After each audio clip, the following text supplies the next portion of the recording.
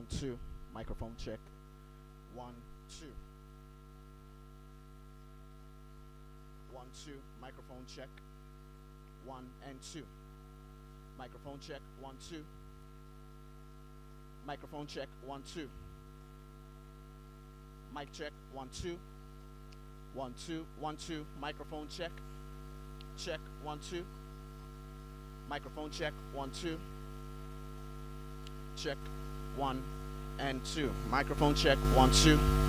Microphone check. 1 2. 1 2.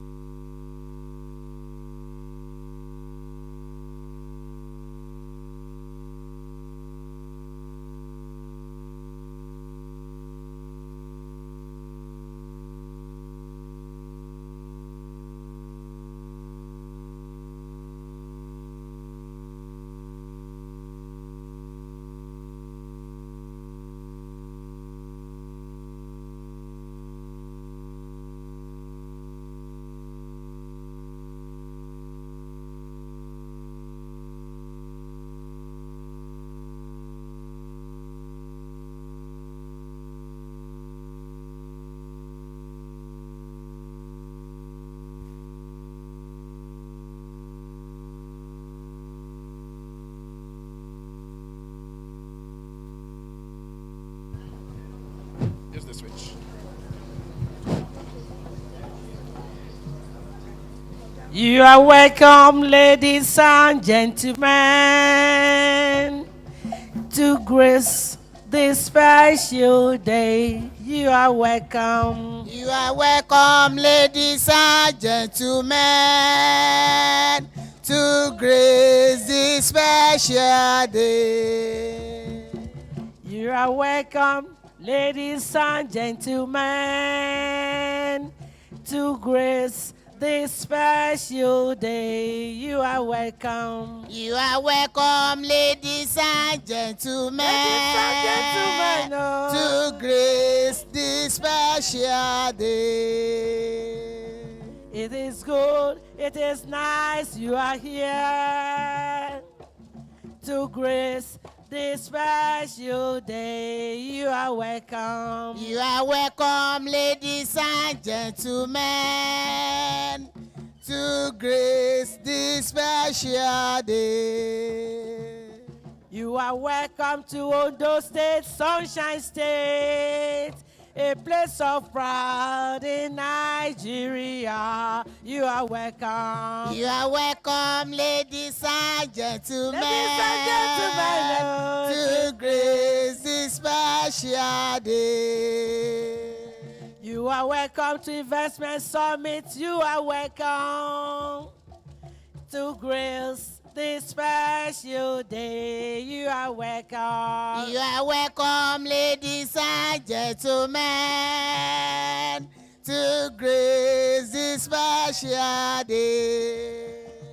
Ìpínlẹ̀ Ondo, Ubo Amuyangan, báwa ló nílẹ̀ yìí o, jàmá máa gbàgbé Olúwa o. Ìpínlẹ̀ Ondo, Ubo Amuyangan, báwa ló nílẹ̀ yìí, jàmá gbàgbé Olúwa o. Kí wọ́n gbé kémi gbé, kájọ gbé ìpínlẹ̀ Ondo lárugẹ, àjèjì ọwọ́ kan ò gbẹrù dórí, ìṣìwò ìwòrìwò ohun tí a bá dìjọ wò gígùn nígún ìpínlẹ̀ Ondo ìbò àmúyangàn ní Nàìjíríà báwa ló nílẹ̀ yìí o jàmá máa gbàgbé Olúwa o. Ìpínlẹ̀ Ondo ìbò àmúyangàn báwa ló nílẹ̀ yìí jàmá gbàgbé Olúwa o. From the north to the central to the south.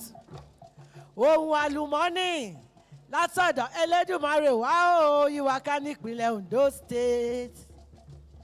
Ohun àmúyangàn la jẹ́ ní Nàìjíríà o. Jàmá máa gbàgbé Olúwa o. Ìpínlẹ̀ Ondo ìbò àmúyangàn báwa ló nílẹ̀ yìí. Gbàgbé Olúwa o. Wọ́n ní ó yá o ká múra kájọ ṣe. Wọ́n ní let's come together to develop Ondo State. You are welcome to Investment Summit 2023. Àṣeṣe fún wa, àṣeyọrí ló máa jẹ́. Ó yá o ká múra kájọ ṣe. Ó yá ká múra síṣẹ́ o. Wọ́n ní kí gbogbo wa ká má ṣe ṣọ̀lẹ. Ká máa rọra ṣe ọmọ ìpínlẹ̀ Ondo o. Tiwa ní ṣe o. Ìlú aláyọ̀ lórílẹ̀ Nàìjíríà. Ó yá o ká múra kájọ ṣe. Ó yá o. Ó yá o ká múra kájọ ṣe. Ó yá o ká múra kájọ ṣe. Ó yá ká múra síṣẹ́ o. Gbogbo wa ká má ṣe ṣọ̀lẹ. Ká máa rọra ṣe ọmọ Ondo State tiwa níṣe o. ìlú aláyọ̀ lórílẹ̀ Áfíríkà. ó yá o ká múra ká jọ ṣe. With my heart, oh my country, Nigeria, I say I love you. It is a pledge to be faithful forever, to serve Nigeria with my power and strength. ó yá o ká múra ká jọ ṣe. Ó yá ká jọ ṣe. ó yá o ká múra ká jọ ṣe. Ká jọ ṣe o. ó yá ká múra síṣẹ́ o. gbogbo wa ká má ṣe ṣọ̀lẹ. ká má rọra ṣe ọmọ Ondo o. tiwantiwa tiwa níṣe o. ìlú aláyọ̀ lórílẹ̀ Áfíríkà. Ó yá o ká múra ká jọ ṣe. Ìpínlẹ̀ Ondo ibi àmúyangàn ni láti Àkókó dé Ọ̀wọ̀ Ọ̀sẹ́, Àkúrẹ́ Olóyè Mẹ́kun Déjọ́re, Ìfẹ́dọ̀rẹ́, Ẹ̀kímògún Ìrá Ìjàmà, títí dókè Igbó ilẹ̀ Lújì, dé Ìkálẹ̀ Ìlàjẹ, ẹsẹ̀ odò Àpọ́yì. Ohun àlùmọ́nì ó yapa o, wọ́n ní kájọ wá parapọ̀, kájọ foríkorí, kájọ fikùnlukùn, ká gbé ìpínlẹ̀ Ondo lárugẹ. Kájọ ṣe o, kájọ ṣe, wọ́n ní kájọ ṣe. Kọ́kọ́ mọ́rí sínú odò torí wípé ọ̀rọ̀ tó kọ́lọ́kọ́ ló kan òbèlè. Káwakọ̀ débùté ògo ọ̀rẹ́ ó yá kájọ ṣe. kájọ ṣe o kájọ ṣe. Ó yá kájọ ṣe. kọ́kọ́ mọ́rin sínú odò. Kọ́kọ́ mọ́rin sínú òkun. ọ̀rọ̀ tó kọ́lọ́kọ́ ló kan òbèlè. káwakọ̀ débùté ògo. Kí wọ́n gbé kémi gbé.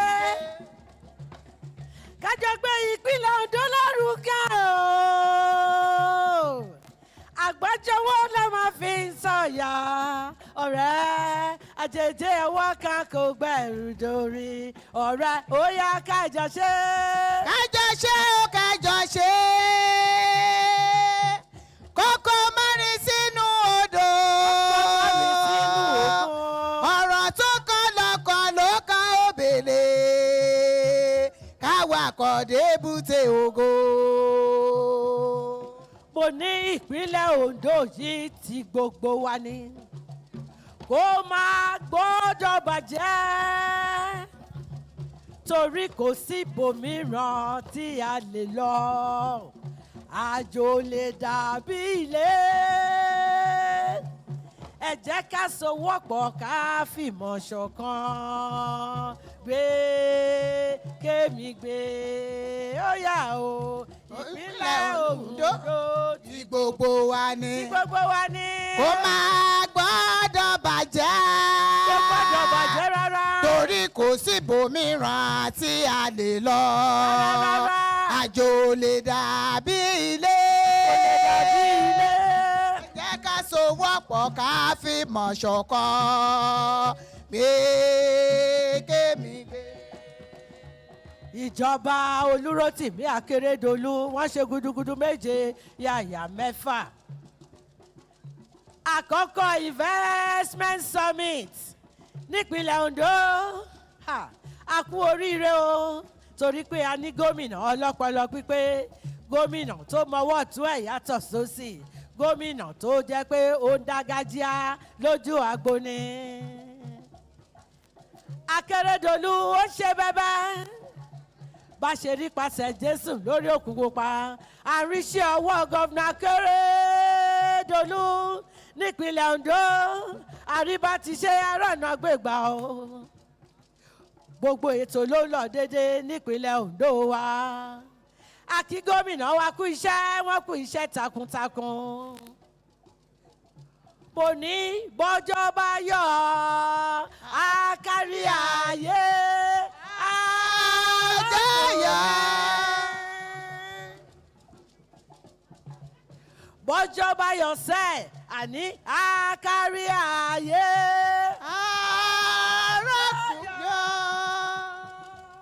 Bóòrùn bá làárọ̀ kérégédé. Ọ̀tún ọ̀tún lọ́jọ́ yọ. A kú iṣẹ́, a kú ìfọwọ́sowọ́pọ̀ pẹ̀lú gómìnà olórí pípé ìpínlẹ̀ Ondo ó lọ síwájú, eku ń ké bí eku, ẹyẹ ń ké bí ẹyẹ. A kò ní bàjẹ́ o. Àṣẹ. Kò ní dàrú o. Àṣẹ. Àṣelájọ mi àṣoríire. Ìlàjọ mi àṣoríire.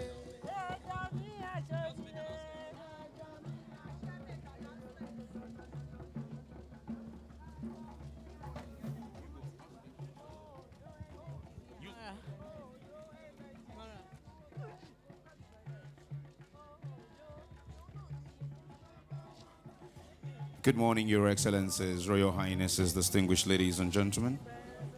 Welcome to Develop Ondo 2.0 Invest.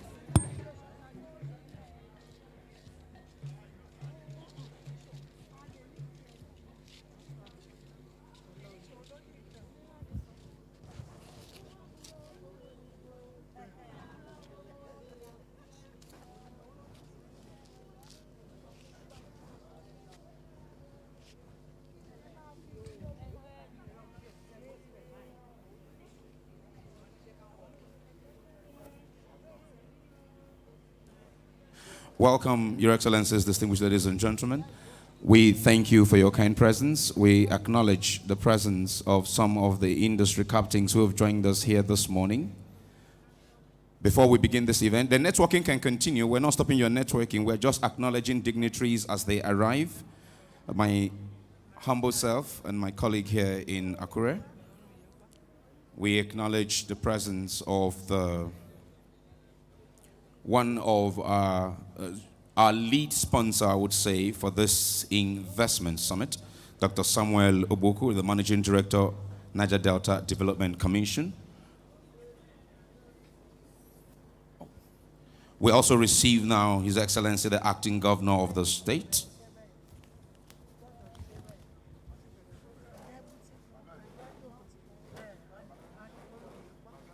The Group Chief Executive of NMPC is represented. We acknowledge your presence, Mr. Adeyemi, Engineer Adeyemi Adetunji. NCDMB, Engineer Wabote. We acknowledge the presence of Mr. Tunde Adelano.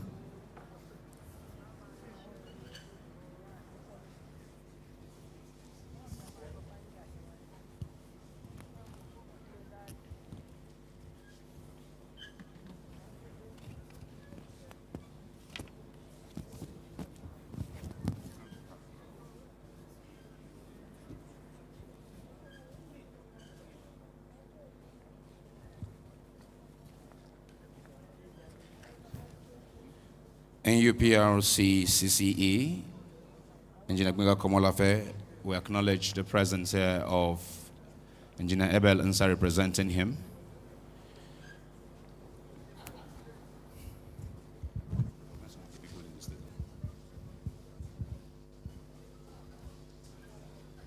Can I get the podium mic on, please? Once again, distinguished ladies and gentlemen, welcome to the Sunshine State Develop Ondo Investment Summit. I want to warmly welcome the Acting Governor of Ondo State, His Excellency Honorable Lucky Orimison Ayedatiwa. Please let us warmly welcome him, please. Proceed to welcome the Chief of Staff to Mr. Governor, Chief Olubengale.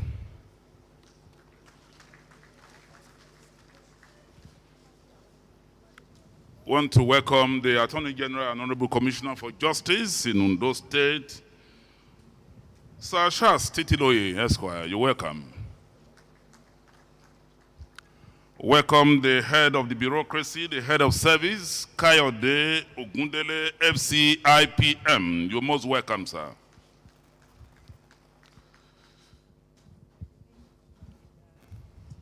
So I want to welcome the Honorable Commissioner for Education, Science and Technology, Pastor Lufemi Agagu, FNIVS. Most welcome, sir. Let me welcome the Honorable Commissioner for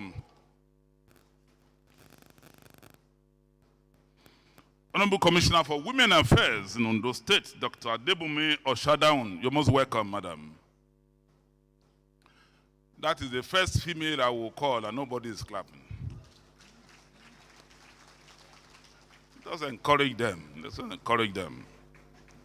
They are.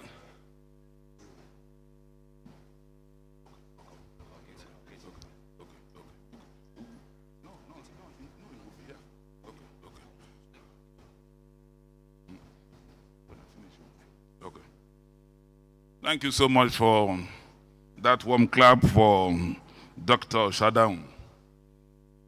Because of our time, I would have said that women too are great investors, aren't they? So that's why we must continually encourage them. Thank you so much for that. Also want to welcome the Honorable Commissioner for Health in Ondo State, Dr. Banji Awolowo Ayaka. You're most welcome, Honorable Commissioner for Health. Thank you so much. Welcome you. And welcome the Honorable Commissioner for Culture, Otumba Wale Akinlosotu. Honorable Wale Akinlosotu, you're most welcome. Welcome the Special Advisor to the Governor on Education. Welcome, Dr. Olawumi Ilawale. You're most welcome. I also want to welcome the Special Advisor to Mr. Governor on Gender, Chief Olamide Falana. You're welcome, ma. Special Advisor to Mr. Governor on Environment, Oyeni Oseni. You're most welcome, sir. Special Advisor to Mr. Governor on Transport, Toby Ogunleye Esquire. You're always welcome. Special Advisor to Mr. Governor on Entrepreneurship, the man who is also part of the planning committee, Mr. Sumi Smart Francis. You're most welcome. Welcome the Honorable Commissioner for Commerce, Industry and Cooperative, Akogun Akinwumi Showore Olorukoba. Welcome, sir. Want to welcome the Chairman Governor Council of Adekunle Ajasin University, Dr. Tunji Abayomi. Most welcome, sir. I want to give way so that my colleague would recognize some dignitaries. Okay, Honorable Commissioner for, yes, Professor Francis Faduyile, Honorable Commissioner, no Special Advisor to Mr. Governor on Health. You're most welcome, sir. Thank you so much. Thank you so much. Some other people will not talk, but you are decided to speak up. That is also there.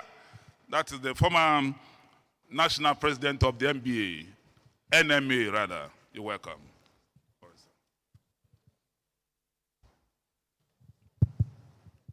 Thank you very much, sir. Your Excellency, distinguished ladies and gentlemen, may I respectfully introduce the leader of the NDDC team here. He's a born strategist, a political scientist, administrator par excellence, a man well armed with deep knowledge and insight in conflict resolution, a political scientist and a traditional ruler, the face of Project Hope of Niger Delta, a humanist to the core. Let's welcome Chief Samuel Obuku, PhD, Managing Director, CEO, NDDC. A round of applause for him, please. In our midst also is a retired Army general, an impeccable and disciplined general, a man known for his professional integrity, a man who spent years with the Nigerian Army managing the funds of Nigerian Army, a professional accountant. He is the Executive Director, Finance and Administration, NDDC, General Charles Areberi, MNI, retired. A round of applause for him, please. Please, a round of applause for him. In our midst also is a resourceful ICT operations expert with in-depth knowledge of project management and business support system, with many years of experience in networking and operations. He is the Executive Director, Projects, NDDC, Mr. Charles Ogumola.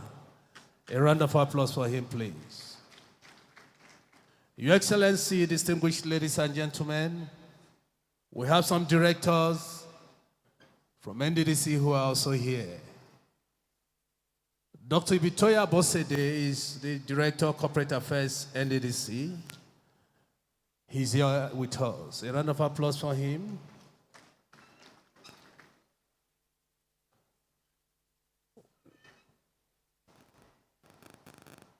We also have Mr. Fashusi David, who is also a director in NDDC.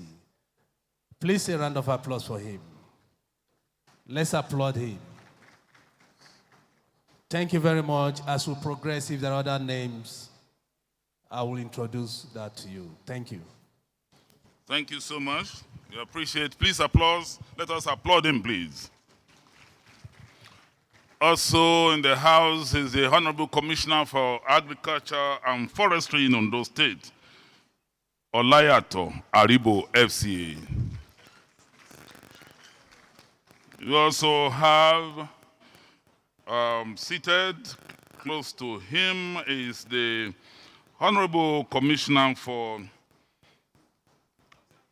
Regional Integration in Ondo State, Prince Adeboboye Ologbese. And also the Honorable Commissioner for Youth and Sports Development in Ondo State, Honorable Bamidele Ologunwa. You're most welcome. Ologunloluwa.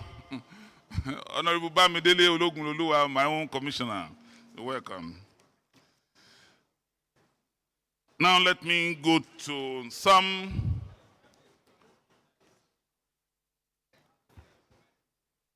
non-ESCO members who are here. The chairman of Ondo State Internal Revenue Service in Ondo State, this most accessible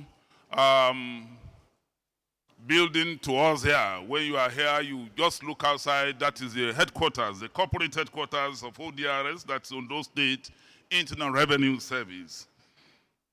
We call it the Revenue House in Ondo State. I welcome Mr. Tolu Adegbuye. Mr. Tolu Adegbuye, let us applaud him, please. Also welcome Mr. Benga Badejo, Chief Executive Officer, CEO, Ondo State Development and Investment Promotion Agency, ONDIPA. You're most welcome, sir. Thank you so much, sir. Let us applaud Mr. Benga Badejo now. Thank you, thank you. Some of our bureaucrats are also here. Permanent secretaries are here. And know that Mr. Edward Ogumola of the Ministry of Agric and Forestry in charge of Agric sector in Ondo State is there. Please let us applaud him, please. He came in. The chairman of councils are also here. You can see chairman of Ondo East, chairman of Idonre local government. Very shortly, we continue to recognize you. I want to welcome the number 3 citizen of Adia State, In his office, we call him Mr. Speaker, and everybody.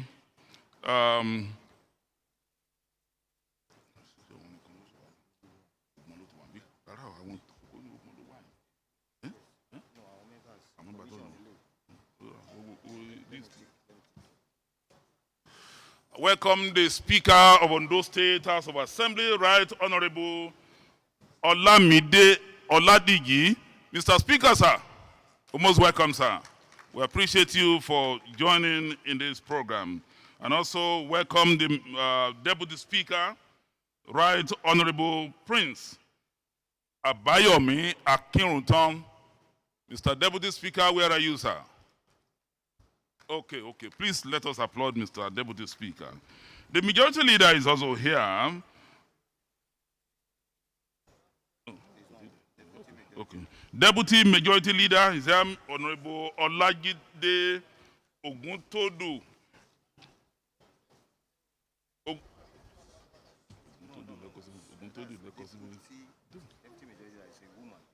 Deputy Majority Leader. Where is Deputy Majority Leader? Okay. The Minority Leader is Honorable Oguntodu Johnson. You are most welcome, Minority Leader. You are not the Majority Leader. You are welcome, sir. And also the Deputy Majority Leader. Okay. Honorable Princess is the Deputy Majority Leader. Honorable Princess Ogunlowo Oluwatosin. You're most welcome. Thank you so much. Thank you so much.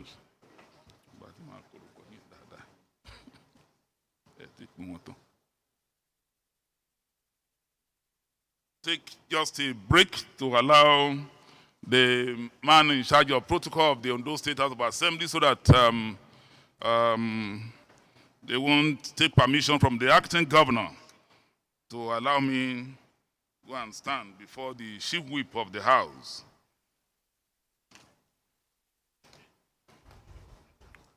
Quite a number of our keynote speakers are already here. The chairman of UBA PSC, Mr. Tony Elemelu, represented by Mr. Muiwa Akinyemi, the group deputy managing director of UBA PSC. Where are you, sir? You're most welcome, sir. Please let us applaud them, please.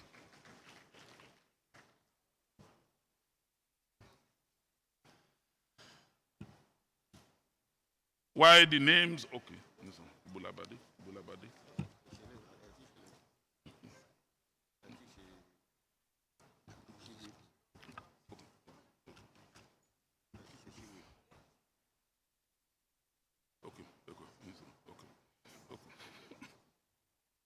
All right. I should come down. Okay. Want to also welcome the General Manager, NNPC Chevron JV, that's Engineer Andrew Omomain. You're most welcome, sir. We appreciate you. Thank you so much, sir. Thank you for being part of this program in Ondo State. And going back to the Ondo State House of Assembly, wants to warmly welcome the Chief Whip of the Ondo State House of Assembly, Honorable Oluwarotimi Fashono. You are most welcome. Honorable, you're welcome, sir.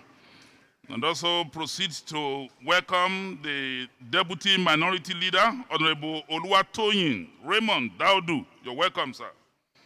Welcome, Honorable Biola Oladapo. You're most welcome. Also welcome the Deputy Parliamentary Secretary, Honorable Ololade Gbegudu. You're most welcome, sir. Honorable Muntala Suleiman, you're welcome. Honorable Agbolo Tope Akim, you're most welcome. Honorable Kolawole Ologede, you're welcome. Honorable Rotimi Abitogun, you're most welcome. Honorable Oluwatoyin Allen, you're welcome. And also Honorable Timi Tope Akomolafe, you're most welcome. Honorable Princess Olawumi Fayemi, you're welcome. Thank you so much for coming. Honorable Akindolani Akinshuroju, you're welcome. Also welcome Honorable Christopher Ogunlana, welcome. Honorable Felix Afe, you're welcome. Also welcome Honorable Odonayo Ayebusiwa, you're most welcome. Also welcome Honorable Monyolo, Honorable Taiwo Ogunmoni, you're most welcome from Ondo West 1. Thank you, my dear brother. You're welcome. Honorable Jafet Victor Oluwatoyin, you're welcome. Honorable Shati Olatungi Emmanuel, you're welcome. And finally, no, not finally yet, Honorable Witherspoon Atinuke Murenike from Owo 2 and from Odibo. We have Honorable Fabi Samuel Olatungi, you're welcome. Honorable Jaye Ola Baba Benjamin Taye, that is the distinguished clerk of Ondo State House of Assembly. Please, can we applaud all members of the Ondo State House of Assembly? Thank you so much for making it to the Ondo Develop Ondo Investment Summit. I want to welcome our royal fathers. Kabiyesi Alayeluwa. Welcome you, about William Solusegun Akinyomi, the Amakwetu of mine. Shall we all say Kabiyesi o? Yeah, we don't clap for Kabiyesi, we simply just say Kabiyesi o, and they will acknowledge us. That's why the Amakwetu greeted us. We also want to welcome the Odoka of Obe Ogbaro, that is Obafemi Ogbaro. Kabiyesi, long may you reign. I cite you, Kabiyesi.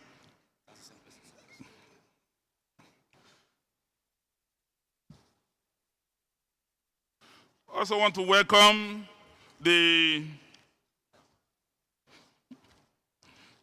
I will soon leave here. I will soon leave here for you. just give me 1 minute more to leave here. And I know my commissioner is already seated. Let me just look those who would benefit.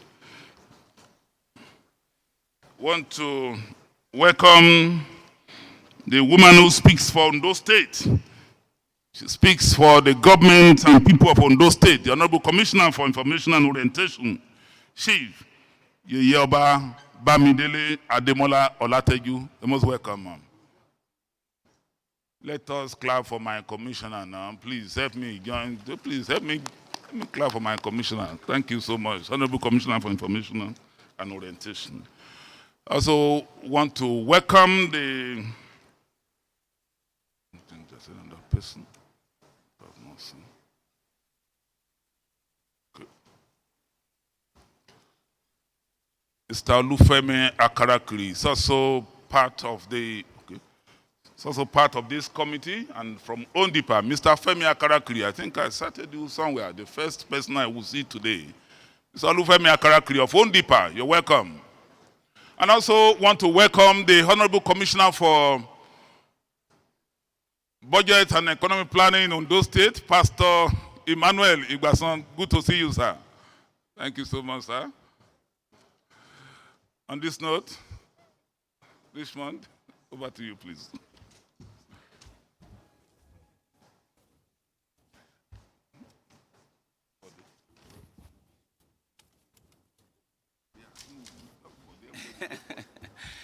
Thank you very much, Bote Akinwumi, who is my colleague in the business of mastering events here in Akure, Ondo State. Thank you for that detailed recognition. Yourself and Sam Chuku of NDDC, who has recognized the directors and managing director, the executive directors and managing directors of the NDDC. Your Excellencies, Royal Highnesses, distinguished ladies and gentlemen, it is the Develop Ondo Investment Summit 2.0.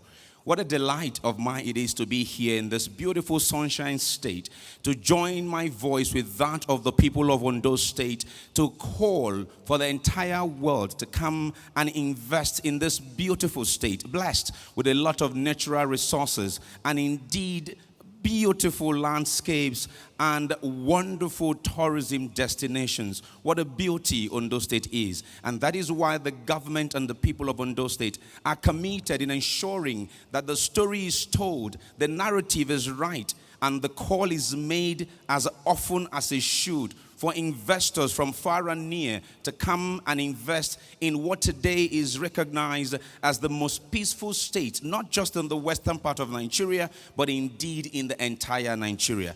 Please give them a round of applause for that, ladies and gentlemen.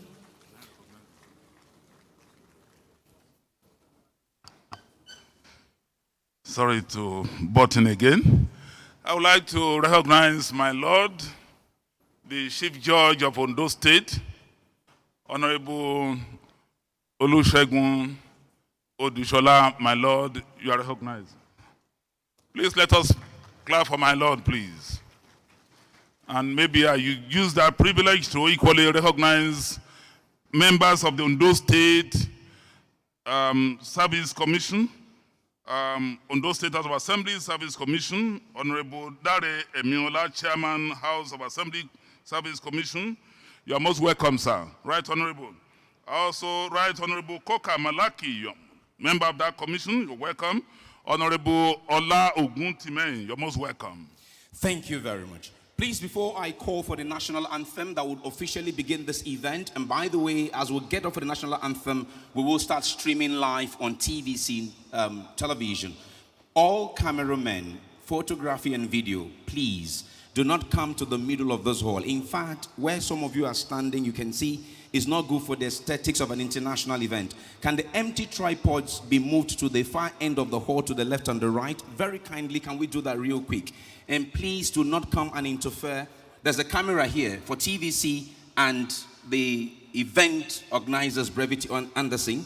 There are two cameras this way. Do not block it. There are cameras that way. Do not block it. The cameras on the risers, please do not block it. Your Excellencies, shall we now rise for the national anthem?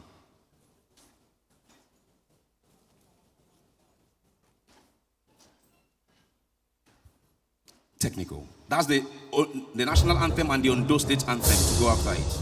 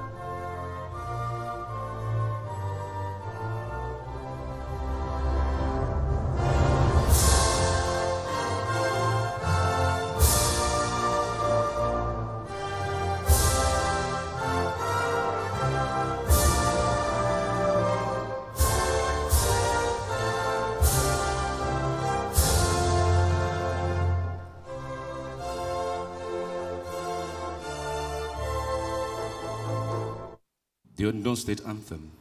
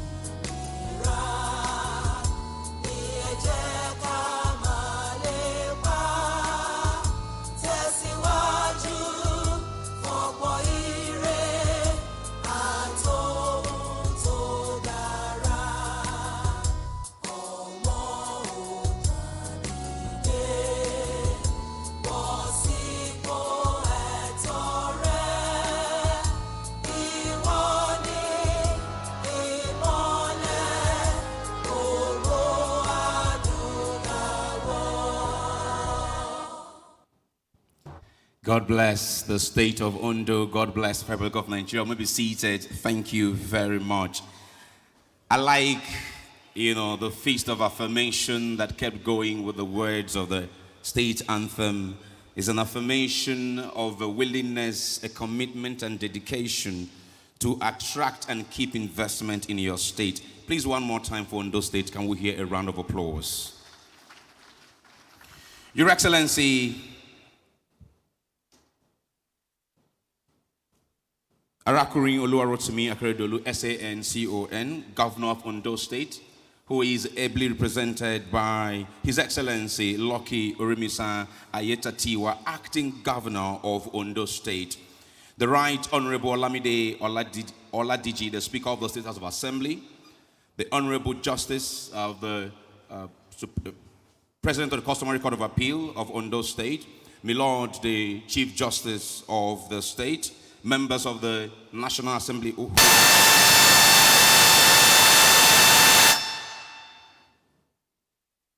who are here, Your Excellency Mr. Ruben Alba Aguilera, the Acting Head of Cooperation Delegation of the European Union to Nigeria and the ECOWAS, Your Excellency Ms. Fatia Tahiru, the Deputy Representative Operations AI United Nations Development Program, Deputy Speaker of the State House and principal officers and members of the State House of Assembly, the chairman of the ruling party in the state, the secretary to the state government, members of the State Executive Council, Dr. Samuel Oboku, the managing director of Niger Delta Development Commission, Engineer Benga Komolafe, FNSE, CCE, NUPRC, represented by Engineer Ebel Nsa, Dr. Mele Kolo Kiari, OFR, GCE of NNPC Limited, represented by Engineer Demi Adetunji, EVP Downstream, Mr. Richard Kennedy, Chairman Managing Director of Chevron Nigeria, represented by Mr. Andrew Omomehin of Chevron, Mr. Tony Elumelu, represented by the Deputy Managing Director of UBA, all of whom have been appropriately recognized by names. We acknowledge as well the presence of our speakers, moderators, and sponsors of this event, permanent secretaries of the Public Service of Ondo State, chairman and members of the Ondo Council of Obers, heads of security agencies. I could go on, but I will pause to say distinguished invited guests, captains of industry, gentlemen of the press, ladies and gentlemen, welcome to Develop Ondo Investment Summit 2.0. Investment Summit 1.0 has thrown up a couple of successes for the current administration, some of which you see as you drive around the state, the capital city of Akure. One which is directly opposite where we are here in the dome in Akure. You'll find what is to become in the nearest future the first real entrepreneurial village across the globe. And indeed, when you consider the mineral resources in the state and you consider the tourism, not just potentials, the real tourism opportunities that the state has, you will begin to appreciate the need for the state to call investors to come into their doors and set up businesses. One, for the peace and security they will enjoy. Two, for the hospitality of the people. And three, for the right policy framework from the government. You can give a please on those a round of applause if you must. Thank you very much. Now, without much ado, Your Excellencies, Royal Highnesses, distinguished ladies and gentlemen, we'll go quickly into our opening ceremony. I'll give you a quick rundown to what we're doing once I'm done with this opening formalities. We'll take a welcome and opening address from the chairman of this summit and an honorable commissioner of the state. We'll go from there to goodwill messages from some of our partners. We'll proceed to listening to our platinum sponsor, who will give us a sponsor's keynote address. One more goodwill will follow, a keynote address from an oil and gas upstream regulator, and then we'll listen to some entertainment by way of the cultural performance from the state troops. And of course, after that time, we'll then listen to Engineer Babajide Akeredolu, who will address us as to some of the accomplishments of the current administration. Then we'll listen to His Excellency, the Acting Governor. We'll take a vote of thanks. We'll close the opening ceremony and then do some family photos, at which time I will be announcing those who would rise and come for the family photo. Before I invite the commissioner to speak, let me make a few housekeeping announcements. One being that whilst we're here, please make sure your phones are constantly on vibration or on silence. The second one is the exit doors are clearly marked. Should there be an emergency, locate the nearest exit door to you and proceed to the car park open area available to the door you exited from. That will serve as a muster point. During the breaks at this summit for the next 3 days, we have for tea and coffee served in the foyer of the dome here, just outside the main door to your right. You find tea and coffee will be served for you during the break. That will be for delegates and visitors. Now, there is a room as you are going towards that direction to your right. That room is designated for VIP and speakers. Please, if your tag does not say VIP or speaker, kindly do not get close to that door, because the men whose chests are 3 times my size will refuse your accessing that door. During lunch, VIPs and speakers will get their lunch in that same place. And then delegates and visitors, you would get your lunch at the dome to the left of where I stand. Ladies and gentlemen, is on that note, I would ask you with a warm applause to welcome a man passionate about his state, committed to his development, and dedicated to the service of his home state. Welcome with me, Honorable Commissioner for Energy and Mineral Resources, Chairman, Develop Ondo 2.0 Organizing Committee, Engineer Rasak Obey.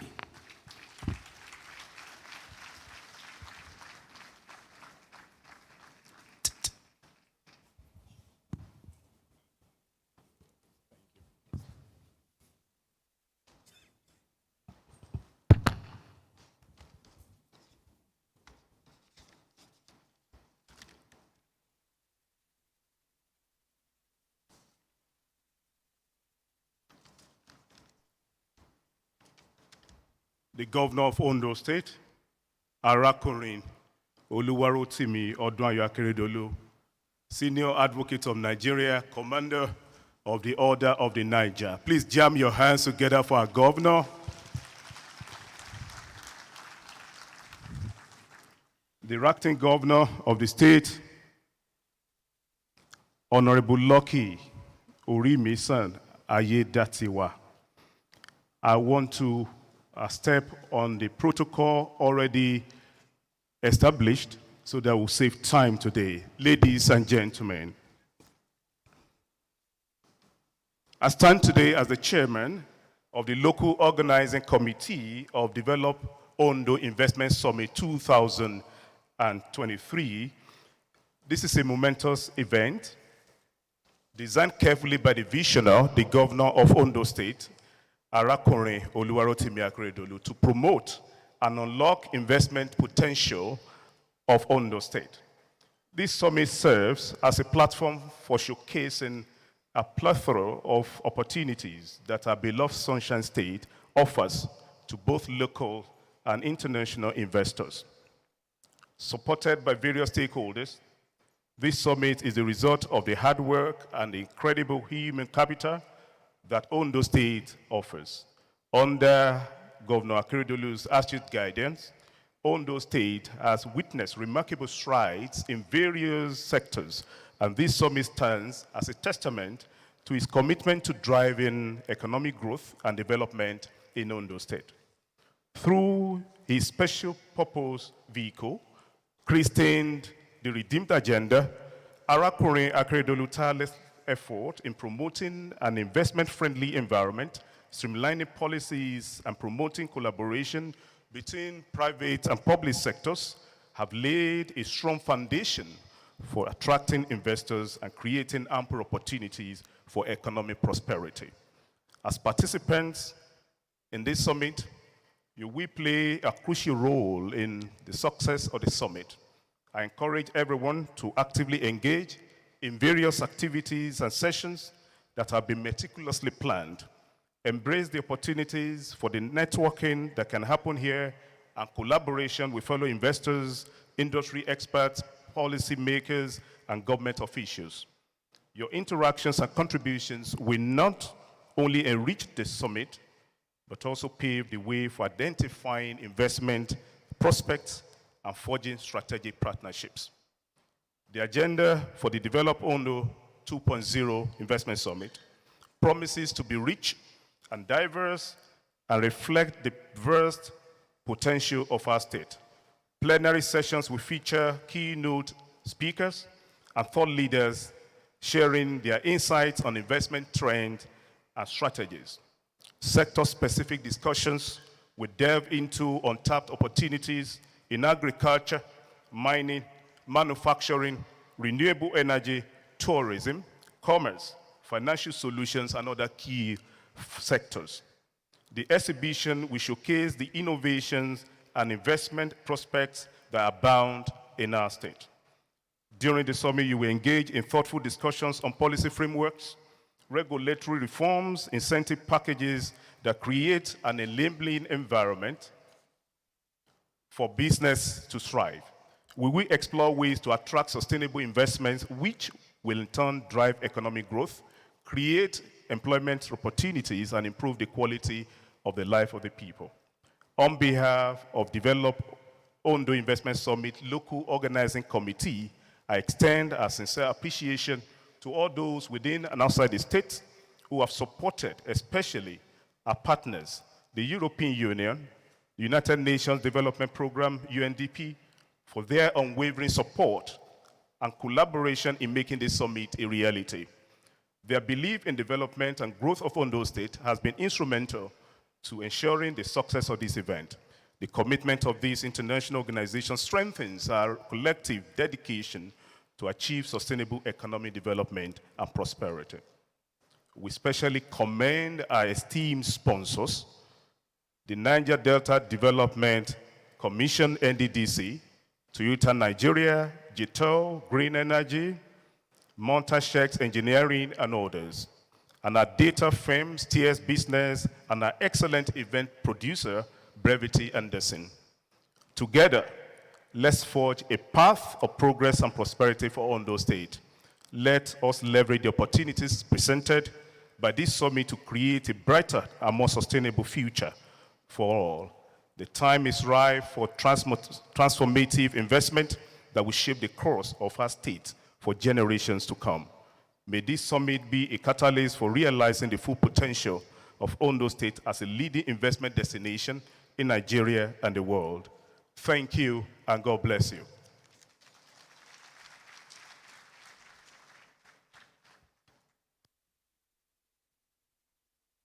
Thank you very much, Engineer Razak Obey, the Honorable Commissioner for Energy and Mineral Resources and Chairman, Develop Ondo 2.0 Organizing Committee, restating this, the state's commitment in attracting and keeping investment. And a key demonstration of that is the fact that the acting governor is here, the speaker is here, the chief justice is here, members of the assembly are here. So whatever this summit is going to discuss, if it concerns lawmaking, the lawmakers are here. If it concerns policy, the executive is here. If it's what the judiciary needs to intervene with, they are here. So indeed, Ondo is set to receive you to do business. Yes, please go ahead. Thank you very much. He also appreciated some of their partners, one of which is our next speaker. We're going virtual now as we want to listen to the acting head of cooperation delegation of the European Union to the Federal Republic of Nigeria and the ECOWAS, His Excellency, Mr. Ruben Alba Aguilera. Can we please listen to Mr. Aguilera? Excellencies, ladies and gentlemen, it's my great pleasure to deliver this goodwill message on behalf of the European Union.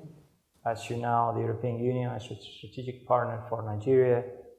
For us, it's very important to help the country to achieve the Sustainable Development Goals. We do know that development finance funding will not be enough. That's why we are taking active steps to support the national authorities so they can mobilize additional domestic resources and investments. And as part of these efforts, together with UNDP, we have supported the adoption of Nigeria's Integrated National Financing Framework, INFF. INFF is a tool to support long-term investments and to strengthen medium and long-term planning. It's also a tool for transparency, so we get a full view of the resources available for sustainable development. And that's very, very important for both the country as well as partners like European Union, so we can all assess different sources of funding, whether public, private, national, or international, and to make sure that we activate and promote the different funding channels and we use the resources strategically to achieve better value for money. We have collaborated with Nigeria since 2020, and since the official launch of the INFF in 2022, our support has been already put to a good use in a certain number of areas, such as doing business reform and access to finance for women and youth-led businesses, as well as investment promotion. We are also very proud to support the Ondo Investment Summit, this event, as an example, as a paramount example of how much public and private actors working together can achieve to improve the social and economic progress in Nigeria, in particular in Ondo State. Over the next 3 days of this summit, the participant will have an opportunity to discuss critical development issues such as the management of fossil fuel resources and the use of alternative sources of energy, as well as to discuss opportunities for economic diversification. We at the European Union, some of these topics are at the very heart of the EU-Nigeria partnership when it comes in particular to green economy and innovation. And we have a common objective to stimulate growth, to support the development of small and medium enterprises, to create jobs, particularly for the youth and the women. Together with the European Union member states, working as a Team Europe, as part of the Global Gateway Strategy, we have put together projects worth more than €1 billion targeting all of these areas. And these projects have already supported both public and private players here in Nigeria with policy and regulatory advice, capacity building, and access to finance. Yet, we do know that a lot remains to be done because the potential to fully exploit the potential of private sector investment. President Tinubu has marked the start of his term with some bold reforms aiming at liberalizing the markets and redirecting limited fiscal resources. And I think these are steps in the right direction. But of course, we know that the federal system alone cannot address all of the issues to put in place a more business and investment-friendly environment. So we really hope that this summit will also contribute to achieving that common objective. As Nigeria's long-standing partner, the European Union looks forward to continue working with both public and private sector at both the federal and state level for the benefit of all Nigerians. I sincerely hope this event will be a success, and I thank you for your attention.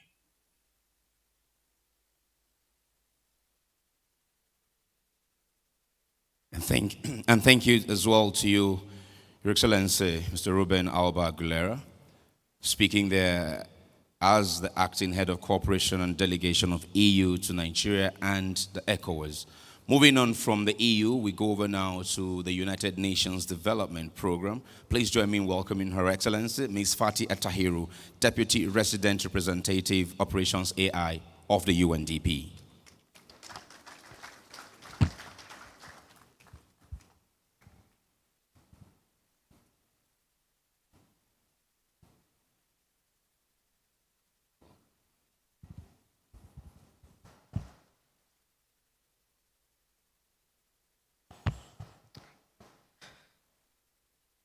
His Excellency, the Honorable Lucky Ayade Tiwa, the Acting Governor, Ondo State, Dr. Samuel Oboku, the Managing Director, the Niger Delta Development Commission, the Organizer and Chairman of Develop Ondo 2.0, Engineer Razak Obe,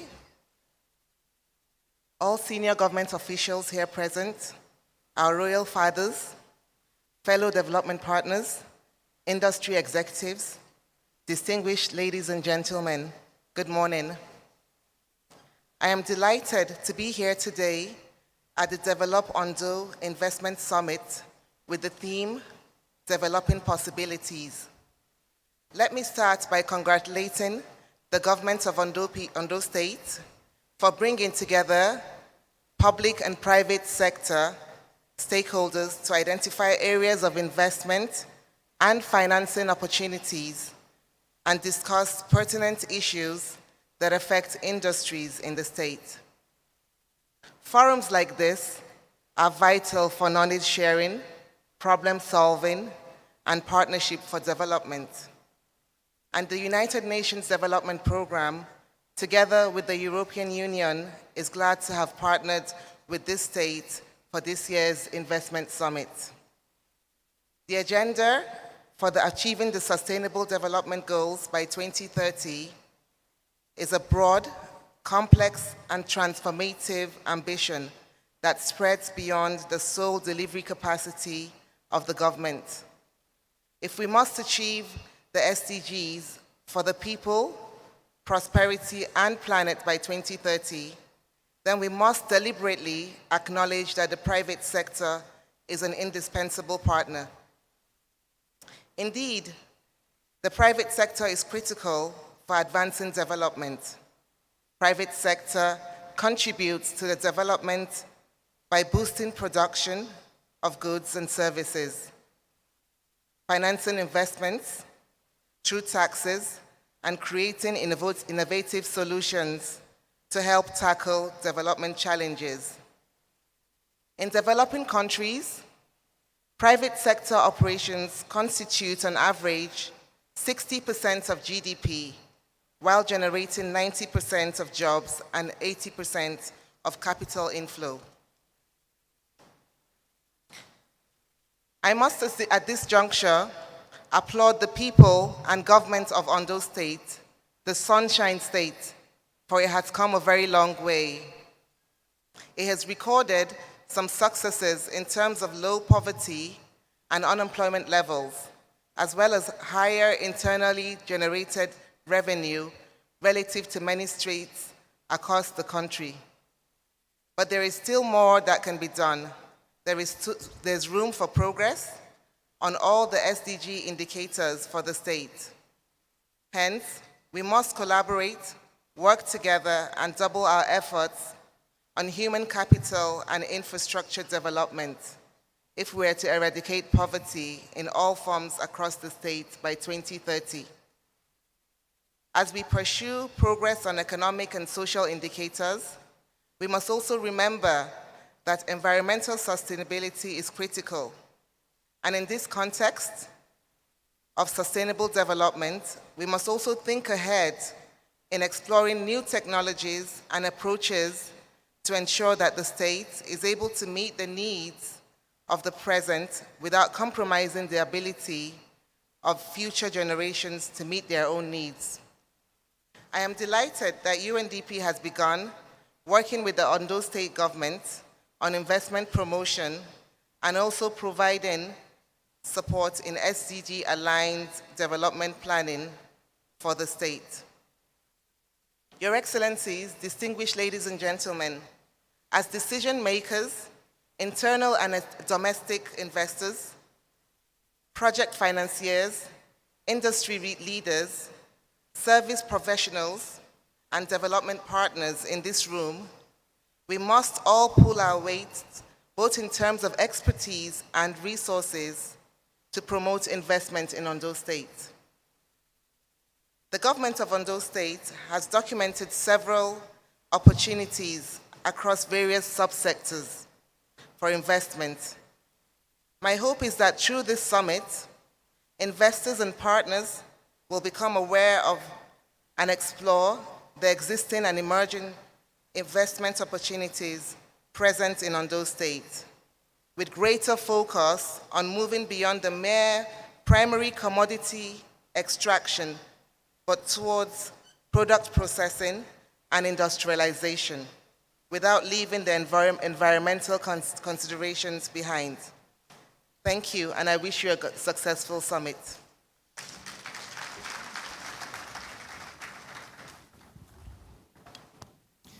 Thank you very much, Your Excellency Ms. Fatia Tairu, Deputy Resident Representative Operations AI for UNDP Nigeria.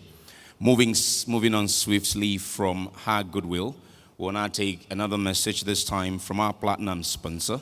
Please join me in welcoming the Managing Director, Niger Delta Development Commission. Welcome, Dr. Samuel Uboku.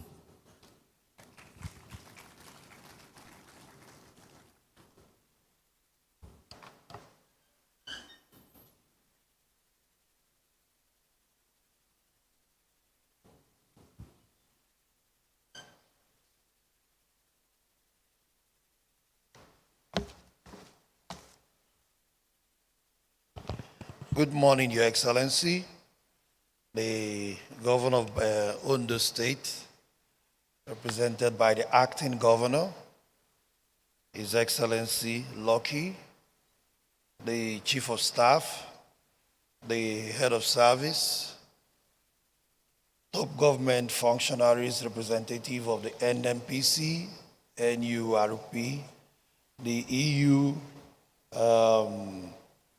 UNDP, my team from the NDDC, the Chief Judge of Ondo State, Royal Fathers here present, gentlemen of the press.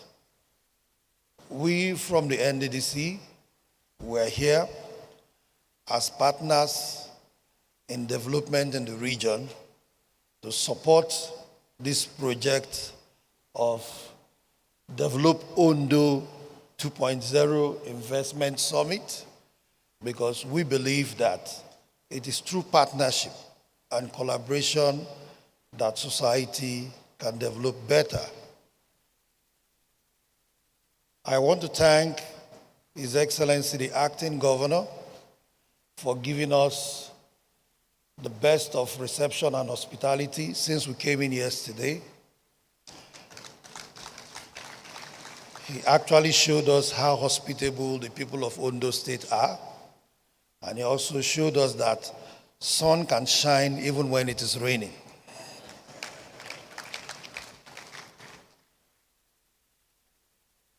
Well, for NDDC, we believe this program is also in line with our policy focus of partnership, partnering with government at different levels, partnering with the public and private sector, and partnering with even individuals in different areas of societal development, youth development, women empowerment, and also infrastructural development.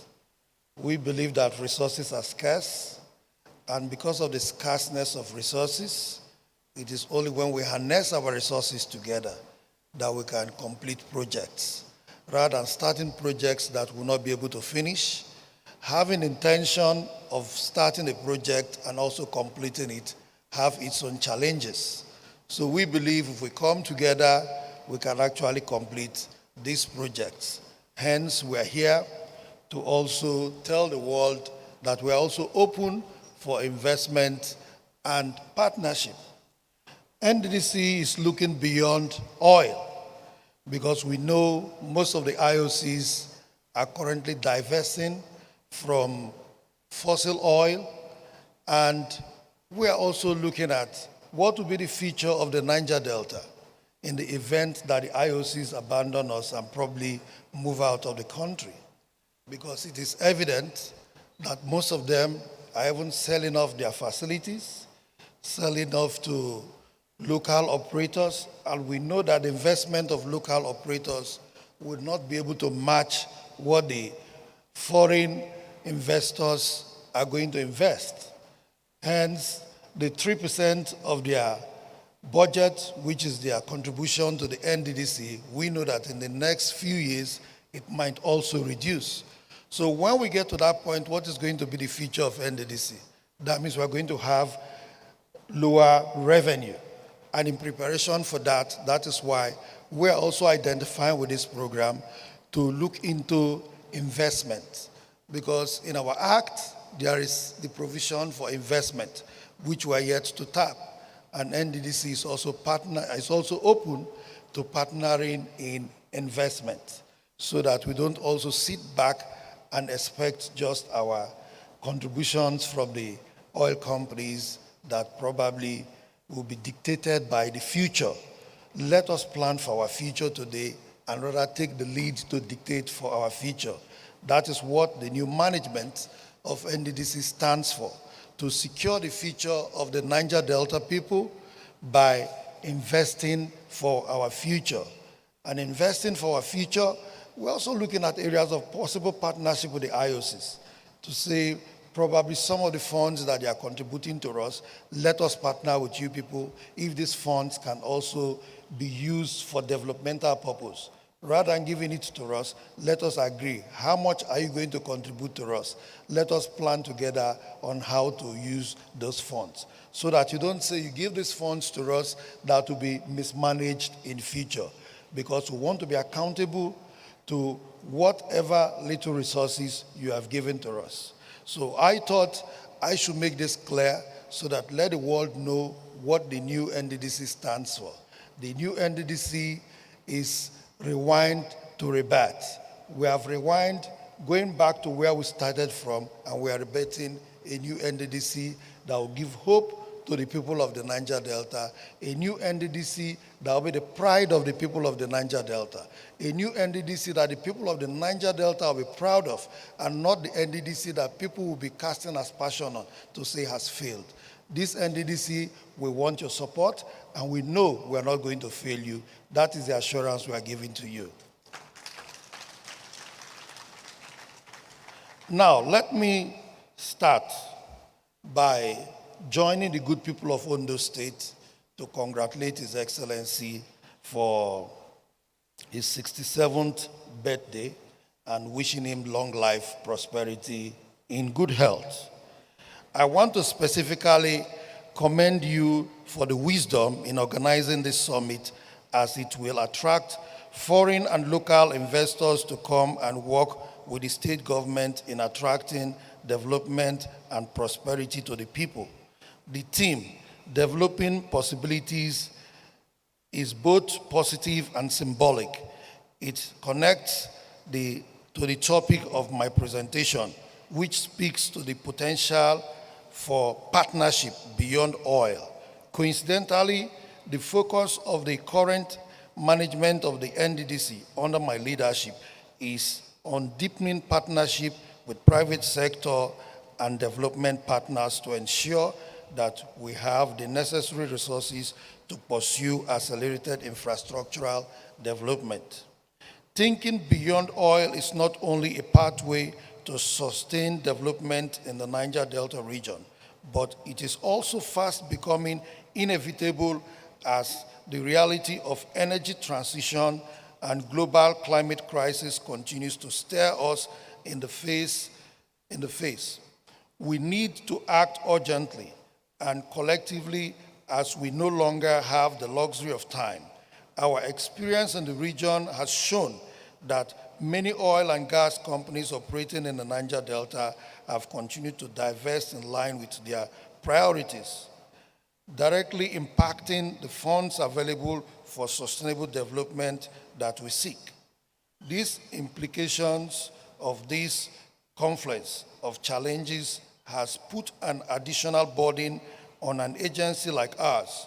So the only way to continue delivering on our mandate is to strive to be innovative in seeking partnership.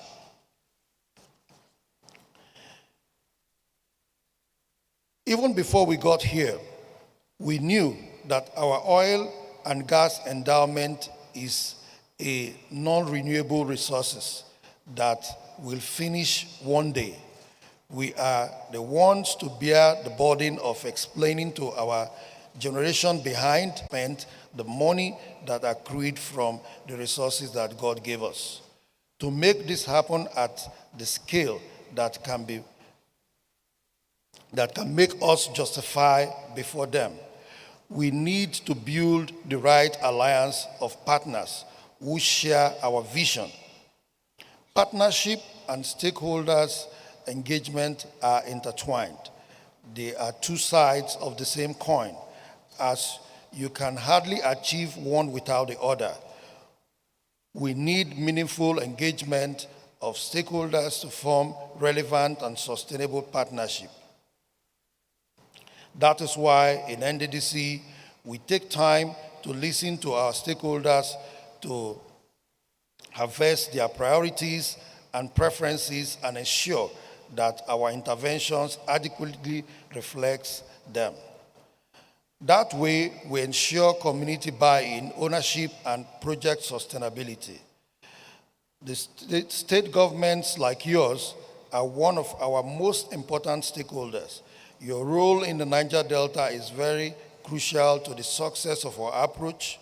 That is why the advisory committee, made up of governors from 9 NDDC member states, is an important consultative body we should be comparing notes with regularly to ensure adequate synergy. Under my leadership, I will ensure that the Commission will at all times be on the same page with state governments to build necessary synergy required to take the region forward while reducing replication, waste, and inefficiency. The truth is that endowment of our region goes beyond oil and gas. Just that we sometimes appear to be fixated on oil and gas and have therefore overlooked many other possibilities. For instance, unknown to many outside the state, Akure is a famous agricultural trade center known for producing and even exporting cash crops like cassava, palm oil, kernel, banana, and other important cash crops. Mineral resources like bitumen, kaolin, gypsum, and others found in commercial quantity in this state. Imagine what we can achieve if we can begin to harness the opportunities around all these resources. To harness them, we must begin to think creatively and challenge the often misguided assumptions about us. There is no better time to do this than now. The recent intention removal of fuel subsidy has impacted on the people of Nigeria through high inflations and across the country, raising stakeholders' expectations for us to do better. Since we are very, very much aware of our situation, we thought in NDDC the best we can do is to ensure that we also support the federal government in its drive to ensure that development is taken to the doorsteps of the people. And in whatever policy the federal government comes up with, we are very, very willing to complement those policies and to complement the policies of the state governments too. And in NDDC, I want to assure you that we're open for advice, suggestions from stakeholders. Hence, our 2024 budget, we have decided to ensure that all stakeholders are involved in preparing our 2024 budget. Our 2024 budget, we are bringing on board all the state government representatives and representatives from the IOCs and even that of the National Assembly to ensure that we build a budget that will be the vision of the people of the Niger Delta, not a budget that will be the vision of somebody sitting in Port Harcourt, so that all stakeholders will come on board, so that whatever projects that we are bringing to you are projects that you also contributed in suggesting. Hence, we have also advised that all the members of the committee should go out for stakeholders meeting with their constituents so that they bring to us projects that we are going to implement in 2024. And we are not looking at too many projects because over the years, people see NDDC littering projects all over the place. We are looking at few projects that we can start and finish. We don't want to do too many projects just for the political reason of trying to show people that we are bringing projects to your place. So it may not come all around. Over the years, NDDC have actually littered projects all over the place. Today, I can assure you that many communities in the Niger Delta, the only projects they have in their communities most times is only NDDC project. That is to tell you that NDDC is not a failure as many people will think. NDDC have actually taken projects to most communities. But however, I also agree that some of these projects could be adjudged not to be too sustainable, or maybe they are not big projects. Hence, we have done this for a while. Now, we are now in the phase of carrying out big projects that will impact more on the life of the people of the Niger Delta. Projects that will be more of regional projects. Projects that we know that if we partner with state governments, will influence, will attract development. We are looking at building a regional, integrational economy that will be integrated by the region. That is why we're also looking up to this investment. So I want to thank you people for this program and assure you that at any point in time, NDDC is willing to partner with Ondo State government and other relevant agencies and authorities that are willing to partner with us. Thank you very much.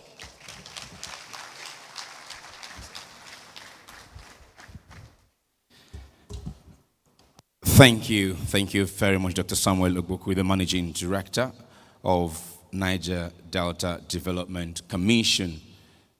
Of course, there will always be the need for chocolate in the world, regardless of what happens to oil. Ondo has cocoa. There are possibilities to be developed there. There will always be need for ceramics in people's homes, regardless of what happens to oil.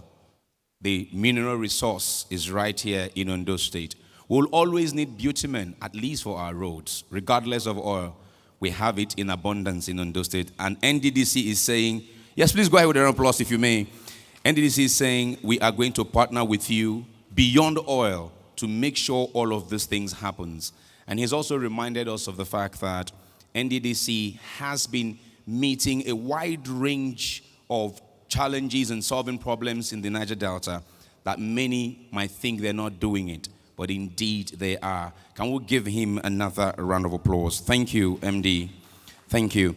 Moving swiftly now to, and I would like to beg our remaining speakers to kindly keep to the time that is in front of them. We'll appreciate it. We're a bit behind schedule. Let's welcome now the Managing Director of Chevron Nigeria and Mid-Africa Business Unit, and Chairman as well, and Chairman of OPTS as well.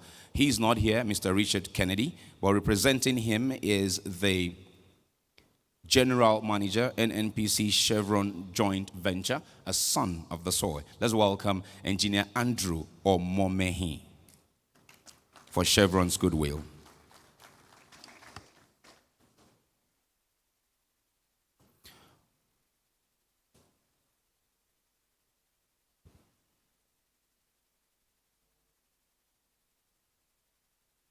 You would tell he's the son of the soil. He couldn't go past the traditional rulers without the right salutation. You are welcome.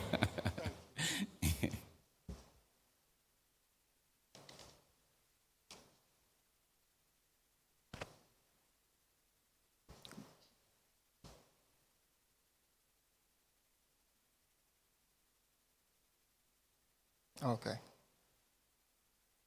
Goodwill message from Mr. Rick Kennedy, Chairman, Managing Director, Chevron Nigeria Mid-Africa Business Unit, represented by my humble self, an indigene of Ondo State, a proud son of Ilaje, Andrew Omomehi, General Manager, JV Operations of NNPC and Chevron.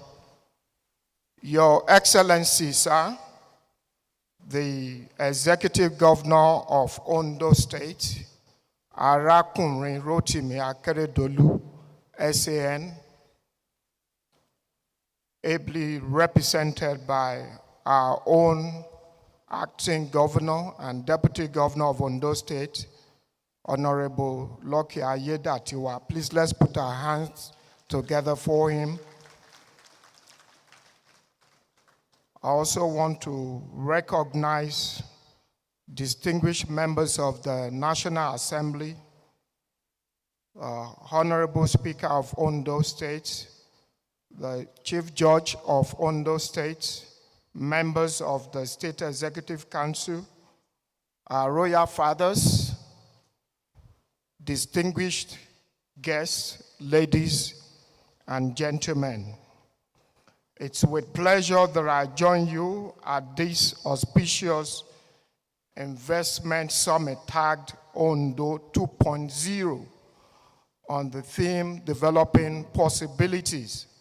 This summit, which is in its second edition, demonstrates the government commitment to identifying the promotion and promoting investment and financing opportunities that exist in Ondo State.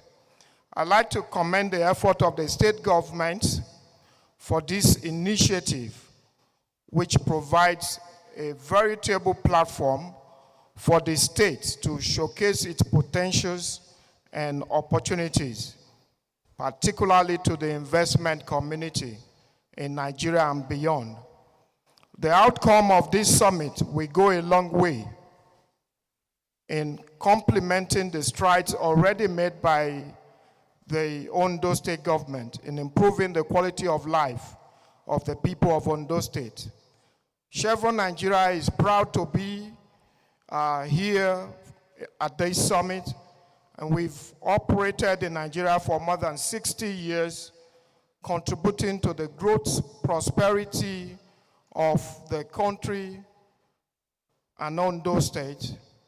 And we've also established ourselves as partner of choice.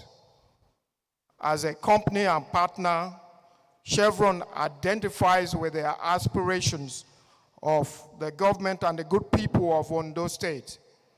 We have learned through decades of experience that our business sources in providing affordable, reliable, ever cleaner energy is directly tied to the progress and prosperity of the people we work with and the communities where we operate. And we have continued to work with stakeholders, including our joint venture partners, the NNPC Limited, and the government to empower people in our communities, particularly those close to our operations and beyond, to improve their livelihood and enhance their capacity to achieve their aspirations and meet their full potential. Through support for strategic social investment in the area of health, education, economic development. As an engineer, I've had personal opportunity to be involved in projects here in Ondo. We built a chest clinic at the medical center and also science block and many other projects here in the state. Chevron takes seriously its role as a socially responsible corporate citizen, as demonstrated by our social investment footprints around the country and in the state.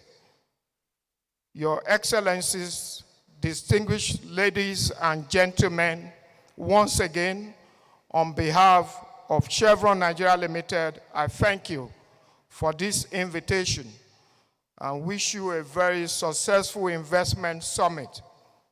I'd like to add that Chevron, we are here to stay. And I thank you for your attention. Thank you.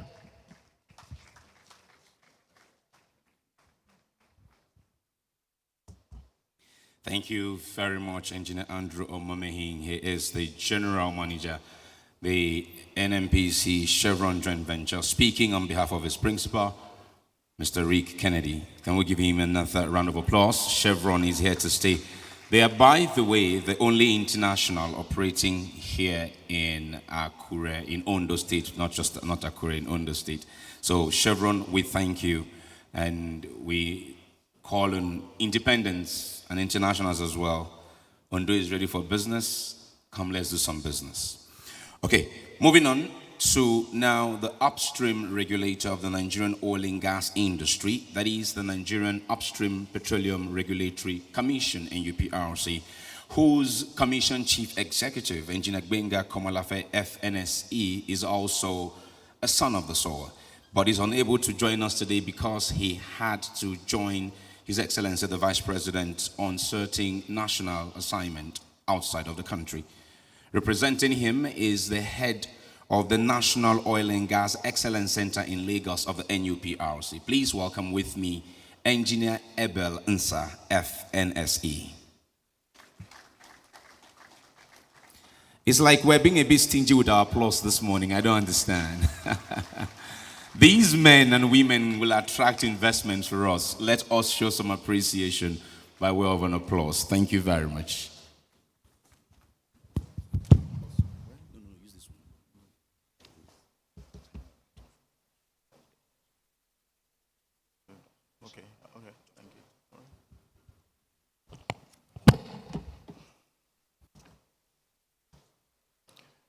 Thank you, Richmond.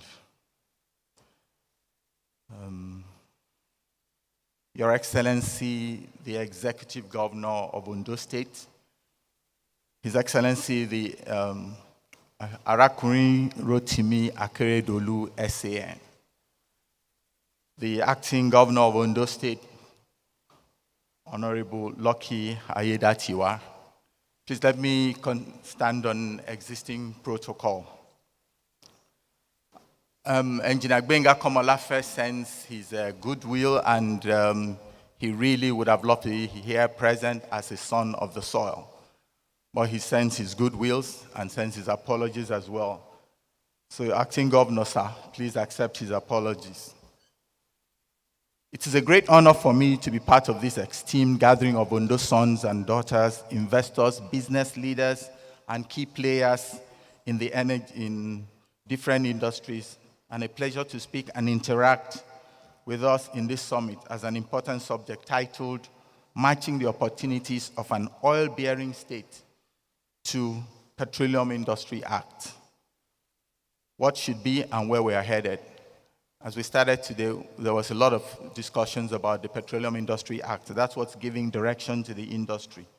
Remarkably, this subject is indeed apt, considering the rapidly changing global energy landscape, as many countries target net zero emissions by 2030. To begin, permit me to take this opportunity to extend my appreciation to the organizers and conveners of Develop Ondo Summit 2.0, spurred by the able leadership of the Executive Governor of Ondo State, His Excellency Arakunrin Oluwarotimi Odunayan Akeredolu SAN, for bringing together a broad spectrum of spectators and stakeholders and brightest minds from different industries and academia, creating opportunities for them to network and interact on challenges and emerging business opportunities to foster the development of trade and investment in Ondo State. Indeed, with the caliber of eminent business leaders and professionals are here today, you can rest assured of high-quality multi-stakeholder engagement that will proffer sound collective solutions to key challenges confronting us to enable us leverage the grand opportunities available to optimize our hydrocarbon resources development as well as the development of other natural resources in the state. The global context. His Excellencies, distinguished ladies and gentlemen, the commitment from the Paris Agreement of 2015 and subsequent UN climate change conferences require us to pursue efforts to limit global temperature rise to within 1.5 to 2.0 of pre-industrial levels. Since this landmark agreement, and entities are establishing carbon neutrality targets, which in turn have sparked competitive low carbon solutions as well as created many new businesses opportunities and new markets globally. However, it has also generated some wide variances in perspectives and narratives in the global energy landscape. The International Energy Agency, IEA's latest World Investment Report indicates that investment in clean energy technologies is significantly outpacing spending on fossil fuels. Many of the oil and gas majors have transferred to multi-energy companies and have made huge spendings on green development in order to diversify their energy mix, reduce their carbon footprint, and abate their methane emissions. Indeed, while recent global investment trends allude to the defunding of fossil fuels,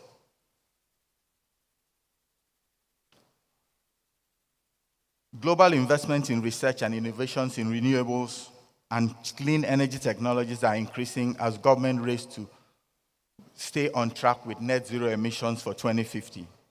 For instance, IEA report indicates that the annual global investment in clean energy and clean energy technology, specifically relevant to the energy transition, increased by 20% between 2021 to 2022, representing the largest annual investment increase since 2010.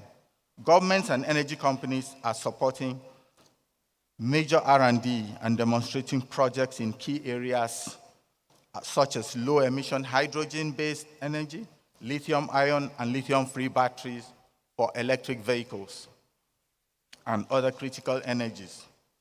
Investors, business leaders, and participants and delegates, permit me to delve further into Ondo State's hydrocarbon landscape and an array of hydrocarbon potentials in order to steer our discussions around creating viable direction for powering sustainable energy future in the state and the nation at large. Nigeria has adopted natural gas as a transition fuel on its course to energy transition. Unfolding event has equally shown that natural gas is our destination fuel, with a projection that gas forms a significant part of the energy mix for Nigeria by 2030 and beyond. This informed the criticality of the natural gas shift as one of the transition pillars to ensure that development, production, and domestic gas supply are vigorously pursued. Thus, the Nigerian Upstream Petroleum Regulatory Commission, in collaboration with its sister regulator, the Nigerian Midstream and Downstream Petroleum Regulatory Authority, to deepen gas penetration and utilization through the implementation of Domestic Gas Delivery Obligation Framework, as stipulated in Section 110 of the Petroleum Industry Act 2021. The natural gas reserves in the Merenf fields offer significant potentials for further development. The Merenf field currently produces through the Meren NAC platform of Escravos gas plant. The Escravos Lagos pipeline, which traverses Ondo State, is a 2 billion standard cubic feet, 342 pipeline infrastructure. The Section C supplies 512 megawatts of motor shop power plant in the state, operated by the Niger Delta Power Holding Company under the National Integrated Power Project. The ELPS offers tremendous potential for the state in the growth of gas-based industries, industrial parks, gas-fired power plants, and other midstream gas businesses. Distinguished guests, as many of you are aware, the Ororo Marginal Field is one very important asset located geographically within Ondo State. However, Ororo 1 has some challenges. Although plans are underway to get this under control and save the environment that is being degraded, may I at this juncture plead with the governor of Ondo State to kindly look into this situation as well. Further opportunities spurred by the National Decade of Gas Program. Dear investors, ladies and gentlemen, huge investment opportunity in upstream, midstream, and downstream gas sector has also been unveiled in the national context through the analysis of the federal government's Decade of Gas Program. At the heart of the program is the vision to drive infrastructure and industrial development of Nigeria in order to prosper our citizens and make life more meaningful to all. It has been projected that Nigeria may face an impending gas supply with potential shortfall of 3.1 BCF per day by 2030, except if high-case gas production and supply scenario is unlocked through gas exploration and gas infrastructure development. Major projects such as Train 7, Train 8, Nigeria-Morocco gas pipeline, Ajaokuta, AKK, Ajaokuta, Kaduna, Kanu, the AKK, and natural gas pipeline, etc., will be the drivers, but will not meet the high-case demand scenario projected at about 22.2 BCF in 2030. Dear participants and delegates, the shortfall energy demand scenario narrated in the foregoing show that creating a viable path for value optimization in Ondo State and Nigeria does not only require commitment to hydrocarbon development, but demands that we have the right discourse on development of our renewable resources, as well as other critical minerals required in the energy sector. The regulatory and governance framework specified in Chapter 3 of the Petroleum Industry Act provide robust framework and mechanism that has ensured harmonious coexistence of the oil and gas industry players and their respective host communities, thereby guaranteeing conducive operating environment for our existing and prospective investors. The Commission, as part of its achievement, has registered 822 host community development trusts in effective implementation of the PIA 2021, aside engaging on sensitization workshop on HOSCOM implementation, some of which was carried out in Ondo State recently. In addition, the Commission has, in partnership with the OECM, developed an intelligent digital automated platform for reporting and monitoring the host community development trust for transparency, for transparent administration of the HOSCOM provisions of the PIA. Permit me to conclude by remarking that Ondo State is suitably positioned to become an economic powerhouse in the unfolding global energy dynamics, given its population and over 500 million people and abundant natural resources. It therefore behoves on the government, prospective investors, and all energy and mining industry stakeholders in Ondo State and Nigeria to accept the deliberations, suggestions, and recommendations made throughout the course of this summit as a call for action and a change for enhanced collaboration in unlocking the vast opportunities, leveraging our energy resources and market potentials in positioning Ondo State and our country, Nigeria, as a major regional energy hub. Thank you for listening.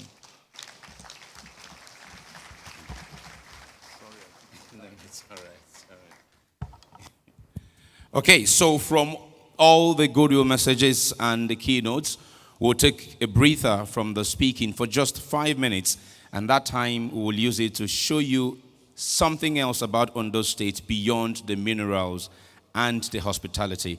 It is a cultural performance from the riverine areas, I'm told, and this time it is around one of the abundant mineral resources in the state. Stage troop, you have 5 minutes. Your time is now. Can we give them a round of applause as they take center stage to entertain? Òṣùpá yòrò yòrò, ọmọdé àsìrè àlẹ́ o. Bí mọ́lẹ̀ bá wọlé, òkùnkùn ní láti paradà. Òṣùpá yòrò yòrò, ọmọdé àsìrè àlẹ́ o. Una mànàmáná ṣe pàtàkì. Ìkàlẹ̀ ìlàjẹ òjò àpọ́ì àti òdìgbò àbáwá ṣe òjìtàn. Òkè rere mẹ́ro mọ́júbà lẹ́gùrẹ́. Mọ́júbà lẹ́gùrẹ́ mo májúbà ńlá o. Òkè rere mẹ́ro mọ́júbà lẹ́gùrẹ́. Mọ́júbà lẹ́gùrẹ́ àbòdì àbáyé mọ́júbà ẹ o. Òkè rere mẹ́ro mọ́júbà lẹ́gùrẹ́. Ukú apamọ́ ukọ̀ pọ̀lọ̀pọ̀lọ̀. Òkè rere mẹ́ro mọ́júbà lẹ́gùrẹ́. Àmọ́ pé dúwó mọ́júbà ẹ ò bá wa. Òkè rere mẹ́ro mọ́júbà lẹ́gùrẹ́. Mọ́júbà lẹ́gùrẹ́ mo májúbà rẹ o. Òkè rere mẹ́ro mọ́júbà lẹ́gùrẹ́. Ògùrú ọlọ́lá odò àṣà máa gbé àmọ́ pé kú. Òkè rere mẹ́ro mọ́júbà lẹ́gùrẹ́.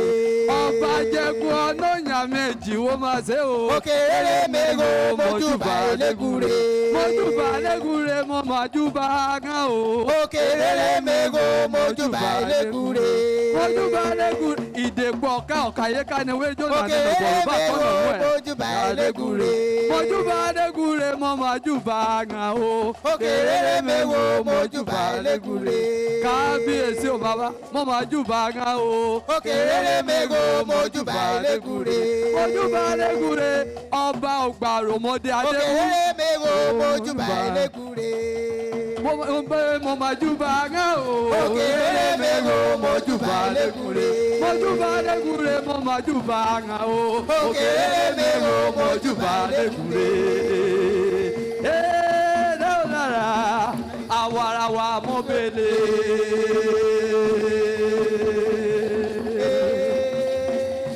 Àwarawa mọ́bẹ̀lẹ̀. Àwarawa mọ́bẹ̀lẹ̀ ó yá jájọ́ gbá o. Àwarawa mọ́bẹ̀lẹ̀. Ó yá jágbá o. Àwarawa mọ́bẹ̀lẹ̀. Ó yá jágbá o. Àwarawa mọ́bẹ̀lẹ̀. Ó yá jágbá o. Àwarawa mọ́bẹ̀lẹ̀. Sọmi ayé ìjà tiwa. Àwarawa mọ́bẹ̀lẹ̀. Ó yá jágbá o. Àwarawa mọ́bẹ̀lẹ̀. Èkejì gómìnà. Àwarawa mọ́bẹ̀lẹ̀. Síkàdá o. Àwarawa mọ́bẹ̀lẹ̀. Ó yá jágbá o. Àwarawa mọ́bẹ̀lẹ̀. Ó yá jágbá o. Àwarawa mọ́bẹ̀lẹ̀. Sọ́kọ̀ yìí màmá dáná. Àwarawa mọ́bẹ̀lẹ̀. Ó yá jágbá o. Àwarawa mọ́bẹ̀lẹ̀. Ó yá jagwa o. Awa mabele. Oya jagwa o. Awa mabele. Ọ̀nà Olúgbénga ni. Awa mabele. Ọmọ mabele. Ọmọ lọ́wọ́ mọ̀dẹ̀. Awa mabele. Oya jagwa o. Awa mabele. Oya jagwa o. Awa mabele. Jọ́pọ̀ yìí mà dáná. Awa mabele. Oya jagwa o. Awa mabele. Gómìnà. Awa mabele. Ayédàtiwa. Awa mabele. Omi kan hàn o. Awa mabele. Òdúró ọlọ́lá odò. Awa mabele. Ọmọ ìyá yóò mi fọ́ múnẹ̀múnẹ̀. Awa mabele. Jòkó ìmàlẹ́ yín Awa mabele. Òdúró ọlọ́lá odò. Awa mabele. Omi fọ́ múnẹ̀múnẹ̀. Awa mabele. Jòkó ìmàlọ́wọ́ wa. Awa mabele. Ó yá jàjọ̀gbá o. Awa mabele. Dayọ̀ Fádúyìlé. Awa mabele. Ọmọ àbòdì àbáyé. Awa mabele. Ó yá jàjọ̀gbá o. Awa mabele. Yèmí ọlọ́dún ní òkú. Awa mabele. Ó yá jàjọ̀gbá o. Awa mabele. Jàmọ̀jọ̀gbá o. Awa mabele. Mo lọ́nà ṣe mo bólókun sòwòye. Bàbí kẹ́lẹ́ ọlọ́sùn, òwò yọ́nẹ́ máa yọ́nẹ́ ṣe, mo bólókun sòwòye. Owó náà máa yọ́nẹ́ ṣe, mo bólókun sòwòmíye. Owó náà máa yọ́nẹ́ ṣe, mo bólókun sòwòye. Àgàgún owó náà máa yọ́nẹ́ ṣe, Olúfẹ́mi wo bólókun sòwòye. Owó náà máa yọ́nẹ́ ṣe, mo bólókun sòwòye. Yonese, wo boloku so wo ye ye ye. Oh mama se, wo boloku so wo ye. La la, ariwo ọjà, ariwo ọjà, efọjọ lọjà mata. Ariwo ọjà, efọjọ lọjà mata. Ariwo ọjà, efọjọ lọjà mata. Ariwo ọjà, efọjọ lọjà mata. Ariwo ọjà, efọjọ lọjà mata. Ariwo ọjà. Thank you very Agbójúléwé maraku ìgìlera. Agbójúléra kú ìgìlera. Agbójúléra kú ìgìlera. Akédiwé maraku ìgìlera. Agbójúléra kú ìgìlera. Akédiwé maraku ìgìlera. Agbójúléra kú ìgìlera. Akédiwé maraku ìgìlera. Akédiwé maraku ìgìlera. Maraku ìgìlera. Maraku ìgìlera. Títí lóye wé máa kó ìgìlera. Léra kó ìgìlera. Wé máa kó ìgìlera. Wé máa kó ìgìlera. Kristi ayékùsù wa wé máa kó ìgìlera. Wé máa kó ìgìlera. Agbójúlera kó ìgìlera. Agbójúlera kó ìgìlera. Thank you. Bókun mi lọ bá sàbílù. Obele mamugwa lọ obele. Obele mamugwa lọ obele. Bókun mi wo bọ́ àmìlú obele. Mamugwa lọ obele. Bókun mi wo bọ́ àmìlú. Obele mamugwa lọ obele. Bókun mi wo bọ́ àmìlú. Obele mamugwa lọ obele. Bókun mi wo bọ́ àmìlú. Obele mamugwa lọ obele. Bókun mi wo bọ́ àmìlú.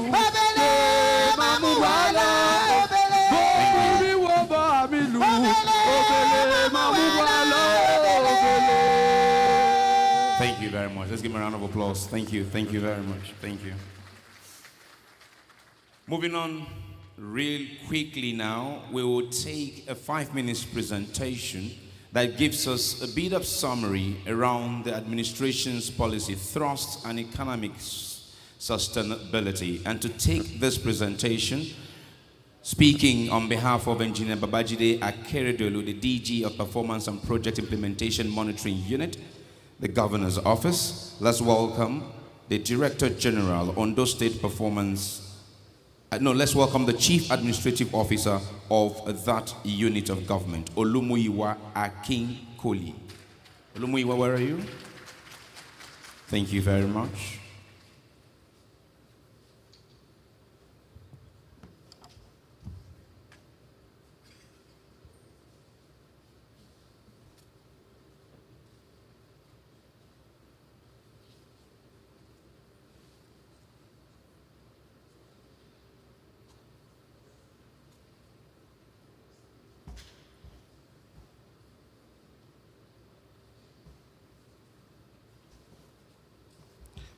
The governor of Ondo State, Arakunrin Oluwarotimi Akeredolu, SANCON, the acting governor, His Excellency Honorable Lucky Orimisan Aidatiwa, kindly permit me to adopt existing protocol here today.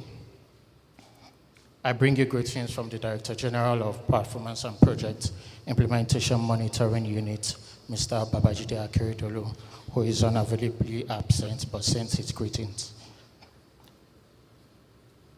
And I'm here to deliver his address. It is a great pleasure and utmost humility that I stand before you today as the Director General of the Ondo State Performance and Project Implementation Monitoring Unit, PIMO, on the auspicious occasion of the opening of the Develop Ondo 2.0 Investment Summit. First and foremost, I extend my sincere gratitude, Mr. Governor Arakunrin Oluwarotimi Akeredolu, SANCON, for his consistent support and visionary leadership. Mr. Governor's dedication to driving economic growth and development in Ondo State has been the driving force behind the summit. His passion for transforming our state into a hub of investment opportunities is truly commendable, and long may it continue. I also extend my thanks to the acting governor, His Excellency Honorable Lucky Orimisan Aidatiwa, for his invaluable support in ensuring the success of this event, and to Engineer Razak Obi, Honorable Commissioner for Energy and Mineral Resources, and also Chairman, Local Organizing Committee, for his exceptional leadership in coordinating the summit. Mr. Governor, I'm deeply grateful for the trust you have bestowed upon PIMO by establishing it as a strategic unit in the administration of Ondo State. Your vision of fostering a culture of performance, execution, and accountability in governance has laid a strong foundation for delivering on the redeemed agenda. As a delivery unit, PIMO is committed to ensuring that the goals and objectives of the redeemed agenda are achieved through effective monitoring, collaboration, and the spirit of one administration. We have prioritized collaboration, communication, collection of data, and coordination as key success pillars on this mission. We firmly believe that the marriage of development and investment promotion is essential for sustainable growth of the state. As a strategic unit in the state's administration, PIMO has played a pivotal role in fostering collaboration amongst diverse stakeholders for the successful delivery of various projects, including the Develop Ondo 2.0 Investment Summit. Our actions secured the support of the United Nations Development Programme, UNDP, and the European Union. Through these and many more collaborative engagements within and outside the state, PIMO has ensured that critical stakeholders are identified and encouraged to play crucial roles in contributing to the summit's objectives. Today, I am honored to highlight the remarkable achievements of PIMO, particularly in its collaboration with its technical partner, the Delivery Unit of the Republic of Senegal, also known as the Operational Office for Monitoring the Emerging Senegal Plan, through the support of the African Development Bank, AFDB. In 2021, PIMO embarked on a journey to instill the performance-based culture in the state, seeking the expertise of AFDB to establish the unit and develop frameworks for monitoring and implementing critical projects.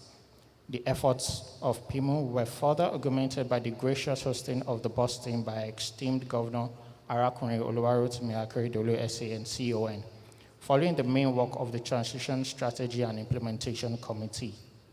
The successful 5-day deep dive workshop organized by PIMO brought together key stakeholders from within the civil service, resulting in the creation of a comprehensive roadmap for executing critical developmental projects in the state. This has served as the foundation for instilling a performance-driven culture within the state. I would also like to highlight some of the significant contributions of PIMO towards the economic prosperity of our beloved state. one of the core statistical projects conducted by PIMO, focused on maintaining Ondo State's position as the #1 state in Nigeria multidimensional poverty index. In this respect, I am pleased to report that Ondo State earned its esteemed ranking as the state with the lowest poverty rate of 27% in Nigeria. This achievement is a testament to the efficacy of the redeemed agenda in fostering socioeconomic prosperity within our communities. On human capital development, PIMO has collaborated with the state civil service through the Civil Service Innovation Challenge platform to unearth ingenious and innovative ideas capable of improving the socioeconomic fortunes of the state. These achievements are a testament to PIMO's dedication and unwavering commitment to delivering a performance-driven administration in Ondo State. The unit's work in Develop Ondo 2.0 is no exception. It is therefore with great honor and gratitude that I continue to express my appreciation to Governor Arakunrin Oluwarotimi Akeredolu SANCON for his steadfast support in establishing PIMO and fostering a culture of excellence in the state's project implementation and monitoring. As we move forward, PIMO remains steadfast in its mandate to ensure the economic prosperity of all, diligently adhering to the principle of one administration. With a spirit of collaboration and continuous dedication to excellence, we are confident in our collective ability to propel Ondo State towards greater heights of growth and development. By providing a platform for all parties to voice their perspectives and ideas, PIMO continues to ensure consensus building and synergy in Ondo State, creating a unified approach towards the execution of our developmental objectives. This collaborative spirit has been integral to driving the summit's success and ensuring that all stakeholders work seamlessly together towards the common goal of promoting Ondo State's investment potential. By fostering a collaborative approach within the state government, donor partners, and other stakeholders, PIMO exemplified the spirit of one administration, harnessing collective efforts for the advancement of Ondo State's economic growth and prosperity. As we embark on this remarkable journey of exploration and collaboration, I assure you that PIMO will continue to work tirelessly to monitor and deliver on the redeemed agenda. Together with your unwavering support and commitment, we shall create an enabling environment that nurtures innovation, attracts investments, and fosters the sustainable development of Ondo State. I extend my best wishes to all partners and stakeholders present here today. Let us seize this opportunity that lie ahead, united in our quest to propel Ondo State to greater heights of prosperity. Thank you all for your presence and unwavering support.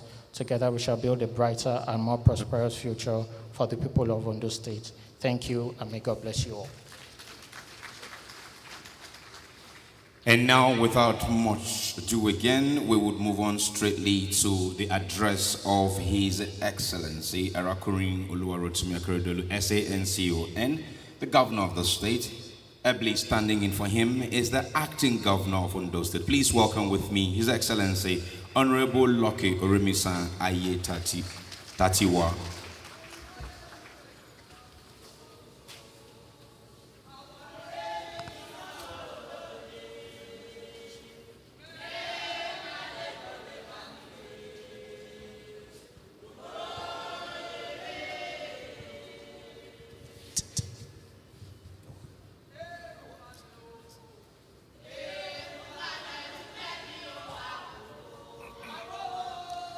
Let us be seated. Thank you.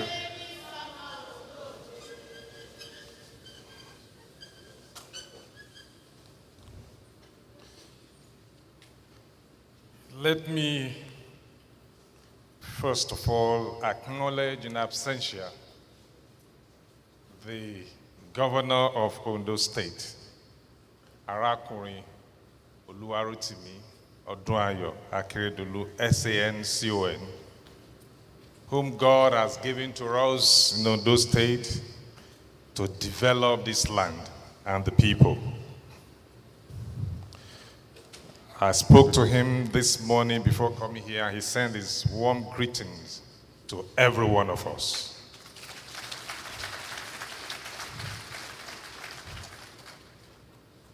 Let me also acknowledge the Speaker, Ondo State House of Assembly, Right Honorable Olamide Oladiji, aka Landmark. Permit me to also recognize the Chief Judge of Ondo State, my Lord Justice Ayednu Odushola.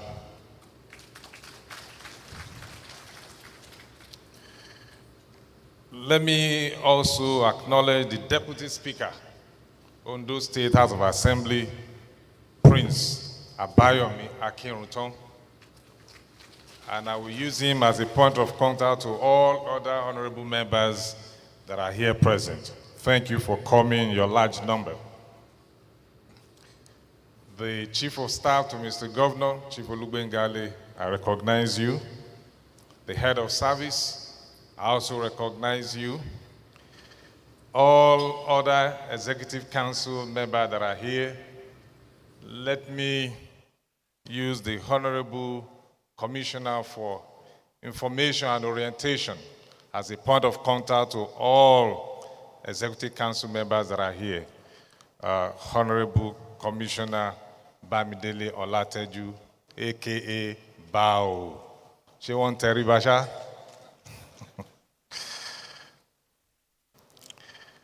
The Managing Director, Niger Delta Development Commission, I recognize especially Dr. Samuel Obuku. The EDFA and EDP, I also recognize you. Thank you for coming. In fact, all the NDDC entourage that are here, they came in very, very large number. I recognize all of you. Thank you for coming, showing solidarity with us. Indeed, you have demonstrated that Ondo State is one of the major NDDC states. Thank you for coming. All our other development partners, UNDP, NPURC, Chevron, and every other one that that is on my list, but wherever you are, all our development partners, I welcome you specially for coming. Thank you. Our royal fathers, Kábíyèsí gbogbo yín ni mo kí o, mo ṣe bọ̀rí adé o, adé á pẹ́ lórí o, bàtà á pẹ́ lẹ́sẹ̀, ìrùkẹ̀rẹ̀ á di igba, Abodi of Ìkálẹ̀, the Ọ̀màpẹ̀tọ̀ of Mahi, Kábíyèsí, the Ọ̀dọ̀ká of Ọ̀gbàrò. I greet all our Kábíyèsís that are here. All local government council chairmen, I recognize every one of you. Thank you for coming. I could see the chairman of Argon and other chairmen that are here. I recognize all of you. All the permanent secretaries that are here to join us, I recognize every one of you. Chairmen and officers of organized private sectors that are here, all our contractors, you are all recognized. Distinguished guests, ladies and gentlemen, if I have by omission missed out your own category of persons, please pardon me, but one thing is sure, that God knows that you are here. And He has said you are wonderfully and fearfully made. So wherever you are seated, you are wonderfully and fearfully made. On behalf of the Governor of Ondo State, Arakunrin Oluwarotimi Odunayo Akeredolu, I am deeply honored to stand before you today to welcome you to the Develop Ondo 2.0 Investment Summit, a momentous event that holds the promise of transforming Ondo State into an economic powerhouse and a beacon of development in Nigeria. As we gather here, we embark on a collective journey fueled by the spirit of enterprise and progress to unlock the vast investment potentials that lies within our beautiful Sunshine State. Allow me to extend my heartfelt appreciation to the local organizing committee under the leadership of the Honorable Commissioner for Energy and Mineral Resources, Razak Obe, and all other members of that committee for their unwavering commitment and dedication invested in organizing this summit. I also extend my gratitude to our esteemed international partners, the European Union and the United Nations Development Programme, UNDP, for their invaluable support and collaboration, which elevates the magnitude of this event to a global level. We are also proud to have NDDC, an interventionist agency and development partner, Brevity Anderson as our trade advisory consultancy and implementing partner, and Steers Business as our data partner for Develop Ondo, underlining our emphasis on data-driven decision-making and strategic execution. The Develop Ondo 2.0 Investment Summit is a testament to our collective vision and unwavering commitment to fostering economic growth, creating jobs, and improving the lives of the people of Ondo State. It is the culmination of extensive planning and preparations. Its objectives are clear: to showcase Ondo State's investment potential, promote it as a premier investment destination, and foster a conducive business climate that attracts both local and international investors. This year's summit is the second of its kind, building upon the successes of its precursor, Develop Ondo 1.0. It serves as a platform to connect stakeholders from diverse sectors, facilitating constructive dialogue, knowledge sharing, and forging of strategic partnership that will be the catalyst of accelerated development in our Sunshine State. The Develop Ondo 2.0 theme reflects our unwavering commitment to growth and progress, with a number 2.0 symbolizing our drive for continuous improvement and innovation. Our state's investment potential is boundless, spanning various sectors that offer enticing opportunities for growth and prosperity. Agriculture, with its abundant, arable, and favorable climate, presents vast potential for agribusiness ventures, agro-processing, and value addition industries.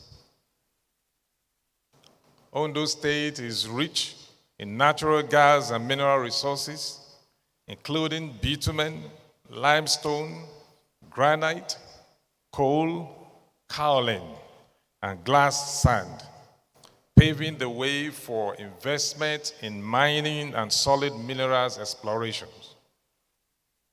Our state is on the cusp of a remarkable industrial revolution, with the manufacturing sector offering immense possibilities for investors seeking to establish processing and value-added industries. The realm of renewable energy points to us a greener and more sustainable future.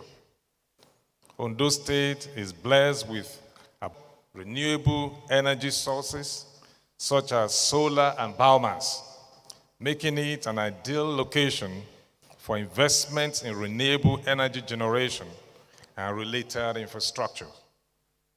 In addition, the tourism sector holds enormous promise with our state's captivating landscapes, wildlife reserves, historical sites, and cultural heritage which already attract visitors from far and near. To drive investment in these key sectors, the Develop Ondo 2.0 Investment Summit aims to attract $2 billion in investment to Ondo State and to create 70,000 new jobs and engage with 100 donor partners and 1,500 investors.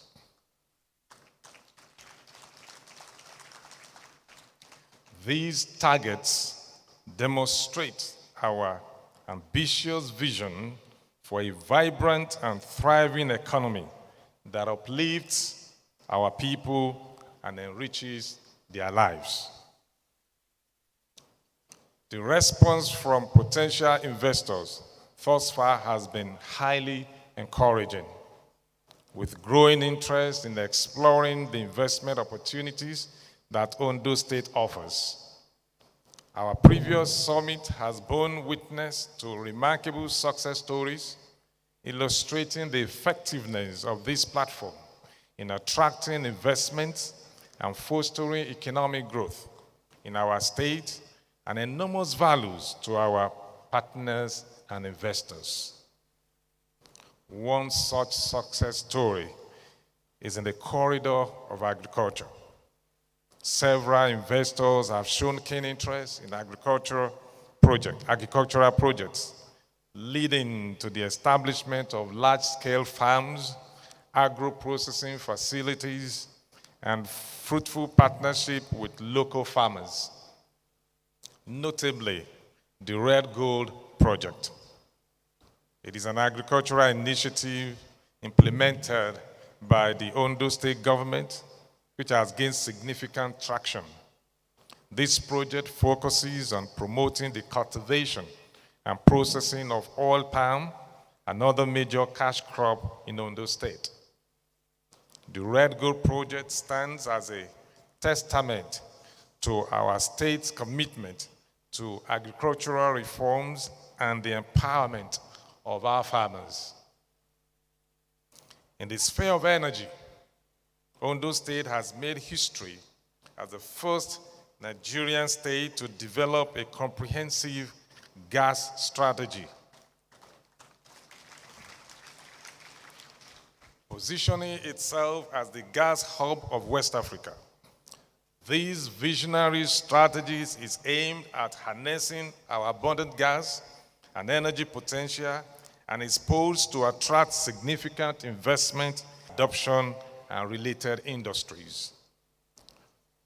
The development of an inland gas corridor with access to large gas reserves presents lucrative opportunities for investors seeking to capitalize on Nigeria's evolving energy landscape. To create an environment conducive to investment, the government of Ondo State has implemented various measures. We have simplified business registration and licensing processes, reducing bureaucratic bottlenecks, and streamlining procedures. Our investment-friendly policy guides investors' interest while offering a predictable business environment. Furthermore, the development of industrial parks and commercial economic zones aims to provide dedicated spaces and incentives for businesses to set up and expand operations. One such exciting endeavor is the Port Ondo project, located in Erona, Ogboti, Ilaje local government area. This project will create one of Nigeria's most modern ports, equipped with the largest solid minerals terminal near an industrial city.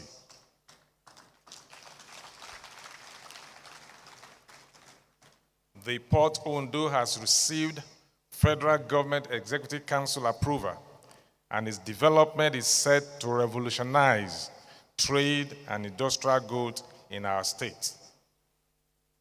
Our waterway is not left out.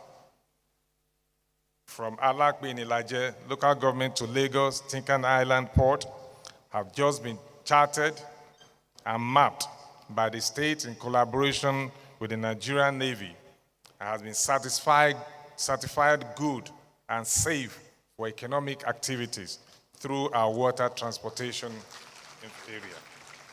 So this is awaiting investors for you to invest in that particular sector. The Ondo Industrial City, spread across over 2,700 acres in Erona, Ogboti, Ilaje local government area, which will operate as an industrial city with free trade zone status. This city will host industries involved in manufacturing, processing, storage, and more. With access to abundant natural gas and the establishment of 30 megawatt independent power project, this industrial city aims to serve as a thriving hub for industrial activities. These are but few examples of the investment potential that Ondo State offers. And I'm sure more will be unveiled in the course of your deliberations. Our strategic locations along the Benin or Shagam Lagos Expressway, a critical trade route in modern West Africa, provides unparalleled access to regional markets, amplifying the attractiveness of our state to investors seeking robust supply chain networks. The envisioned Araromi-Lekki road, when completed, will only take us about 45 minutes to get to Lagos. This is also awaiting for investors. As we convene here today, I am proud to announce the presence of prominent speakers, panelists, and industry experts who will share their invaluable insights with us. I therefore encourage all attendees to actively engage in the discussions, ask questions, and capitalize on the networking opportunities available. Your active participation will play a pivotal role in promoting collaborations that will drive transformative investments in Ondo State and Nigeria. We remain deeply committed to supporting our local entrepreneurs and small businesses, recognizing them as the backbone of our state's economy. The exhibition and dedicated programs at the summit aim to empower and nurture these enterprises, fostering innovation and inclusive growth. I extend my deepest gratitude to all our partners once again, sponsors and participants who have contributed to making this summit a resounding success. Your unwavering support emphasizes your belief in the immense potential of Ondo State. As we embark on this journey together, let us remain steadfast in our commitment to building a sustainable and inclusive economy that leaves no one behind. The decisions and actions we take today will shape the future for generations to come. May the Develop Ondo 2.0 Investment Summit serve as a catalyst for economic transformation, a beacon of hope for progress, a spur to the spirit of the innovation that defines Ondo State and prosperity for our people. On this note, on behalf of the Governor of Ondo State, Arakunrin Oluwarotimi Odunayo Akeredolu, SANCON, I hereby declare Develop Ondo 2.0 Investment Summit open for declaration and unlimited opportunity. Thank you, and God bless. Thank you. Thank you very much, Your Excellency.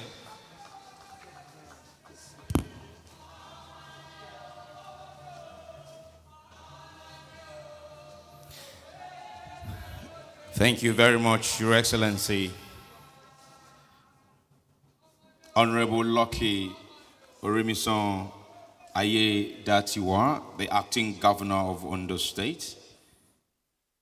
Real quick, we move on swiftly to a vote of thanks, and this vote of thanks will be done by the Honorable Commissioner for Information and Orientation. Please join me to welcome Mrs. Bamidele Ademola Olateju. Can I please welcome the Honorable Commissioner for Information and Orientation for the vote of thanks.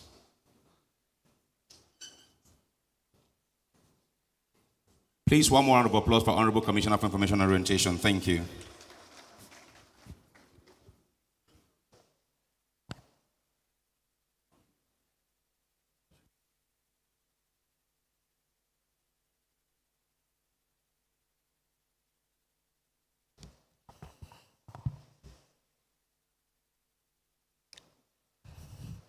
The acting governor of Ondo State, invited guests, distinguished ladies and gentlemen, it is my honor on behalf of the Secretary to the State Government, who couldn't be here because she has a cold, to give the vote of thanks. Once again, you are welcome to Ondo State. We thank you very much for being here. We would like to reiterate that Ondo State is the best place to be for investment. At the end of this 3-day summit, you will find out that the earliest time to have a stake in this state for prosperity, for economic development and growth is now. This investment summit invites you to have a piece of the pie in Ondo State. We want to thank our platinum sponsor, NDDC, for doing a spectacular job, for supporting us. Thank you. We want to thank the NNPC, our silver sponsor, for being very supportive. We want to thank Toyota, Jet Tour, Multi-Shacks Engineering, Green Energy, as well as the event producer, Brevity Anderson. We want to thank particularly our development partners. Thank you, the European Union, Mr. Alba, and Auntie Fatima. Thank you so much. I really appreciate you for recognizing us, the female member of the Executive Council. Thank you so much. And for everybody who has been here, the royal fathers, Eshe Gonio, Adi Akpelori, Bata Akpelese, Irukere Adigba. Adúpẹ́ púpọ̀ lọ́wọ́ gbogbo ẹ̀yin tẹ́ wá, tí ẹ wá bá wa pé ẹ jọ̀ọ́ ẹ bá wa dá sí o. Ìlú Ondo State á tù wá lára o. Nǹkan pọ̀ tá a máa ṣe, ẹ bá wa dá sí. Ìlú wa yìí ó máa dirun, ó máa digba o. Port Ondo tí wọ́n fẹ́ dá sílẹ̀ yìí, àwa ní ká jẹ́ ká jẹ mùdùmùdù ẹ̀. Tá bá ti ń pe àwọn èrò pé kán wá bá wa dá sí, ẹ jẹ́ káwa náà dá sí o. Kó má di pa ní àwọn àlejò nìkan ni wọ́n kówó ìlú wa lọ. Ó ti bẹ̀rẹ̀ nìyẹn o, kì í ṣe nǹkan kékeré ni o. Lágbára Ọlọ́run, ìlú Ondo á túbọ̀ gbèrú sí. Ẹ ṣé púpọ̀. Thank you so much for coming. We look forward to talking to our speakers. Thank you so much.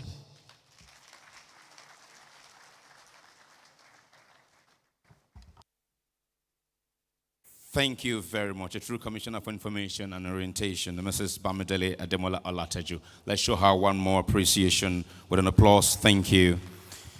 Your Excellencies, Royal Highnesses, distinguished ladies and gentlemen, we are gradually coming to the end of the opening ceremony. Just one task left. But before I announce that task, please indulge me to make a few quick announcements. First is that once I'm done with this announcement and the activity that will follow the announcement, we'll swiftly move into the plenary session 1. Now, the plenary session 1 would take center stage. After the plenary session 1, we will then rise, take an anthem to close formally this opening part of the event, and we'll proceed to cut, His Excellency, of course, will cut the tape and open the exhibition as well. After that brief tour of the exhibition, lunch will be served. Now, I said earlier that lunch for speakers and VIPs is, as you exit to the right, you would find a door. That place, if you don't have a badge that says speaker or VIP, please, again, kindly do not go that way. Now, the lunch in the dome on the left-hand side this way, I have just been informed, is only for distinguished delegates. Is only for distinguished delegates. So if your badge does not say delegate, kindly do not go in that direction or in this direction. However, if your tag does not say any of the two, we thank you for joining us today, but please ensure you have those two to go either to my right or to my left. That said, the one task that I have to do before the plenary now is a family photo. Can I ask the distinguished ladies and gentlemen on the sofas in front, please come this way for a quick family photo. Photographers, please, I don't want any photographer here. Go to the back, look for a space at the back and shoot. I don't want any. Kabiesis, Obasa, please, sirs, all those on this side as well, on the front on this side, please come this way. NNPC, please, sir, if you can come. You are not. And the sponsoring companies, just the ones the commissioner mentioned, one rep from each of the sponsoring companies that is not here already. That is not here already, just one rep. Toyota and the others, please, just one. So photographer, where's my future photographer? Can you arrange this? Can we get front and back? Can we do that? Let's get the tall people, in front, the taller ones behind. James Shindi, CEO Brevity, I need you in this picture. Where are you? Dr. Shindi. Okay. Where's Dr. Shindi? So what is the best thing for you to get a good shot? You want 2 lines? You want 2 lines? Your Excellencies and Highnesses, if we can get the tall people in front and the taller ones behind, the tall people in front and the taller ones behind, we'll get a good picture. Say that again. Can we do it? Can we? Let's break it. Okay. From where you are standing, sir, can you Your Highnesses, just don't go and sit down. Let's just take this one real quick. Please take this real quick. I don't want to keep Kabiyesi standing for too long. Take it real quick.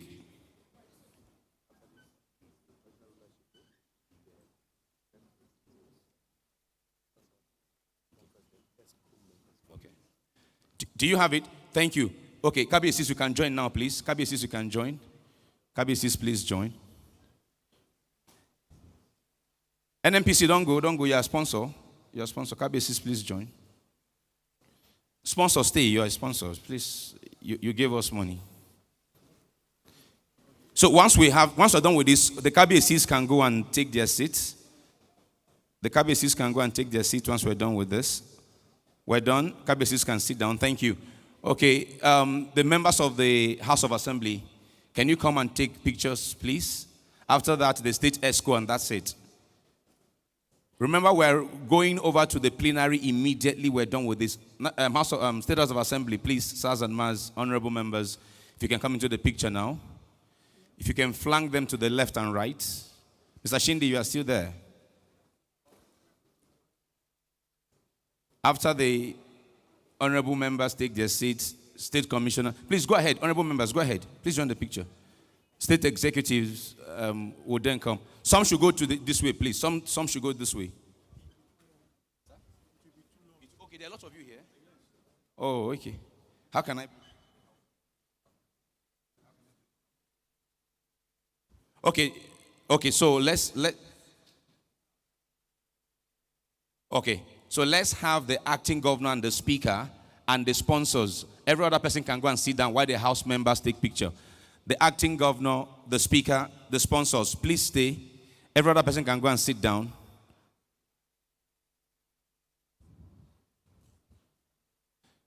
Okay, let's just have the acting governor and the speaker for this next picture. Every other person can please sit down. Only acting governor and speaker. No, honorable members, we're not done with you because your picture is not. We're not taking your picture. You are the reason we're doing this. Honorable members, honorable members, please join the acting governor and speaker. Honorable members, please. So after this one, the State Executive Council, and we're done. Honorable members will go and sit down. We need a space for the honorable members to achieve this.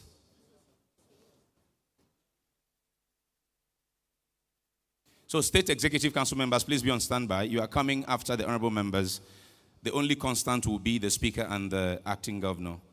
Every other person can kindly take their seat.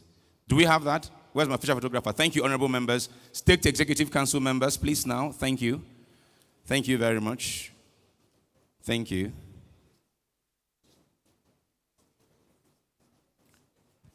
Thank you very much. Now, while we're finishing this picture,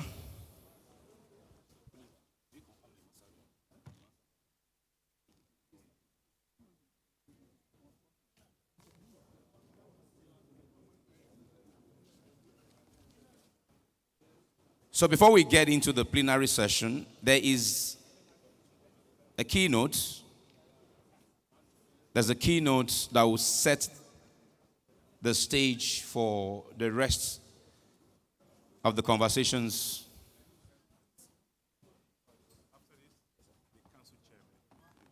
Okay, one last picture I've been told by the Honorable Commissioner. Council Chairman after the State Exco Council. You want to adjust yourselves? Okay, photographers. Okay, quickly do that, please. Quickly do that.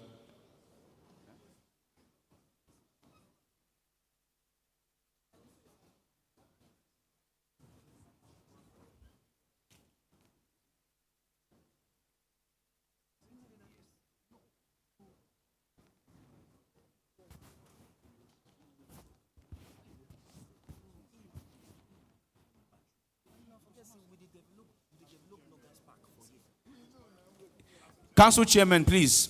With the Council Chairman, please. Council Chairman. Council Chairman, where are you? Please, real quick. Let's make it quick. Council Chairman.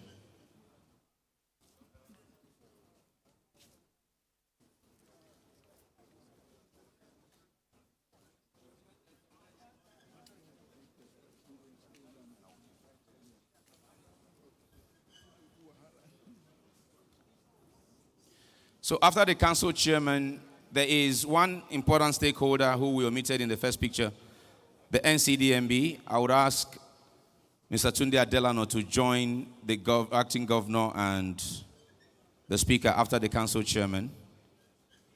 So we are carrying all of our stakeholders along in this journey of developing possibilities. They are building a park here, NCDMB, in Ondo State.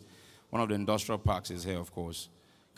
My photographer, where are you? We're good. NCDMB, real quick. Can we get Mr. Tunde Adelano? Please come.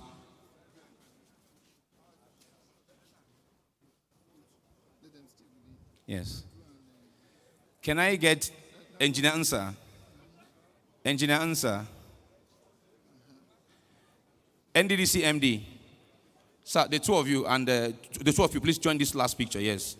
This is like an industry picture now. Where is Engineer Answer? Okay, please. Yeah. Dr. Shindi, are you near me? If you are, can you just come to this last picture real quick? Dr. Shindi. Is Dr. Shindi close to me? Okay. All right. Please don't pass in front of the... Hold on. One more person. Dr. Shindi, come. Come this way. It's a very industry picture now. And that's the last picture. Okay, Dr. Belly, Engineer Belly is here. Go ahead. And that's the last picture.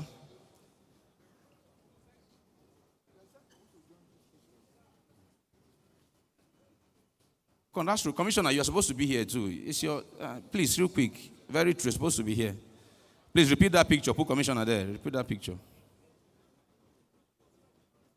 You have it now? Thank you, thank you, thank you. Please take your seat. Please, one more time, can we give ourselves a round of applause for our participation so far? Please take your seat. Now, Mr. Tony Elumelu is one of the most revered entrepreneurs on the continent of Africa. For him to take interest to speak at this event is something worth listening to. People like him, wherever they go with their business acumen and the grace of expansion. So please, if we can take our seat, let's listen to Mr. Tony Elumelu at this time. Please take your seat. Networking will happen later. Please take your seats. Please take your seats. Thank you. Thank you very much. Please take your seats. Please take your seat. We want to listen to Mr. Tony Elumelu at this time. Immediately we're done listening to him, the panel will take center stage. The members of the panel are here. Please take photographers. We can go back to the corners, please. Thank you. Let's have the front free. Thank you, Your Excellency, for staying with us.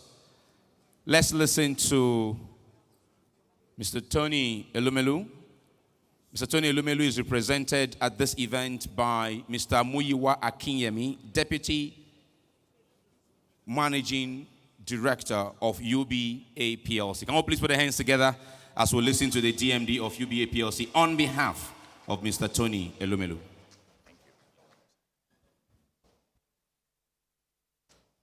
Okay. Good afternoon. Your Excellency, Arakunrin Rotimi Akeredolu, CON, SAN, ably represented by the Acting Governor. May I request the pleasure of permission, sir, to stand on the existing protocols? I'm sure perhaps some of you know, maybe not. I schooled in Akure. I'm an Ondo person as well, so I feel very much at home today.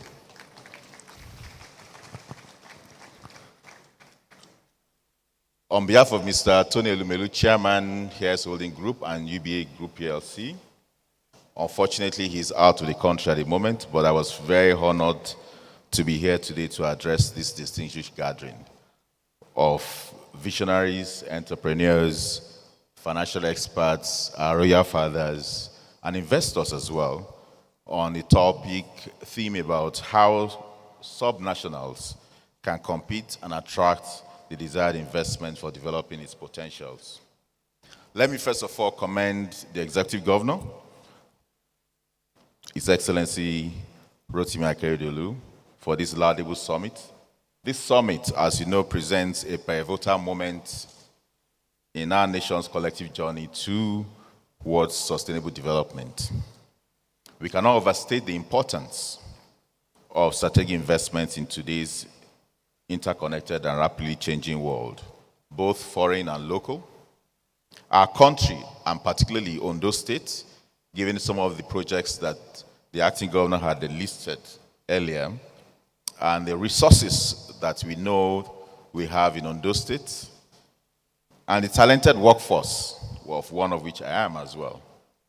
We have the potential of becoming an economic powerhouse in Africa and in Nigeria as a sunshine state. Realizing this potential requires a collaborative effort. While the federal government will play its own part in creating a conducive environment, the states also possess unique advantages and resources that can attract these investments. The investments we make fuel and propel our economies forward. It stimulates growth, it creates jobs, and it transforms lives. They also foster innovation, encourage entrepreneurship, and drive sustainable development. What we must know is that we need to start, and we need to start from a bold perspective. So I'll be doing a little bit of sharing thoughts that my chairman has put together, that we must seize opportunities presented to us by taking bold steps towards securing our collective future.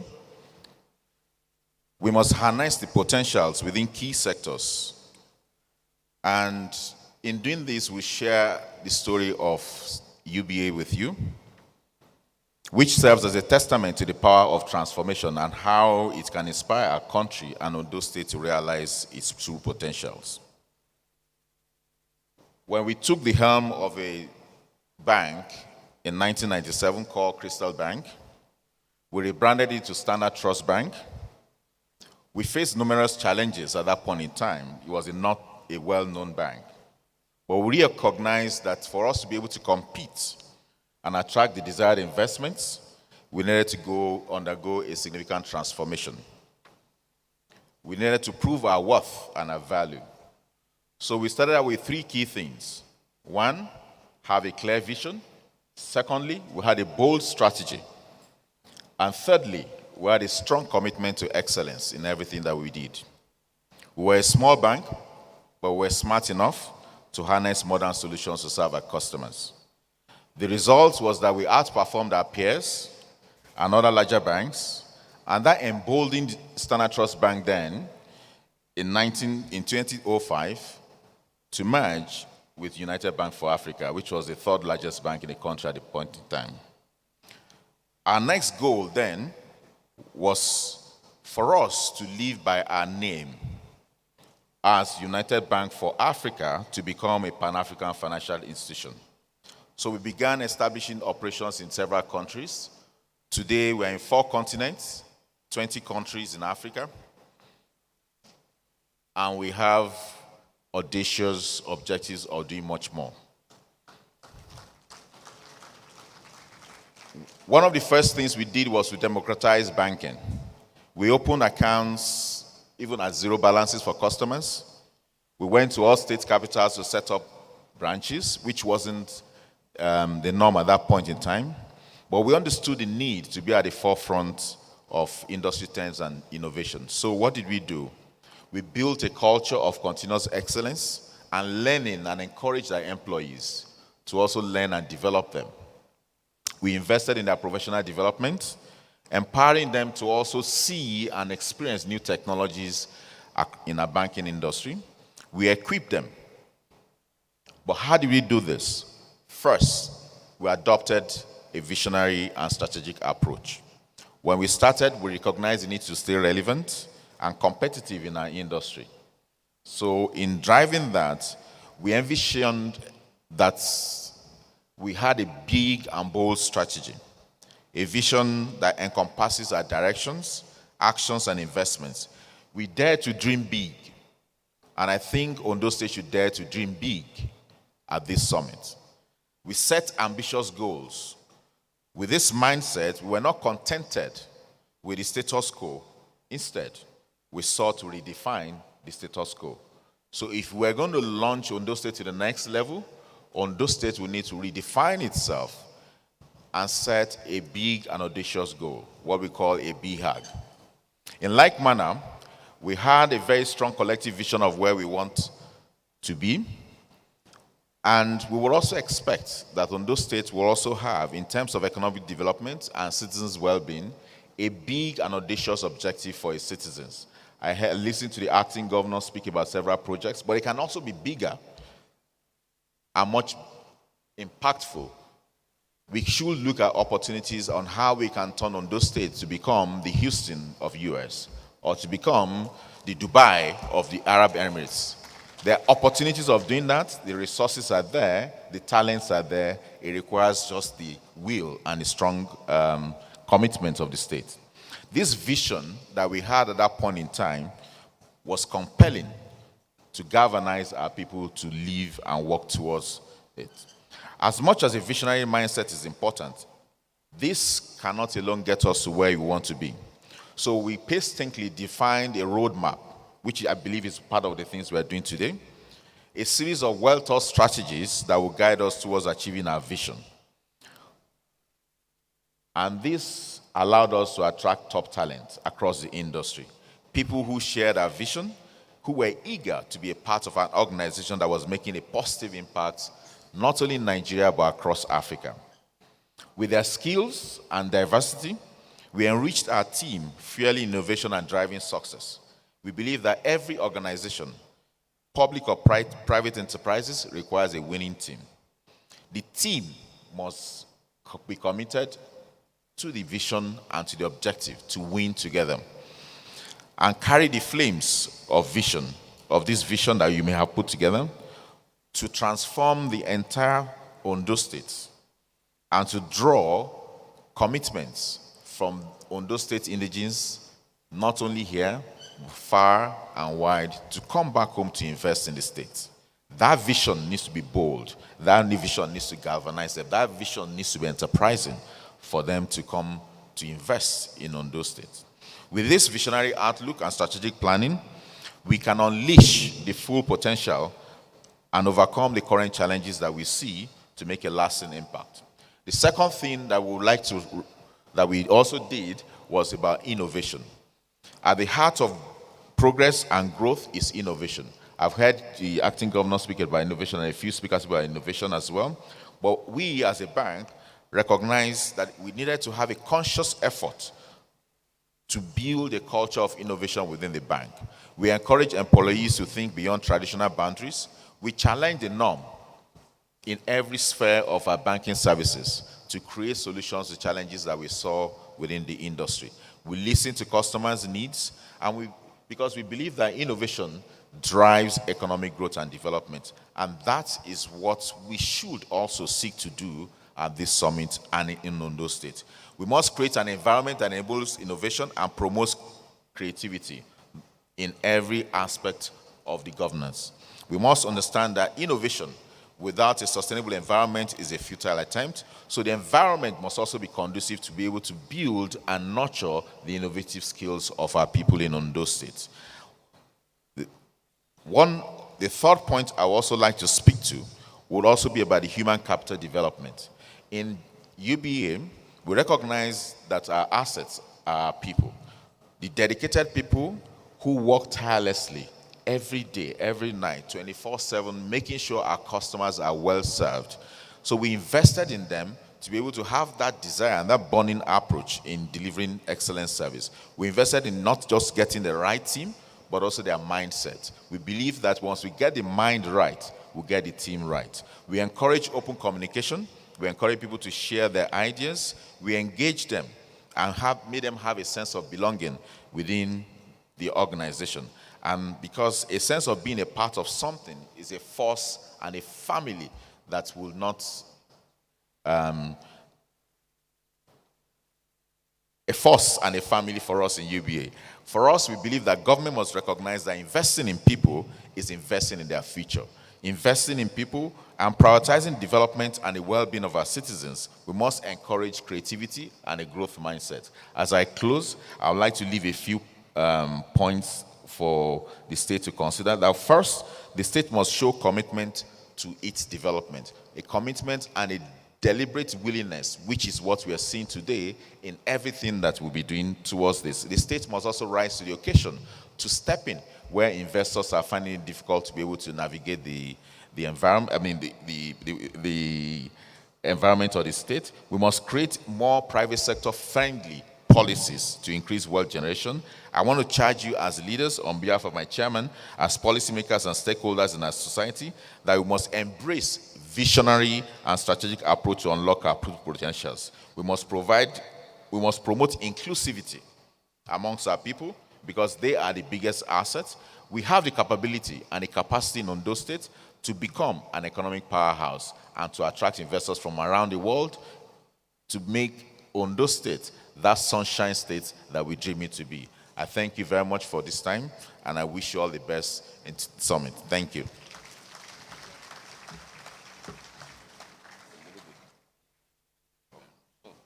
Yeah, that's fine.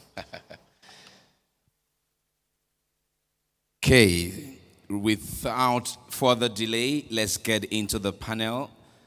The panel will now narrow what he has said. He has looked at how sub-national governments can better function to keep investments, right? And compete amongst themselves and internationally. But this time we're bringing it down to a sub-theme on plotting the roadmap to developing possibilities in all oil-bearing states. And to do justice to that is a team of our panelists. Let's welcome, first off, Group Chief Executive Officer of NNPC Limited, Dr. Mele Kolokiari, who is not able to join us here, as I said earlier. Let's welcome the Executive Vice President downstream of the NNPC to this panel, Engineer Adeyemi Adetunji. You're welcome, sir.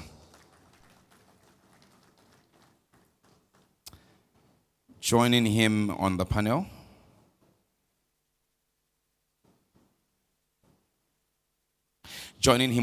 we'd like to welcome the Commission Chief Executive Officer of NUPRC, Engineer Gbenga Komalafe, represented by Engineer Ebel Nsa, FNSE. You're welcome. Engineer Simbi Kesie Wabote is the Executive Secretary and Chief Executive of Nigerian Content Development and Monitoring Board. He's not able to join us. Let's welcome the Director Monitoring and Evaluation of the Board, Mr. Tunde Adelano. You're welcome.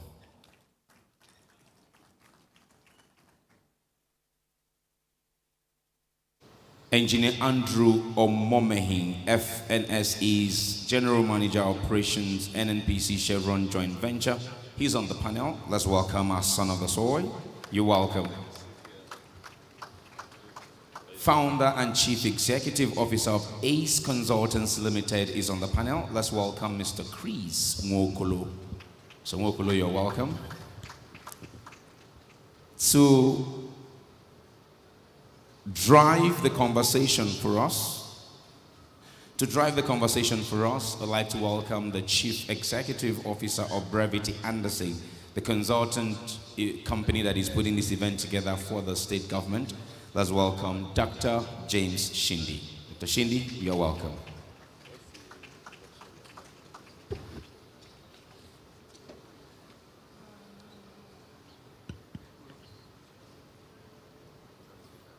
All right.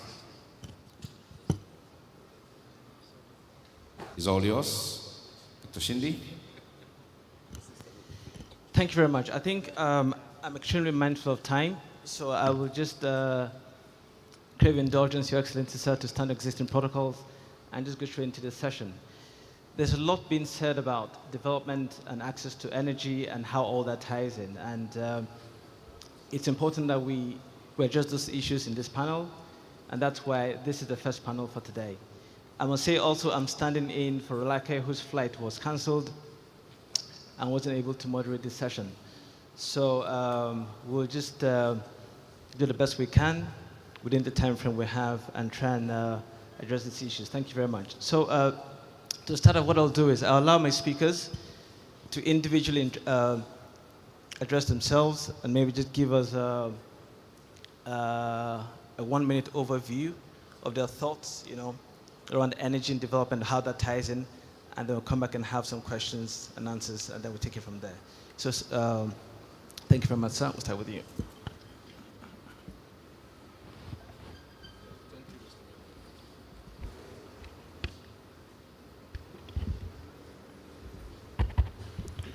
Okay. Thank you, Mr. Moderator.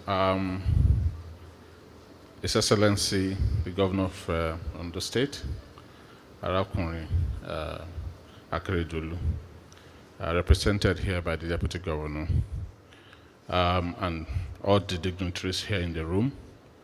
On behalf of the Executive Secretary of NCDMB and the person of Engineer Simbi Kesie Wabote, we feel honored on behalf of the board to be invited for this discussion for Ondo, Develop Ondo 2.0. Fortunately, around 2018, I was also here during the 1.0 version of this event. My name's again Akintunde Adelana. I'm also an indigenous of Ondo State from Ose local government. And I'd like to appreciate the governor and the entire executive council of Ondo State government for this great idea. We've seen the outcome and the result that came out of the 1.0 version. And we, as NCDMB, hopefully want to align with the state and want to support the state and want to work with the state to ensure that our dreams and aspirations as a state becomes a reality in the long run. I think this is just the introductory part, so I want to stop here and allow my other colleagues to take over. Thank you very much.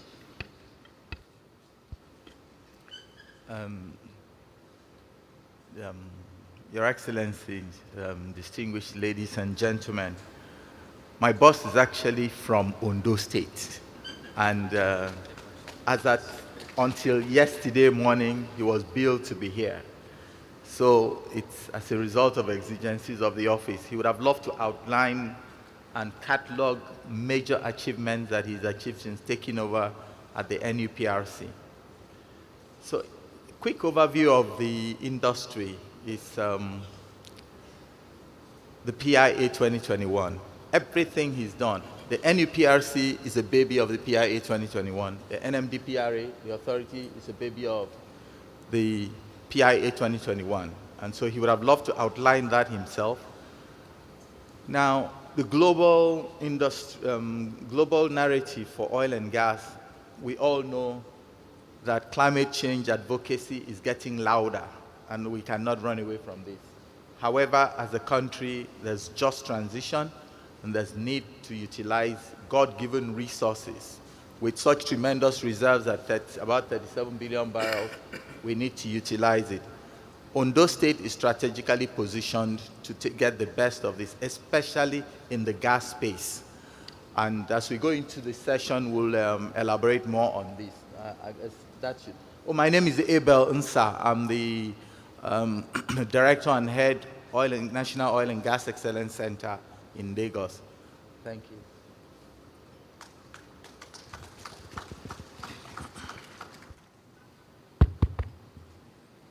Your Excellencies, distinguished ladies and gentlemen, my name is Yemi Adetunji, Executive Vice President for Downstream at the NNPC Limited. I'm representing the Group CEO, Malam Mele Kolokari, who is not able to attend, but sends his warm regards to this gathering. And also NNPC is a silver sponsor of this event to show our commitment to Ondo State in particular. Thank you very much. Thank you. So for us, we see Ondo State as, a very strategic state in terms of, the oil and gas and the entire energy industry as well. Today, we know that Ondo State does about 60,000 barrels of oil per day, mainly through investments and activities of our partners like Chevron. Again, don't forget that when you hear Chevron, 60% of Chevron Nigeria Limited is owned by NNPC. So it's our junior partner. We are all partnering in this effort. So for every dollar spent, we do 60 cents of it. We're glad, that, this is taking shape. And I do know that from the Chevron investment, and also I think Cornell is also here as well in Ondo State, we set on even greater activities and investments and production in terms of oil and gas in Ondo State. Particularly also for NNPC, we have the Ore Depot in Ondo State, which as part of the efforts to modernize our depots and pipelines, there's an investment ongoing. We have a build, operate, and transfer arrangement, which is taking shape, and very soon we're going to resuscitate, that depot. Also, as part of the efforts to ensure that we're able to move products across the country, NNPC has been leveraging the Executive Order 007 in terms of road tax credit. And one of the roads we are taking on that in that package is the Akure Itagbolu Iju road. So which are also going to, NNPC is going to work with the Federal Ministry of Works and Housing and then develop that road, put it back in shape. In addition, we have the OSNO biofuel projects. OSNO actually stands for ONDIPA, NMPC, and OBAX. So those three investors have come together, to form a JV, a joint venture, on a cassava to biofuels project. Just to give, a context and the opener for this event, to show that NMPC and its partners are very committed to Ondo State. And we're also very happy to learn, particularly myself, today that Ondo State has an integrated gas master plan. And definitely, I'll be contacting the Commissioner for Energy to see how NMPC can further partner Ondo State in that regard. Thank you very much.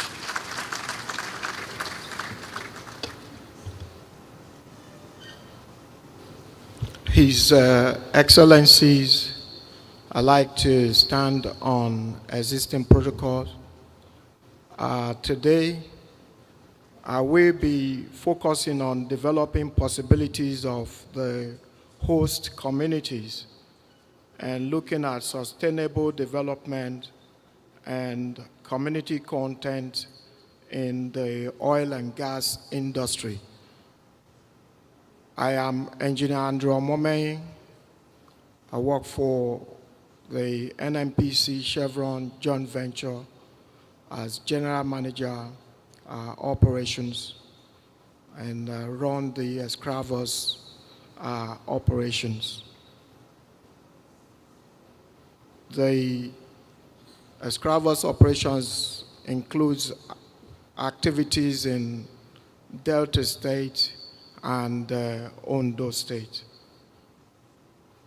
In the context of oil and gas industries, developing possibilities of the host communities for sustainable development and community content involves working towards social, economic, and environmental sustainability, particularly of the community, state, and nation. During the course of the panel discussions, we'll be delving into the various aspects of sustainable development. But I'd like to summarize by saying that Chevron, through the community-led participatory partnership model for social performance, we have the GMOU, which we pioneered in 2005. And through the GMOU, we provided funds for RODCs to execute hundreds of projects in the communities where we operate in the Niger Delta. And those projects have assisted in improving and enhancing the quality of lives of the community. And we also hope to leverage our experience of the GMOU in our implementation of the PIA, which is the Petroleum Industry Act, and Host Community Development Trust Fund. And I agree with the last speaker that Ondo State has got the people, the partnership, the resources, and of course, we have the government and all it takes to be the Houston of Nigeria and the Dubai of Nigeria. Thank you.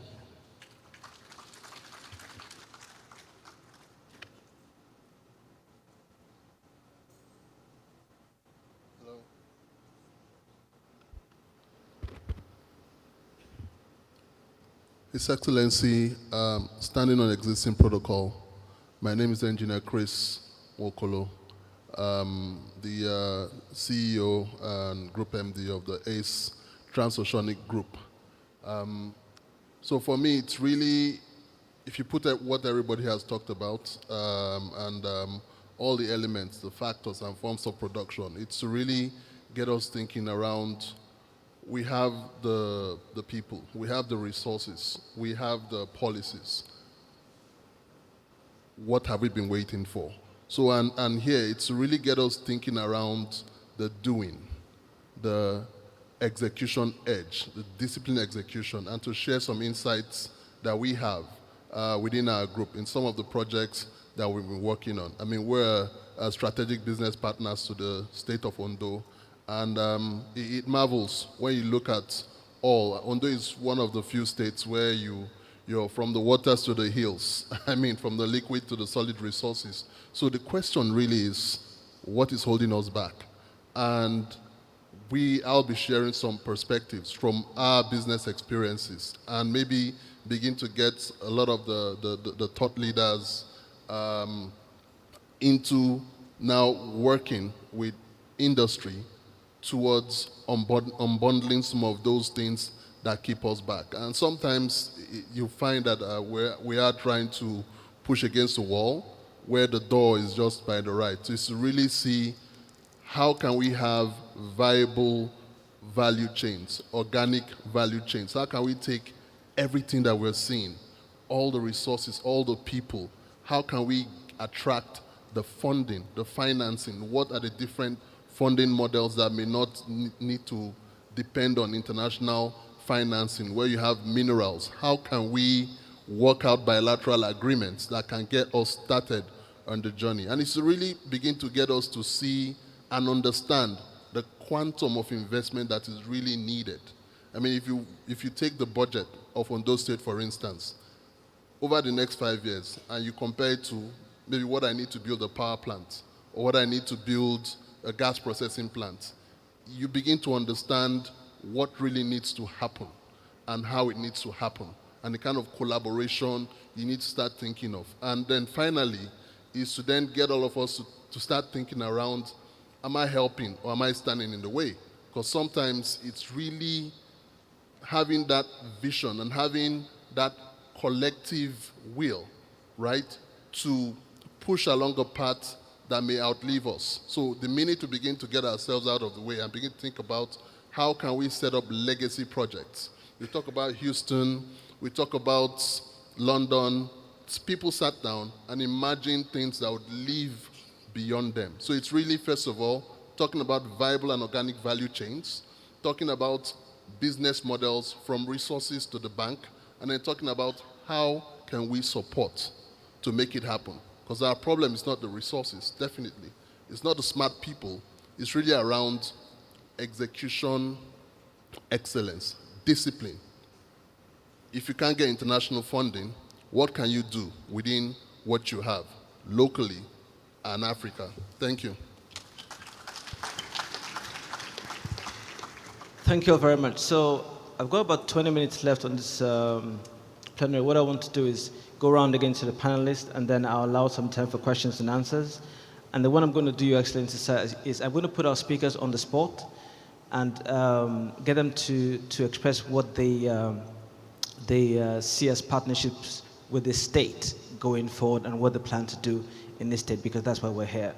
And then hopefully next year, in Ondo 3.0, we can then hold them to account and say, you said this, and where are we so far?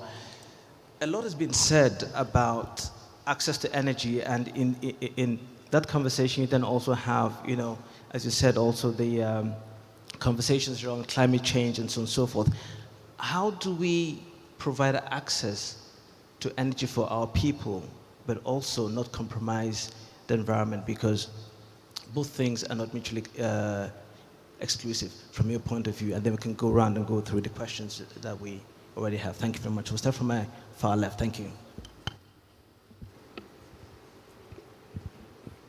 Thank you, Mr. Moderator. I think I have to use this opportunity to probably delve a little bit into our activity as the Nigerian Content Development and Monitoring Board.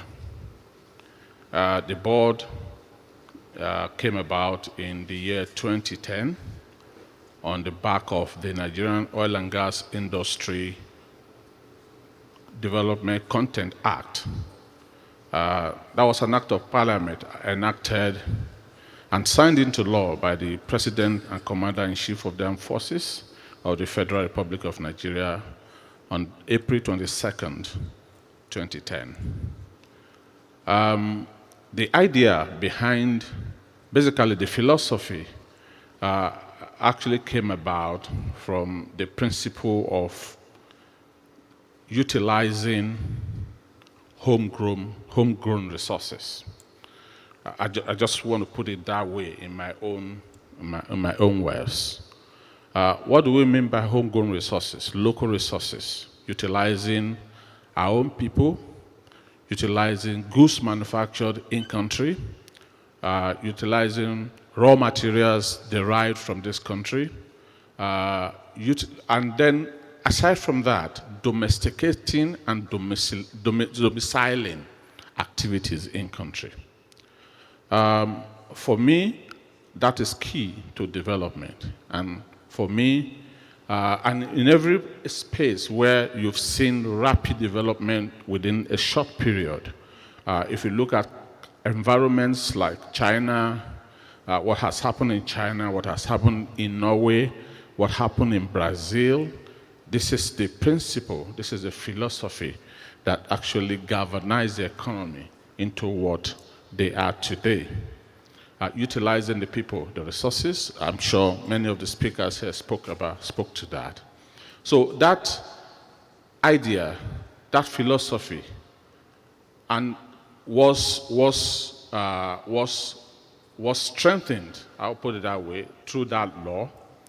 And being that the oil and gas industry is one of the major industries where the bulk of the revenue for the nation comes from.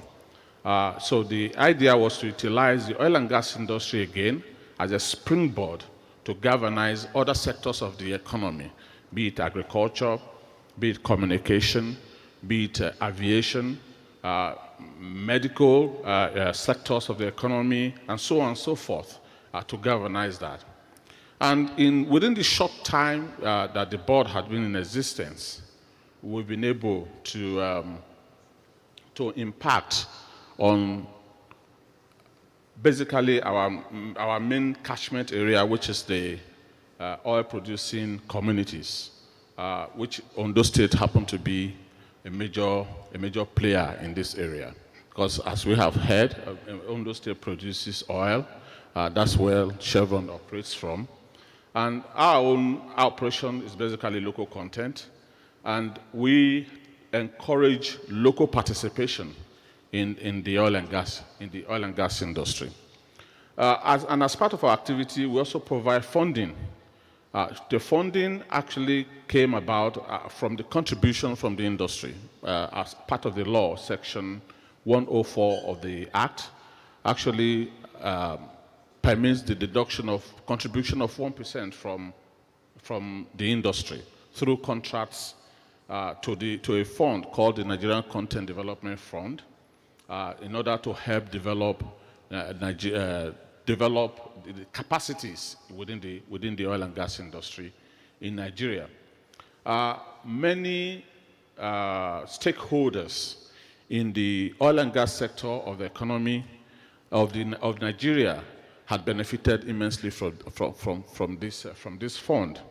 At the moment, we are 99% almost completed with two parks. We call them oil and gas parks. One in Cross River State, Odukpani, and the other one is in Bayelsa State. And at the moment, we're working with Ondo State. We're also working with Ondo State. I can see the deputy governor, the acting governor, already acknowledging that. We're already working with Ondo State. We have acquired sites, which has already been prepared to start the development of those parks. And we can assure you that within the next 24 months, that's usually our target, within the next 24 months, those parks will become operational within the state.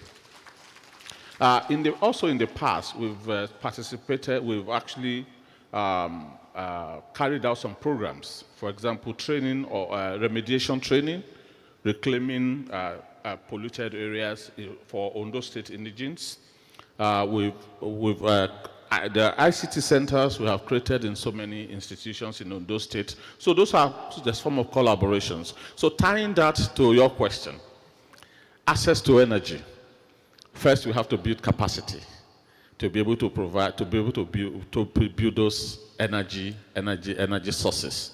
At the moment, we have collaboration, we have relationship with so many companies in terms of, for example, we have equity contribution on the Watersmith refinery, a modular refinery. So if you can also encourage the state to participate in that, we are also open to that as NCDMB. I just gave that as an example. In terms of blending of lubricants, in terms of building renewable power generating plants, we are also very much open.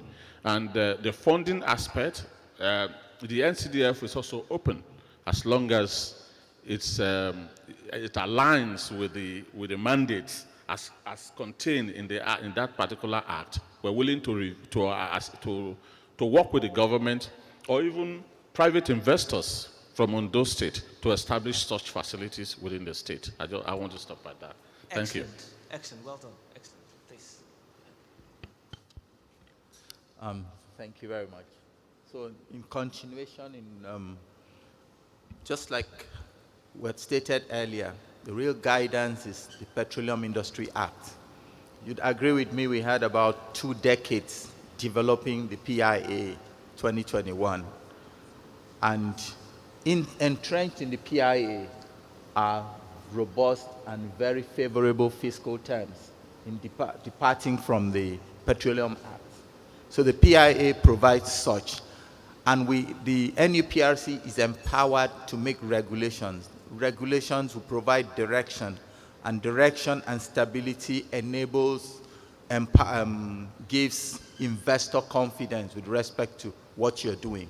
So gray areas within the PIA, we've made about 12 regulations. Some of them are those host community development trust regulations, upstream environmental regulations. We put up a total of 12 of them.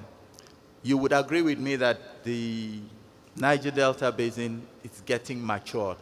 So things like decommissioning and abandonment, doing this in an environmentally acceptable manner that meets global oil field practices has been deployed by the NUPRC since incorporation.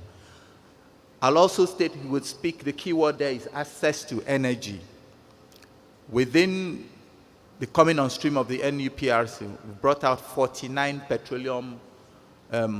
petroleum prospecting licenses in line with the Petroleum Industry Act 2021.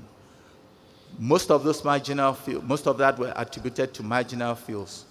We would not like to, what's giving direction to this is we would not like to see a repeat of what had happened in the 2023 marginal field bid rounds, where about 17 years later, over 40% of those fields were revoked. So in this case, we'll put in a regulation to give direction to this. One of the things I would like to highlight here is when you look at the challenge, the Escravos-Lagos pipeline passes through here.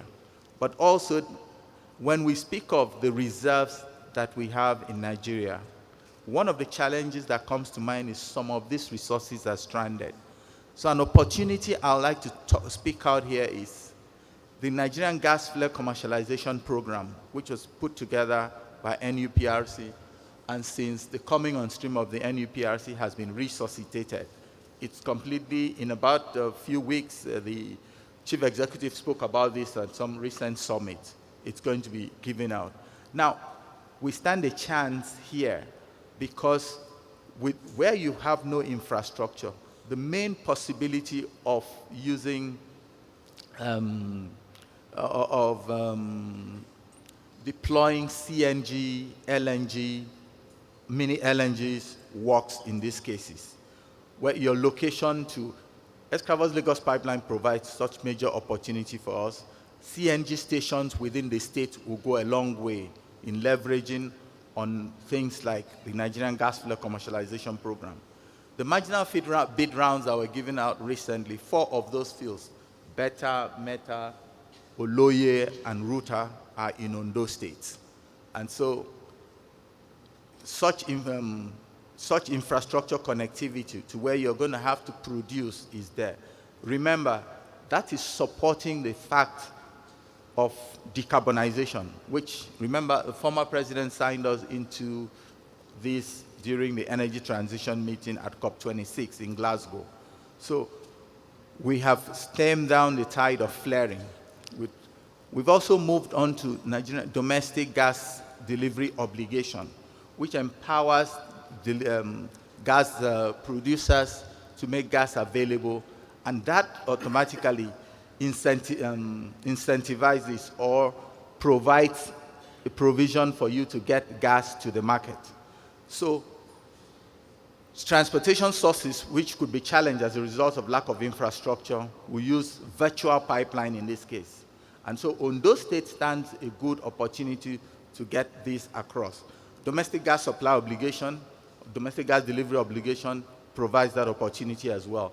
The marginal field bid rounds which we had provided makes accessibility, which we've also signed in the regulations, which brings in how this is developed. Not just is NUPRC a regulator, we're also a business enabler. We're guiding a lot of these companies. 82 host community development trusts have already applied for approval. 55 of that, as we speak, have been approved, and we're following through to get them. The other remaining ones, we're working with them to go to the CAC for registration. 55 has already gotten approval for that, and we're working through with them to ensure in this support with respect to investments. Several other opportunities, but what I really would like to speak to is the opportunities that gas provides the state to utilize. And I think I should stop there for now. Yes. Thank you very much. I was going to come to that later, but we're running out of time now, so please, we'll have to run through. Thank you very much. Okay, thank you very much. So in terms of access to energy, I think from a perspective, we look at three domains. One is the existing infrastructure we have with the partnership we have with Chevron Nigeria Limited. NNPC has been working with all the partners to look at ways to further improve the reserves and the production of crude oil and gas. So various engagements are ongoing, and we are also tuned now. Thankfully, Mr. President has removed subsidy on PMS, petrol. NNPC now has more access to funds from its internal operations to be able to ensure that we pay our cash calls on time, we increase the volume and quantum of cash calls, and we're able to do more in terms of investments in those various companies, JV companies that we have, including Chevron. So with that, especially talking about on those states, we should see more activities, in that space. That's one dimension. Second dimension I mentioned is the information that Ondo State has an integrated gas master plan. We'll look at that and see how we can help to monetize, that gas resources and the gas master plan that has been done for Ondo State. The third dimension I want to speak about is to look at the frontier basins. The PIA has, enshrined in it that 30% of the profit made from PSCs, production sharing contracts, and such similar arrangements will be put in the Frontier Exploration Fund. That fund is supposed to help look at the new areas where we can look at resources, for oil and gas and petroleum resources. A case in point is that Ondo State is in the Dahomey basins. Currently, we are doing a lot of studies, in that basin to be sure that we can estimate the actual resource that's available there. An analogy of that is the Benue Upper Trough, where Polmani, Rivers 1 and 2 finds are based. Before then, many years back, a lot of studies have been done by various oil and gas players, but they couldn't find oil in commercial quantity. In 2017, NNPC partnered with the Northern Nigeria Development Company to begin another round of campaign to see what can be done in that area. Because from the studies, we know that there should be economic resource in that area. And come 2021, NNPC with its partners we're able to find oil in commercial quantity, about 500, million barrels, in terms of resources in that space. It was what then gave rise, to the, in 2022 November, when then Mr. President, President Muhammadu Buhari, flagged off the Integrated Coal Mining Development Project, which is a $3 billion project. So you can look at it, 2017, they spent about 4 years, we were able to develop and find resources that can then unleash a $3 billion investment in that area. Gombe State and Bauchi State actually are beneficiaries of that. I believe that similar thing can be done by focusing also on the Dami Basin, which Ondo State is part of. And the acting governor had mentioned that this investment 2.0 is targeting $2 billion. So again, if you look at it on the scale, $3 billion for 2 states, that's $1.5 billion per state. So it's possible. So I think, that's the third dimension that we see. Essentially, what is important, for us at MPC is that three major criteria for success. One is sponsorship. And we can see that here, Ondo State is very ready, to sponsor all these initiatives. So that's number one. Number two is excellence in execution. So whatever we set our mind to do, we pursue it with all tenacity. And number three is to ensure that, we monitor and we focus and measure and do remedial actions, whatever in those projects. And I'm happy to know that there's a performance and projects implementation units in the state, which again should help put everybody and the investment process on track. And I think with that, we should be good for Ondo State and for Nigeria. Thank you.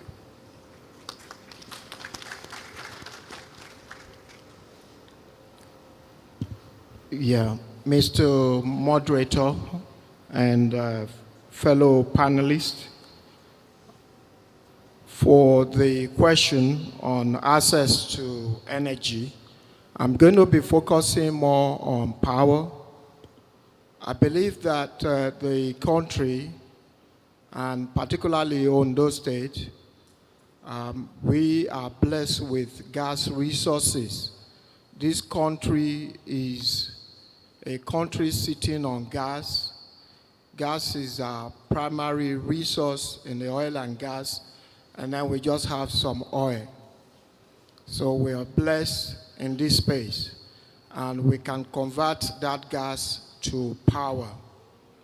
I have some possibilities and strategies for achieving sustainable development in this space that I'd like to share very quickly because of our time.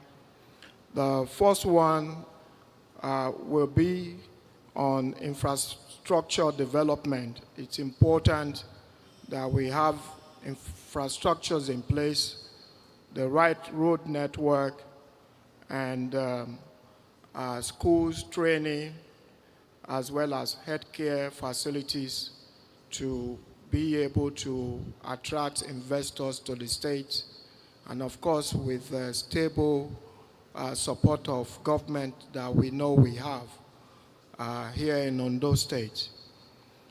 There is also a need for social development so that communities are able to support the various projects and opportunities that will come about. Also training and employment opportunities for our people. The training is important. The employment will come when we convert what we have to good use.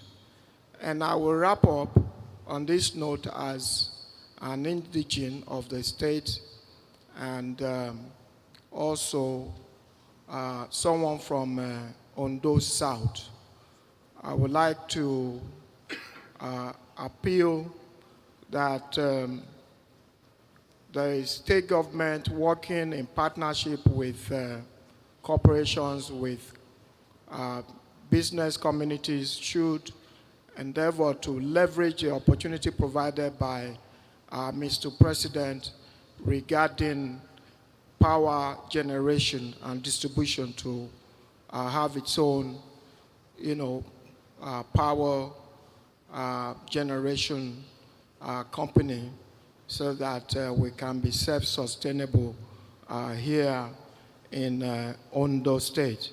And also want to appeal that, part of the state has been out of power for many years, most part of Ondo South. So I'd like to appeal to all those concerned, the NDDC for support, government, the contractors, and other bodies involved to help us bring light back to Ondo South, just like our famous singer Demola Susi said, Abawata Enayi Okukwe Yewa. So this, I believe, will go a long way in ensuring sustainable development in Ondo State. We have the gas. There is the EPS line, Escravos to Lagos pipeline. It passes through Ore, and we're able to tap into that gas supply line with the right contracts in place to provide power to Ondo State and our communities. Thank you very much.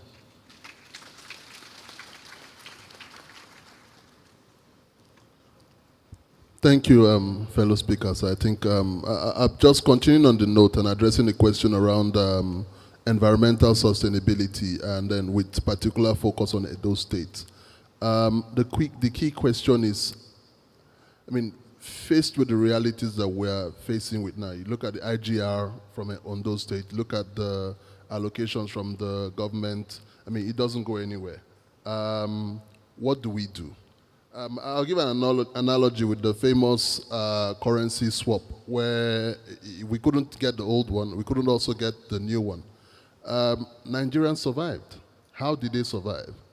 The bulk of Nigerians began to do trade by barter. It's what you have, that valuable asset that you have, that you're going to now exchange for additional value. And that's why, in as much as Ondo State is attracting investors, it has to fortify its position and make sure that people coming in, it's not a case of come in and plunder. It's really a case of come in and collaborate. Bring your value in exchange for the value we have to offer you. So, and in doing that, Ondo State must then focus on its core mandate. And what's that core mandate? Its core mandate are the people, right?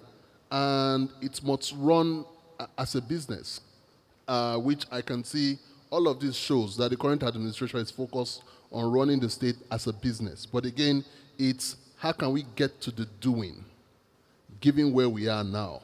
So how can you create a market that can absorb all of the investments you're trying to bring into the state? What's the average purchasing power of the people in Ondo State? How can you improve that purchasing power? So those are the things that must drive that focus. Otherwise, industries come here, they produce stuff, and nobody wants to buy because nobody can afford it. If you look at the LPG space now, it got to a point where it was about $10,000 plus, 10,000 naira plus for a 12 kg cylinder, and people stopped buying, right? Because they couldn't afford it. And that's what's going on now with the subsidy removal. It's been done, it's a brilliant step in the right direction, but I can't afford it. So I stay at home or I trek. And it then means that the woman who goes to the market to sell her tomatoes expects people to come and buy. She's paid so much money to get it to the market. People are not coming because they can't even afford the transportation. So you have to then begin to couch it in that setting, meaning how can I improve the purchasing power of the people? And how can I reduce the cost of commodities? And it's those kinds of valuable systems. We talk about energy access. Energy access has to be matched with energy affordability. And you begin to get to energy affordability if you can really, really begin to look at the real rudiments of the resource that Ondo State has to tap into. So let's take oil, for instance. People act like oil is a pariah. We had all of that push. Oh, let's move, let's transit from oil. Meanwhile, all we really needed to do is to say, what net zero technologies can we apply? How can we sustainably develop our oil resources such that it has no impact on the environment? That's the only conversation that Nigeria and Ondo State should be having.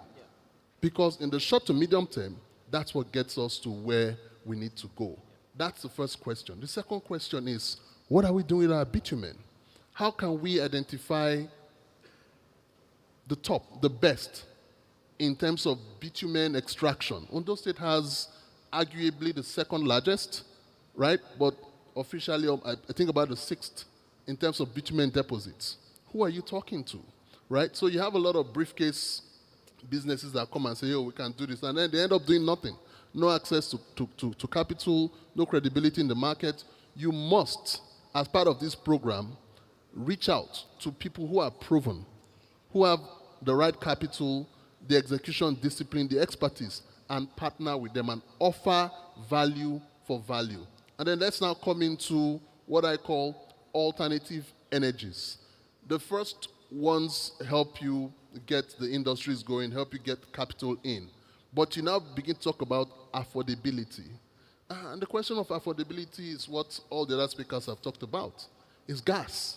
If you really go into gas and understand gas the way some of us do, you'd know that Ondo State is sitting on what's called the new gold. That's what we call it. We call gas the new gold. And why do we call it the new gold? If you take a molecule of gas and you process it, wet gas, through a processing plant, you're going to get LPG, you're going to get propane, you're going to get condensates, and you're going to get lean gas. The lean gas helps him fix the supply fuel to the power plants that my co-panelist was talking about. What about the LPG? What's the problem we have with the LPG? That's like 30-40% cheaper than fuel. Why don't we have enough in the country? The bulk of the LPG we produce is exported.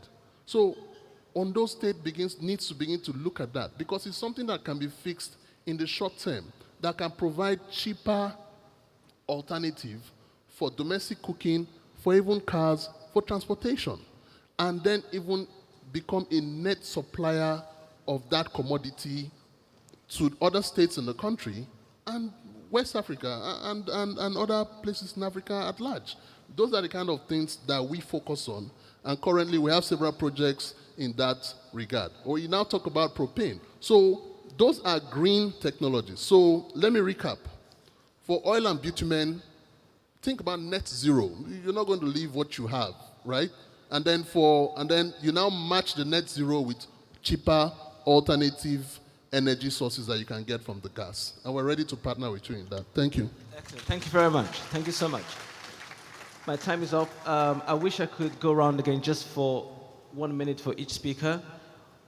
What partnerships do we have going already with, specifically with Ondo State, and how do we strengthen those partnerships? Just 1 minute each. I beg your crave indulgence, Mr. MC. 1 minute each. Thank you. In 1 minute, for us in NCDMB, we are local content promoters. Let me put it that way. That is, we encourage local inputs. We build capacities locally. So the kind of partnership we could have with the state would be around training.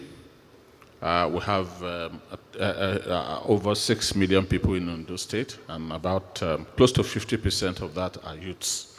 So focus on youths, training on skills that are relevant in key sectors of the Nigerian economy.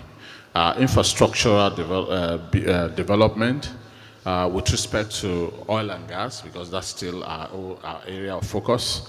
And we've spoken a lot about gas development, so modular refineries, blending plants for oil and gas, and so on and so forth. Those are some of the areas. So, thank you. Thank you.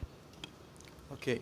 On a very quick note, what will, for us would be continue with the host community development trust obligations that the PIA has placed on us, because we need to get these industries to the grassroots.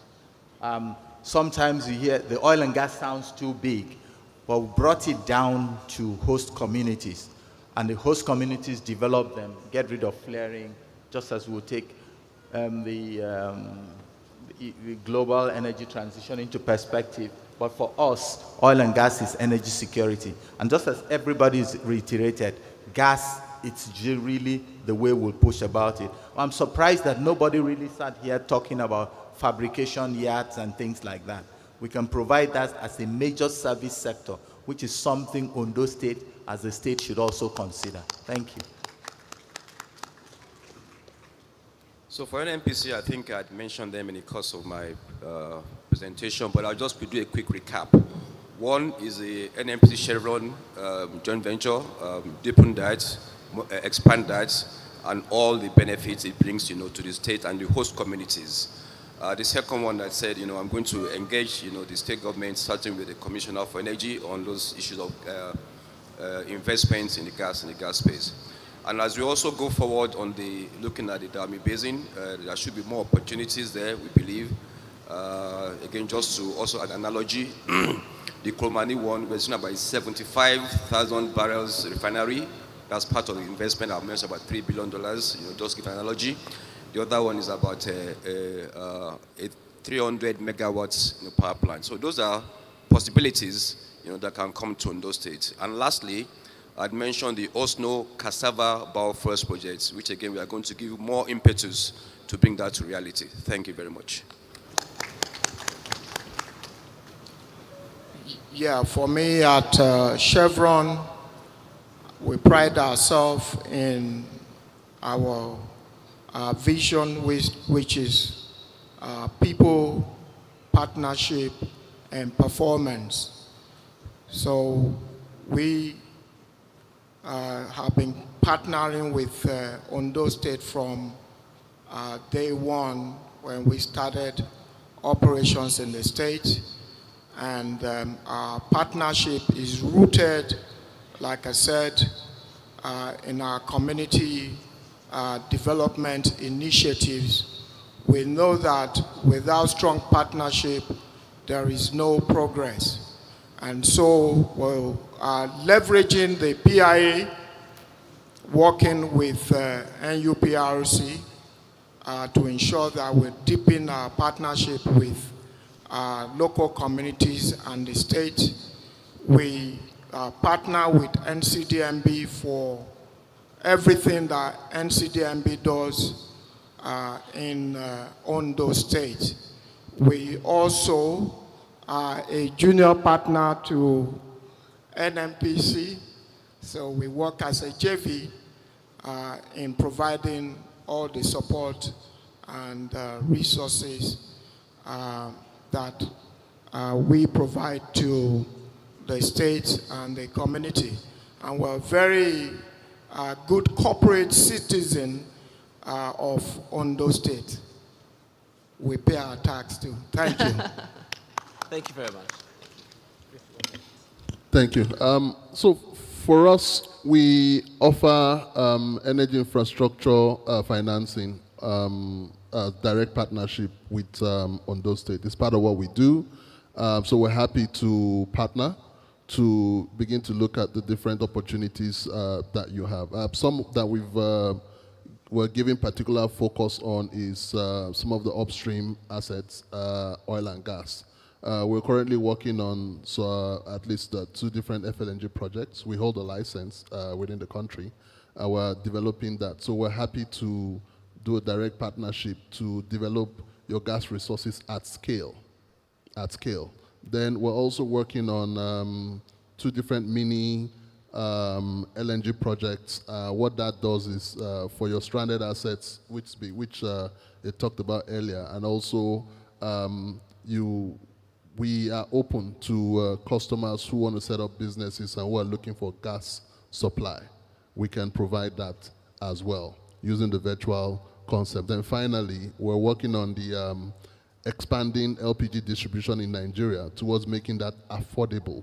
We're open to discussing a direct partnership with Ondo State. And the goal is to reduce the purchasing price of LPG in the country by improving its availability. Thank you. Thank you also very much. I've got, I had 20 questions from a panelist, and I barely got through in. I wish we had more time, but sadly I have to stop here. But I thank all my panelists for very brilliant interventions, and thank you all for being a very good audience. Thank you so much. Thank you very much, Dr. Shindi. You can just quickly rise for a family photo of your panel. We're going to go on this lunch break. Before we do that, today, interestingly, is the birthday of one of our panelists. So happy birthday, Engineer Adetunji Adeyemi. Happy birthday. Ladies and gentlemen, please join me on the count of 3 to just tell him happy birthday. 1, 2, 3. Happy birthday, sir. Thank you for making the time to be with us in spite of it being your birthday today. So thank you very much. Photographers, have you done with that? Let me also make one very important point before we go to lunch. The assembly is still here, the speaker is still here, and the acting governor has been dutifully noting all the recommendations that each speaker has made. So if you are in the room and you are wondering whether you have political will to drive this investment, Ondo is really ready to run. Give them another round of applause. Thank you, Your Excellency. Thank you so much. So we're going to go and officially open the exhibition. Just His Excellency would go. Dr. Shindi, you'll be leading His Excellency and the dignitaries. Please free the aisle. Once they do that, they will go to lunch. After the next plenary session, we're coming back at 3 p.m. to continue the next and final session for today. After that session, then there will be a proper tour of the exhibition. If you take any picture from this event, please remember to hashtag it on social media, hashtag DevOndo23. All of that said, lunch is served after the exhibition ribbon is cut. Remember, at the dome to my left, only delegates. Only delegates. The room to my right, because of space, is not for, it's not for anybody other than speakers and VIPs. You can wait for your principals when they come out. No other person will be allowed to go into that room except their speaker and VIPs. Every other person who are with their ogas and madams, you can wait for them to come out from the room before you join them because of space. You can proceed to the delegates' end and have lunch. If you're a delegate, lunch that way is for you. Except your badge has this too, please do not proceed to any of those places. We're back at 3 p.m. 3 p.m. Dr. Shindi, can you please lead His Excellency and the others? Okay. Please, Your Excellency, can you give me 1 quick second, Your Excellency? Let's just take the national anthem to formally close this part. Technical, real quick, can you hit me national anthem real quick, please, to close this part? Technical, real quick, national anthem. Ladies and gentlemen, national anthem. Just the national anthem. Are you ready? Technical hit.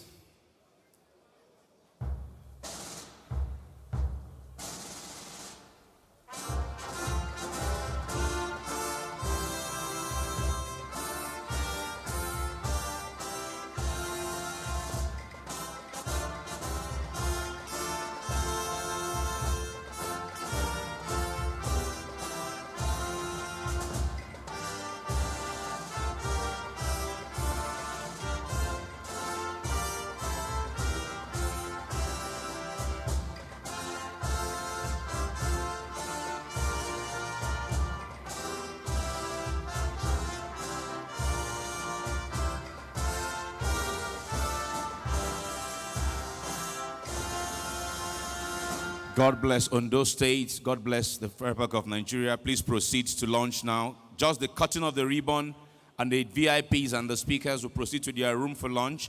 Delegates, you can head on to the dome. Head on to the dome to my left. That's where your lunch is served. Lunch is provided for delegates, speakers, and VIPs. Thank you.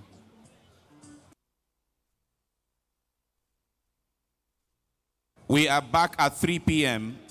3 p.m. to continue with the second and final plenary for today. 3 p.m.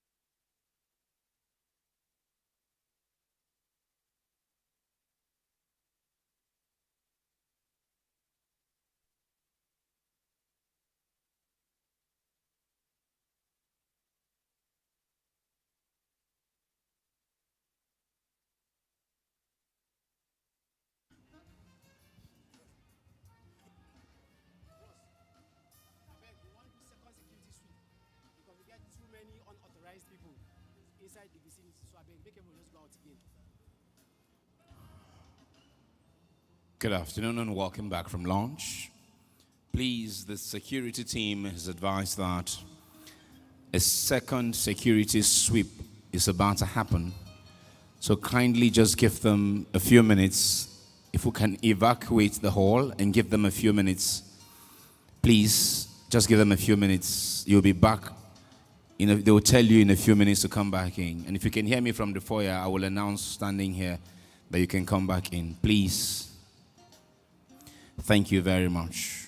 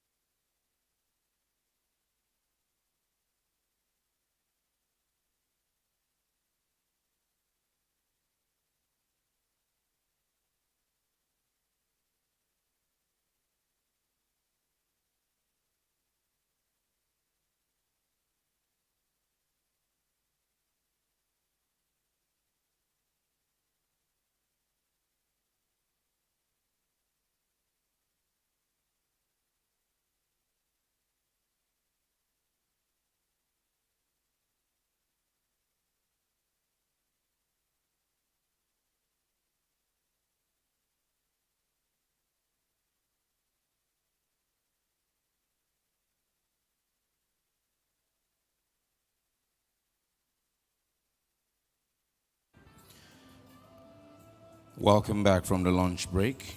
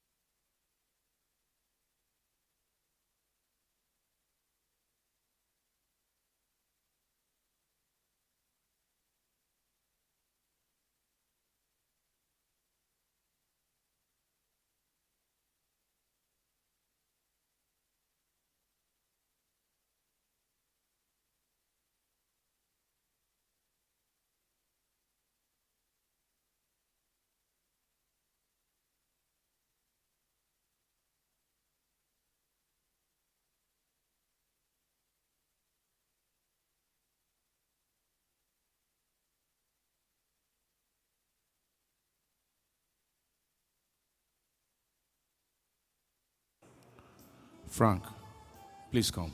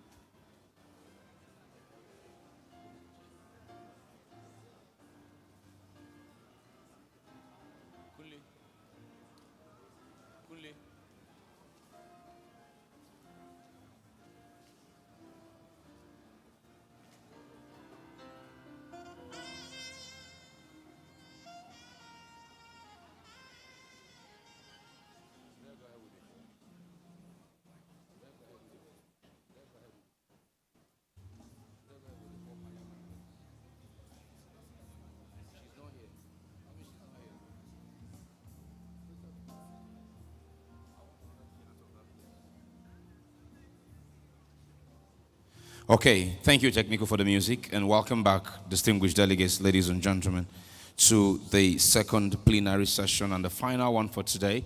Now, after this particular plenary session, we will be continuing the rest of the day with the exhibition tour, visits with our exhibitors, and after that, there is an evening function. I will announce the criteria for attendance and the venue for the evening function by the end of this plenary session. The plenary one before lunch was dealt with a roadmap for oil-bearing states, a development roadmap, developing possibilities. And each speaker, thanks to them and credit to them, took out time to highlight what the government can do with respective resources that they have. We're talking oil, but it took it a step further and also delved into other resources, mineral resources that the state has, like the bitumens of this world.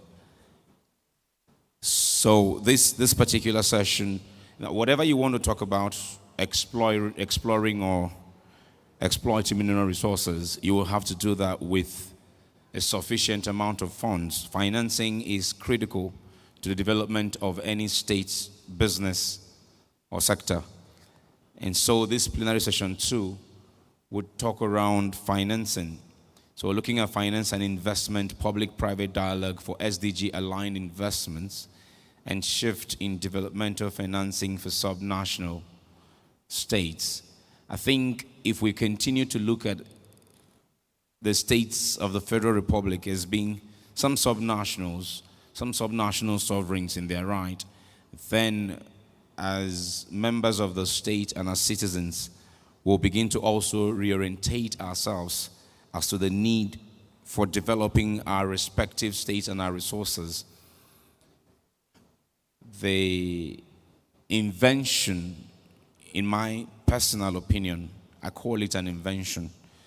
The invention of cap in hand for FAC to give money has been quite a bane of our development. If we would attempt some sort of system that existed shortly after independence, where a healthy competition ensued amongst sovereign regions pursuing for respective developments in their areas.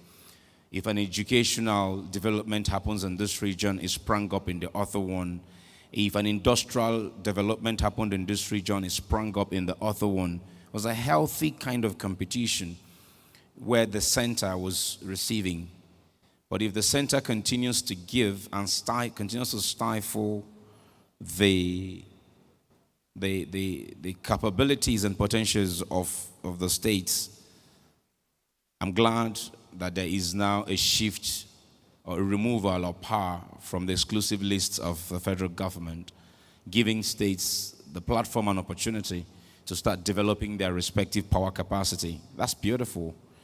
If we can see more of that in the mineral resources as well, if we can see more of that in many other areas. A one-time governor in Rivers State pushed for that to become something that the state controls. I wonder where that is now, if implementation has been total. Anyways, so we're looking at financing for this particular session, and I would quickly just constitute the panel who would drive the conversation and talk to us about where we can find money to develop the possibilities, enormous possibilities that abound in this beautiful sunshine state of Ondo. I mean, speak of the beautiful tourism sites that it has. I can't wait to talk about that tomorrow, later tomorrow at some session, when we talk about the tourism potentials and how we can develop all the possibilities in the tourism subsector of the state. Welcome back. I hope you enjoyed lunch, as did I. I've heard a lot about the cuisine in Ondo State. It has not disappointed me one bit. From yesterday when I arrived to today when I had lunch, I have not been disappointed at all. And I'm looking forward to the rest of my stay. The places you go to, you cry when you want to eat, whether local or international. I've not had reason to whine about food. Yesterday I had a sumptuous meal at the hotel, made by a local chef. And today at lunch, is how you express the delight of the kind of meal I had this afternoon. So we're in for a treat the next few days. Welcome back. Let's treat you to some more technical conversation, some more intellectual discourse on how we can get finance and investment for PPP and aligning it with SDGs for Ondo State. Let me begin getting the panel ready. First off,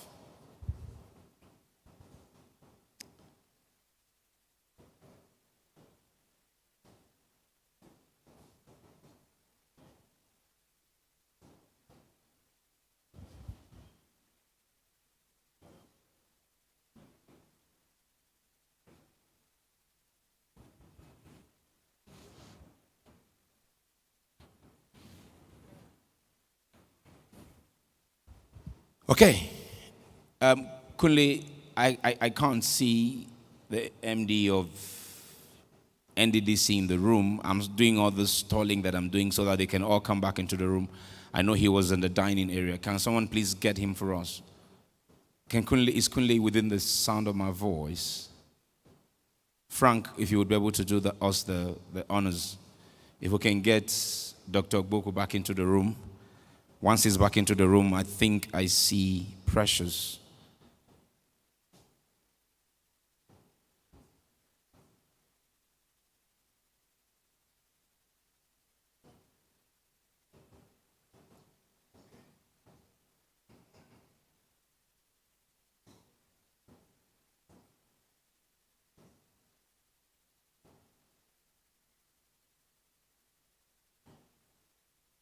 Do I have Mr. Balaji Balogo in the room? If I do have him in the room, can I get a wave from him or someone representing him? Okay.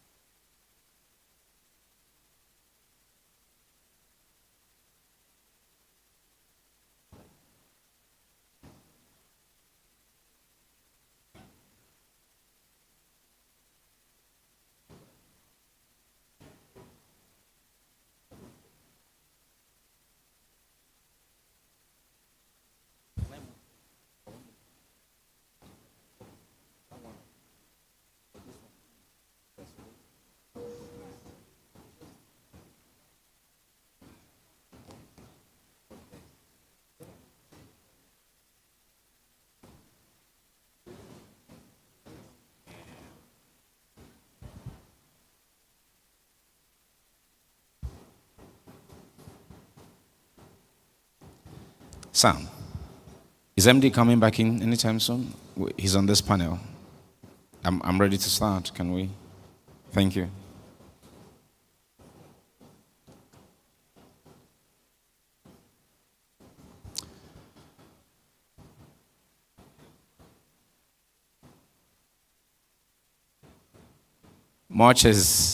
Thank you. Thank you very much. Most of the global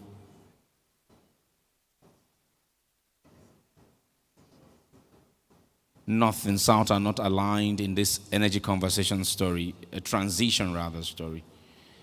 It is pertinent for us to continue to remind ourselves, as one of the panelists said, to use what God has put under our feet and beneath our ear, between our ears to drive the development that we so desire.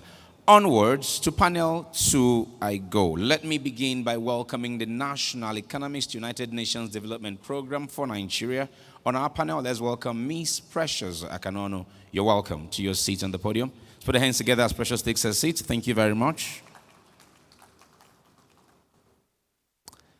Joining Precious on the panel, I'd like to welcome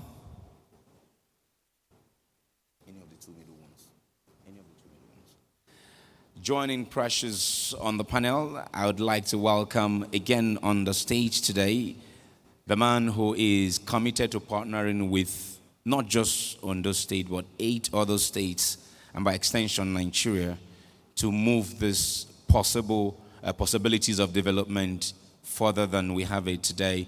Managing Director, Niger Delta Development Commission, Dr. Samuel Okpoku. You are welcome, sir.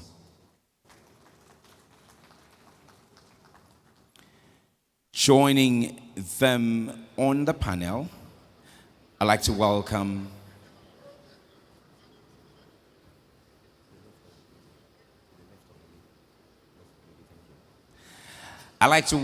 Director Ondo Development and Investment Promotion Agency, ONDIPA. Welcome, Engineer Femi Akarakiri. You're welcome to your seat on the podium. I hope he's in the room. I remember my colleague earlier today acknowledged his presence. Perhaps he's not back in the room yet, but I'm sure if he is, he will join us once he gets here. Okay, to drive the conversation for us and help our panelists advise on where this money can be found for developing the possibilities of the state is the Special Advisor, Ondo State Performance and Project Implementation Monitoring Unit. Let's welcome Omotola Ariya. Mister, you're welcome. It's as though when you want to applaud our speakers, you start and then you stop like, I don't... Let's be lavish with it. We're not buying it, right? Yes.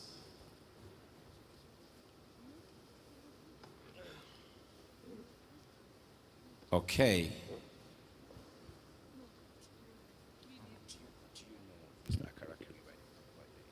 Is he in the room? He's not. He's outside, but he's around, isn't he? I'll go get him. So you drive the session.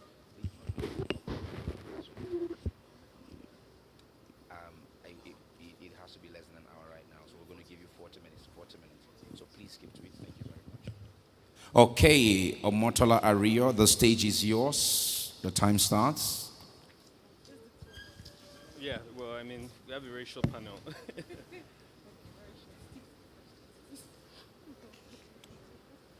So, good afternoon, all. Thank you very much for attending Develop Ondo. It is my absolute pleasure to be moderating this panel with my very own colleague, Engineer Femi Arakiri, and Dr. Samuel Ogboku, and also my colleague who we've been working with from the UNDP, Ms. Precious Akanonu. So our topic is finance and investment, public-private dialogue for SDG-aligned investments. Now, the general idea is to ensure that we talk about finance, we talk about financing instruments, and how we can make sure that the finance and the instruments that attend to them come to Ondo State in a way that is sustainable, in line with the SDGs, and of course, a significant anchor of that conversation is our engagement with the private sector. So that's where we then delve into the PPP side of things. And of course, development and matching development with investment. We want to ensure that, you know, in addition to developing the state, investment comes in to ensure that the tax base is larger, and those things are then used, and the revenue from that is then used to provide the best public services that we can provide for the state. So, my first question will be to you, Precious. So, how do you think, for example, especially with respect to aligning the SDGs, how can investors, both public and private, ensure that their investments are in line with sustainable development goals to provide the environmental and social sustainability that the SDGs embody, essentially?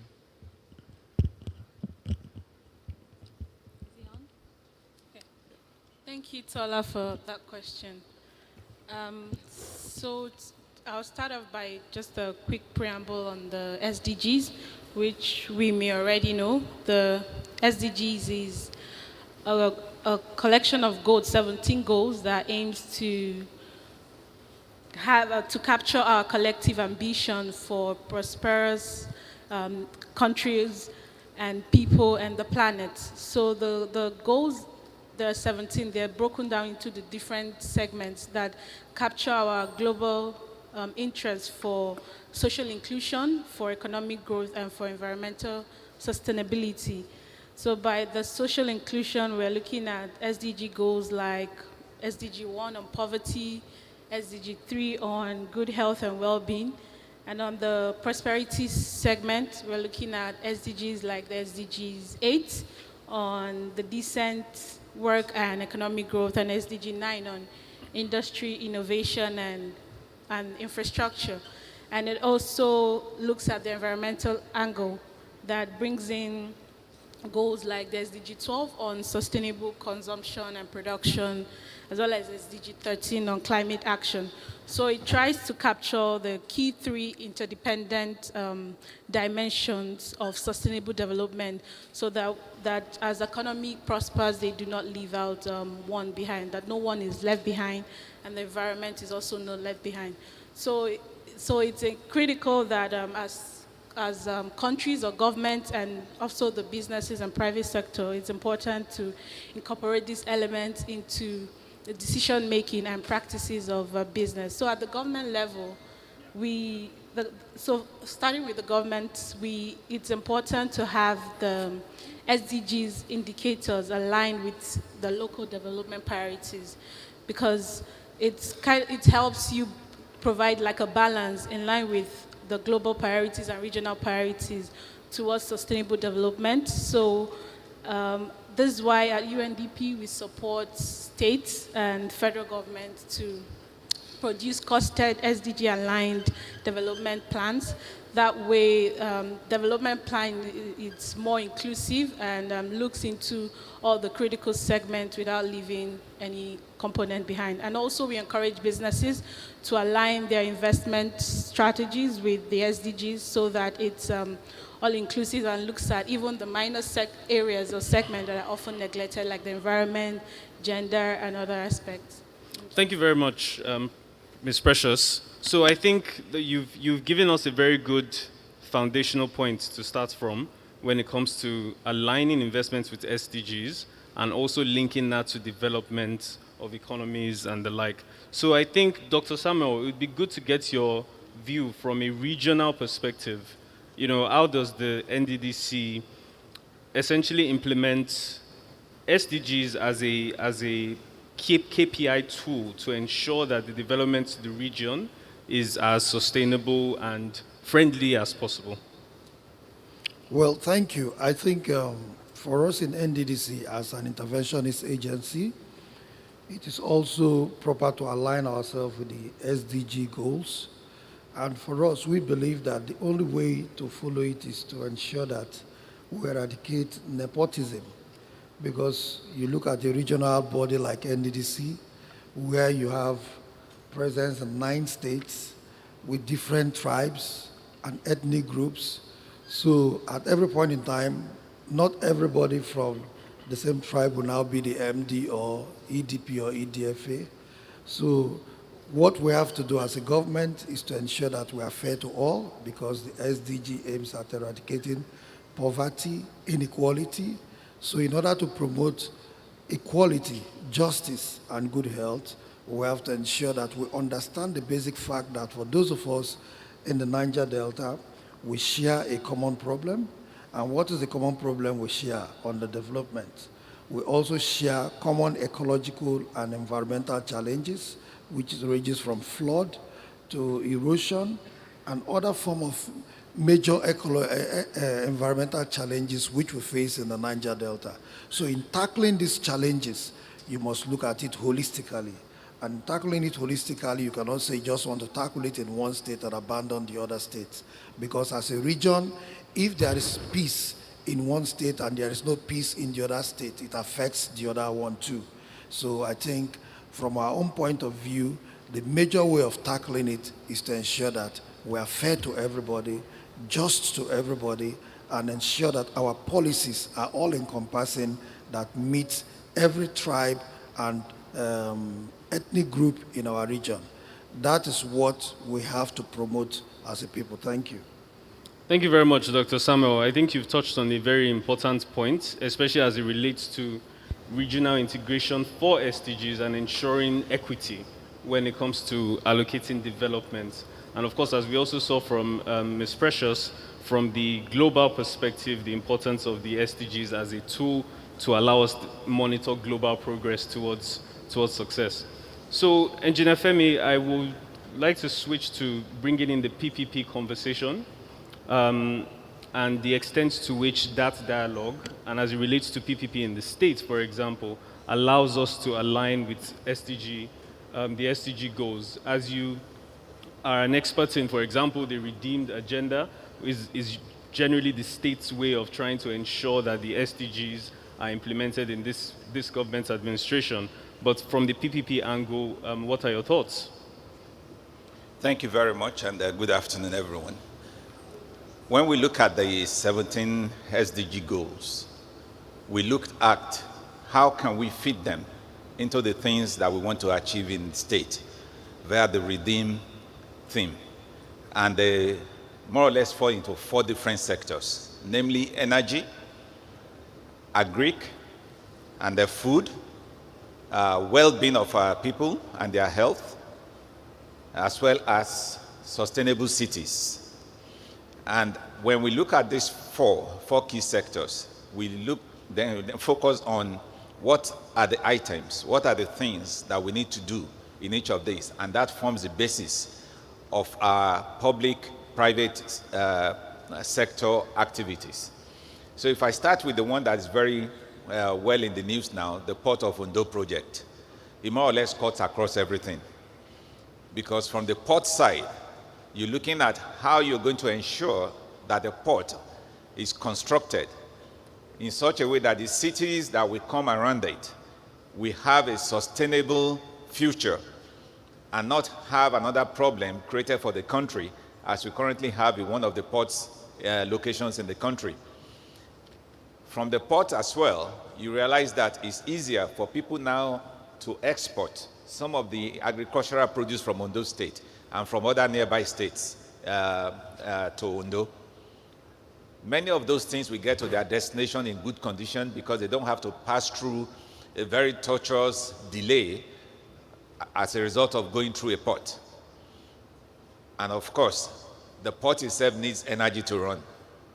How are we going to ensure that that energy is not going to create a problem from wherever it's being sourced from or in the entire value chain of that energy that the port requires? And then lastly, there's no way a port will exist without impacting the lifestyle of the people. How do we make sure that the port itself will enhance the life of our people and not create a problem? So you can see how just a single project that is going to be under a PPP arrangement can impact or can have SDG goals met when it is well thoroughly thought through. And that's just one. Again, you look at another one, we've been talking about the road from Lekki in Lagos to Araromi seaside and to Omotosho. We can take this, again, the well-being of our people, opening up our coastal communities and the interland communities to easier access to market or to raw materials. Again, the state cannot do it. We are depending on PPP in order to see that through. And when it's done, the benefits also impact the life of our people. But we have to make sure that in the course of doing it, all these different SDG goals are well targeted, implemented throughout the entire phase of all these projects. And that is exactly why we are looking at people who can support us in the course of doing these projects, but based on internationally acceptable and the defined SDG goals, such that we look back when these projects are completed and we are happy for what we have achieved. Thank you very much. Thank you very much, Engineer Femi. So I think everybody has touched on very important points, especially from the global perspective, Dr. Samuel from the regional perspective, and you, Engineer Femi, from the state's perspective. Now, this was a question reserved for Mr. Balungu, but fortunately he can't join us. We now need to consider the financing models that we use. So, Ms. Precious, I would go to you here. So when it comes to blended finance models and different models for ensuring development and the like, what are your thoughts on, for example, which model should be a better placed, for example, for a state, for a region, or globally? What are your thoughts in that area? Okay, so I'll start with what we do at UNDP. So looking at the fact that development financing has been shrinking, especially post-COVID. So before the pandemic, to achieve SDGs, it would cost Nigeria $10 billion per year to do that. But we know that after COVID, that number would have increased, given all that the progress on the SDGs have really shrunk. So that led the government, in partnership with UNDP, to come up with the Integrated National Financing Framework called the INFF. So it was led by the former Minister of Finance, Budget and National Planning, and signed off last year by the President. So this INFF is a planning and delivery tool for financing sustainable development at national level. And of course, it cascades to the state level. So it looks at, it provides some initiatives and action plan for deepening revenues or resources at various levels of financing. So we have domestic public finance, we have also domestic private finance sources, we have the international public finance and the international private finance. So the INFF, the Integrated National Financing Framework, it really delves a lot into how to mobilize domestic public revenue, because it's a key lever for financing sustainable development at both national or federal and state level. So we have initiatives there around working on reforming the state authorities, state tax authorities.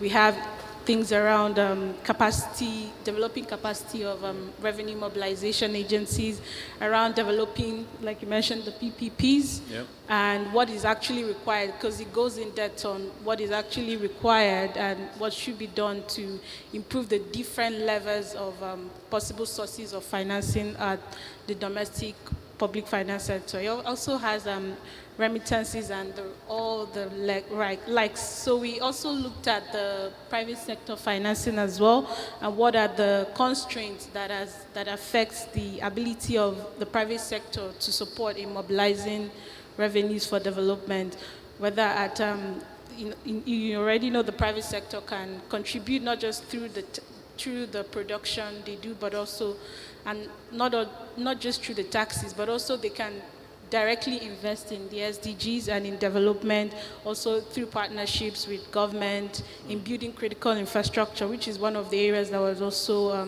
one of the action plan proposed in the INFF, yep, such partnerships to also resuscitate idle mineral resources in the states, and the private sector can play a key role in providing such financing. We also looked at the international public finance, yep, where we have the donors that could support, and the IFIs, the international financial institutions.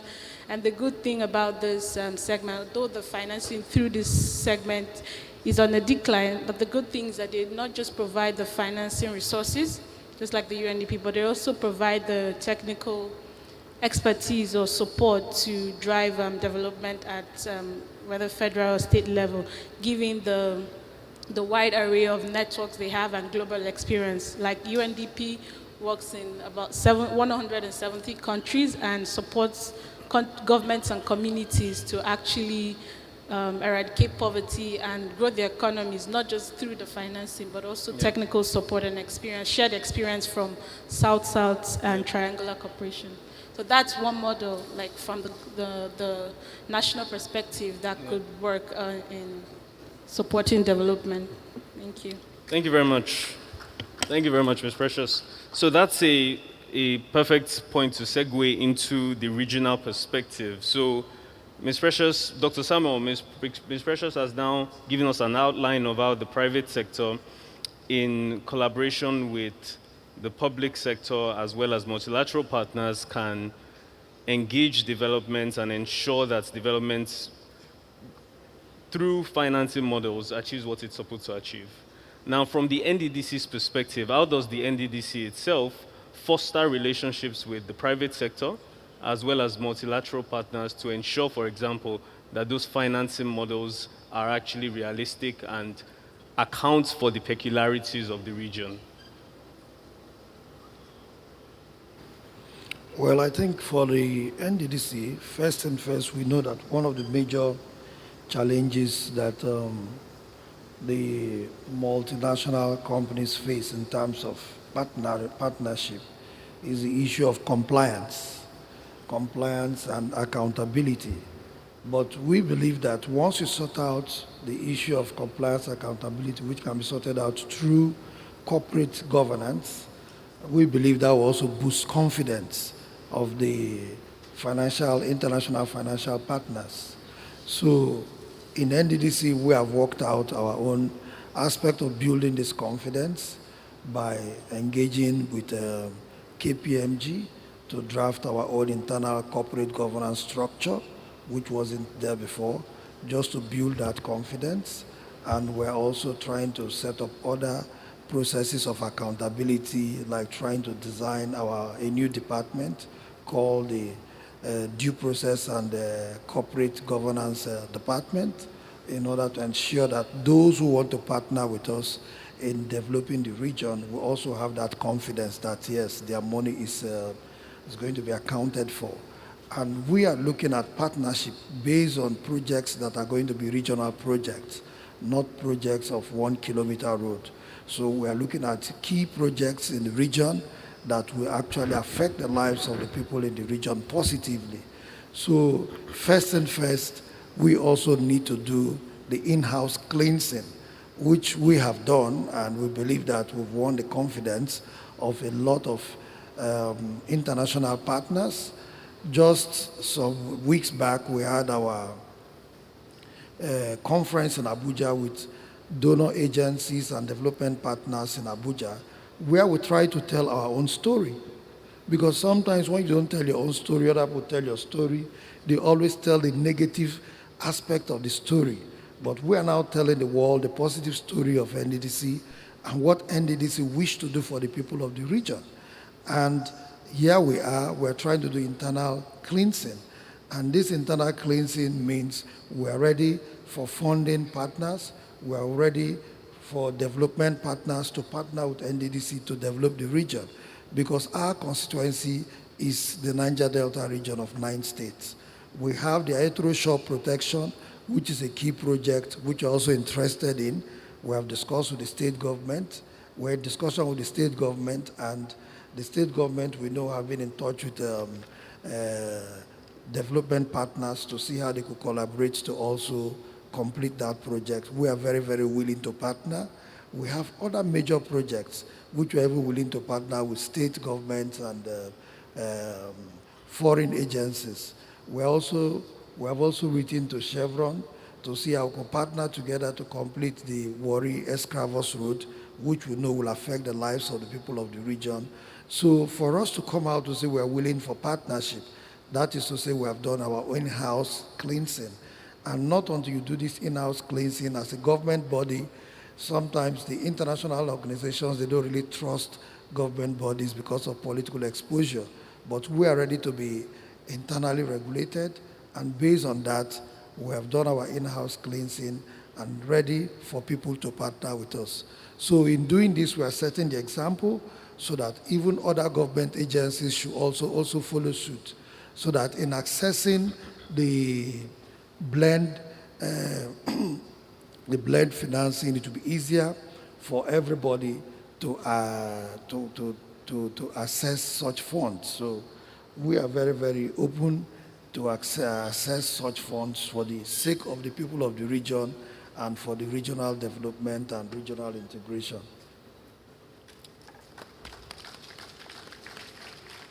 Thank you very much, Dr. Samuel. So the issue of compliance and accountability and the resulting matter of corporate governance, that is a perennial problem in the public and the private sector in Nigeria. So I think let's try and keep to that theme. I like the thread that you've created, where we can consider, okay, corporate governance issues, an issue of compliance and accountability, because without that, you will never be able to pass the due diligence of, for example, a multilateral organization. If you don't have a corporate structure, you don't have a board, you don't have checks and balances, it will be very difficult to access funding. So, Engineer Femi, on that note, you of course mentioned pride and joy from the state's perspective, Port Ondo. But even aside from that, what do you think about the issue of accountability through corporate governance? Are there challenges when it comes to, for example, ensuring that you meet a checklist of due diligence requirements that may be required from the multilateral partners? Do we have any challenges as a state when it comes to that accountability issue?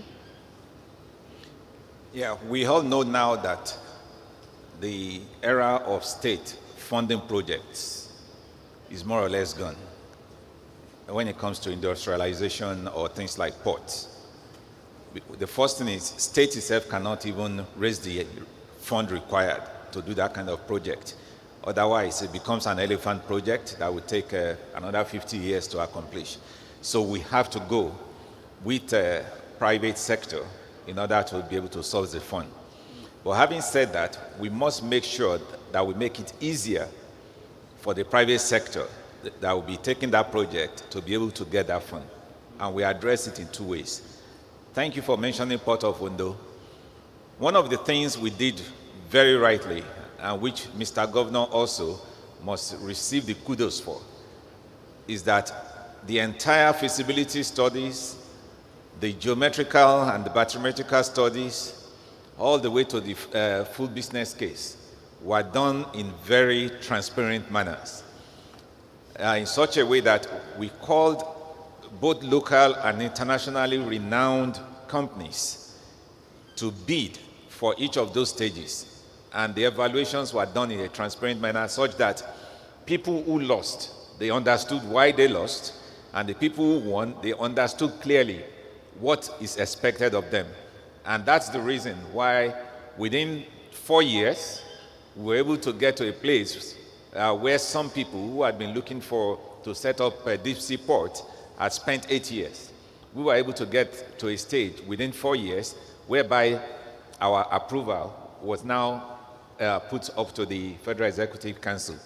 It was because of that process. So we took a lot of time to make sure that we comply with every requirement that anyone in the world who wants to take up that project, we go through and be able to certify that this is worth my effort.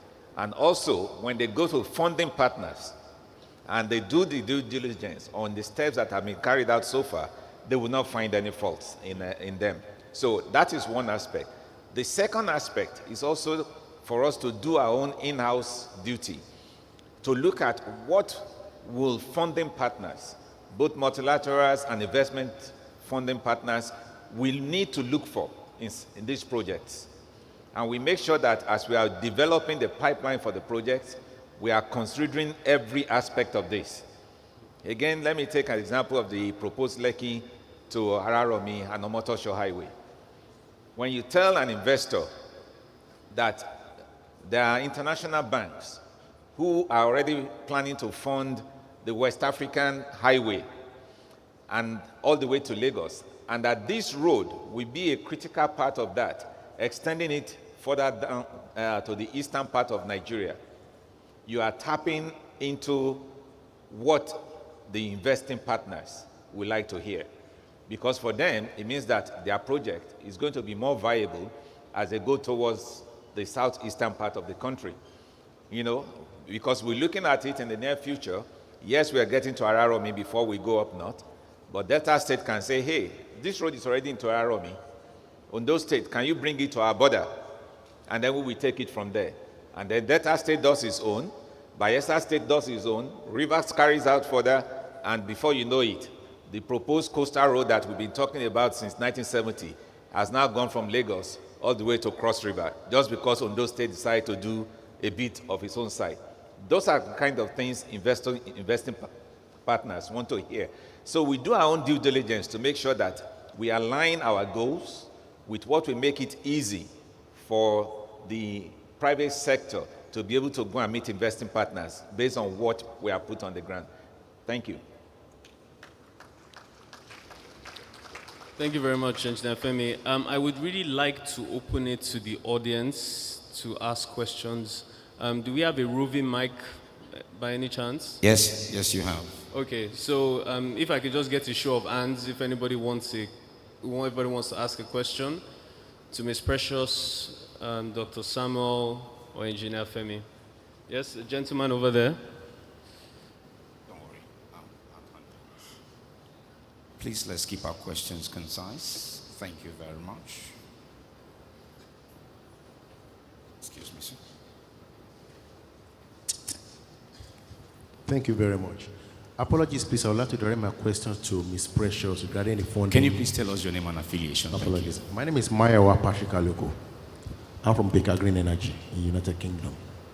About funding for the SDG goals, please. You mentioned some institutions that have funded the goals, but I couldn't pick that up, please. Probably you can expatiate more about the agencies or the funding partners that fund projects or that fund the SDG projects for states and probably other government parastatals, please. Thank you. Moderator, can I take one more question before you answer? Yes, yeah.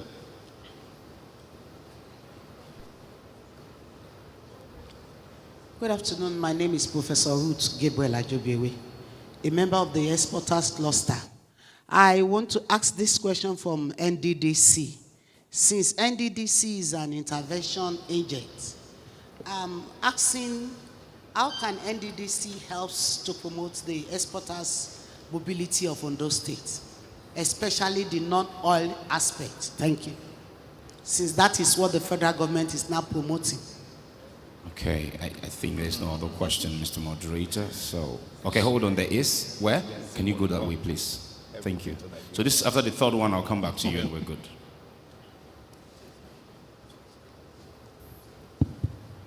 My name is Engineer Ondo from NDDC.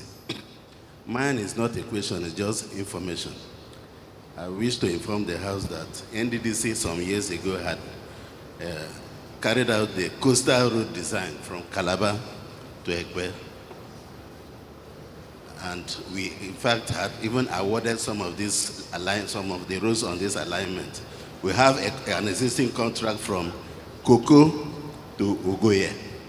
And we have another from Ugoye to Bo in Ondo State. So if those two are completed, it means it complements that you own all the way to Delta State. You know, and the MD had earlier said that we intend to collaborate with Chevron to execute from Warri or Madino to Escravos. So you can travel from Warri all the way to Ekpe if we collaborate with the Ondo State government, the Delta State government, and the oil companies. Thank you very much for your... It's back to you. Thank you very much, MC. Thank you for your very great questions. So we are just over 9 minutes. So I will hand over to you, Ms. Precious, for your question. Thank you, Tola.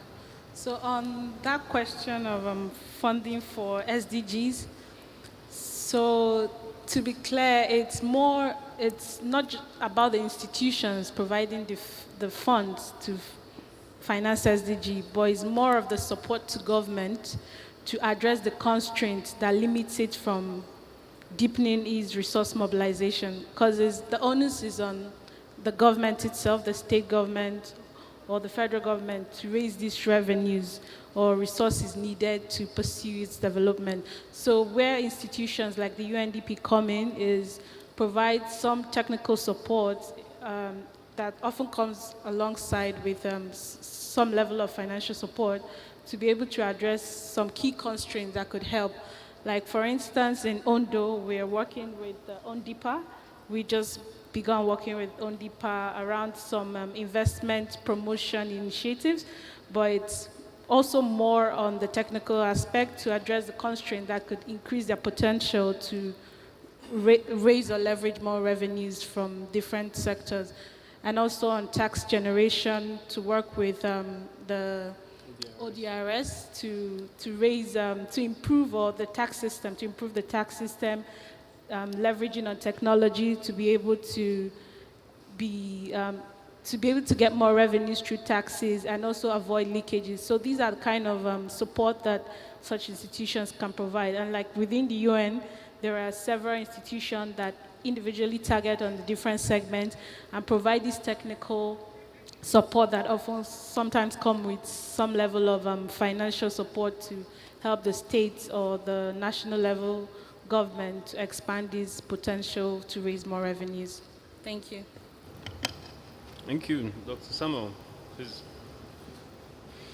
Okay, I think she talked about supporting exporters on non-oil aspects. Well, the truth is that the only area we can support in non-oil aspects is basically in agriculture, because we have our own agricultural blueprint for the Niger Delta.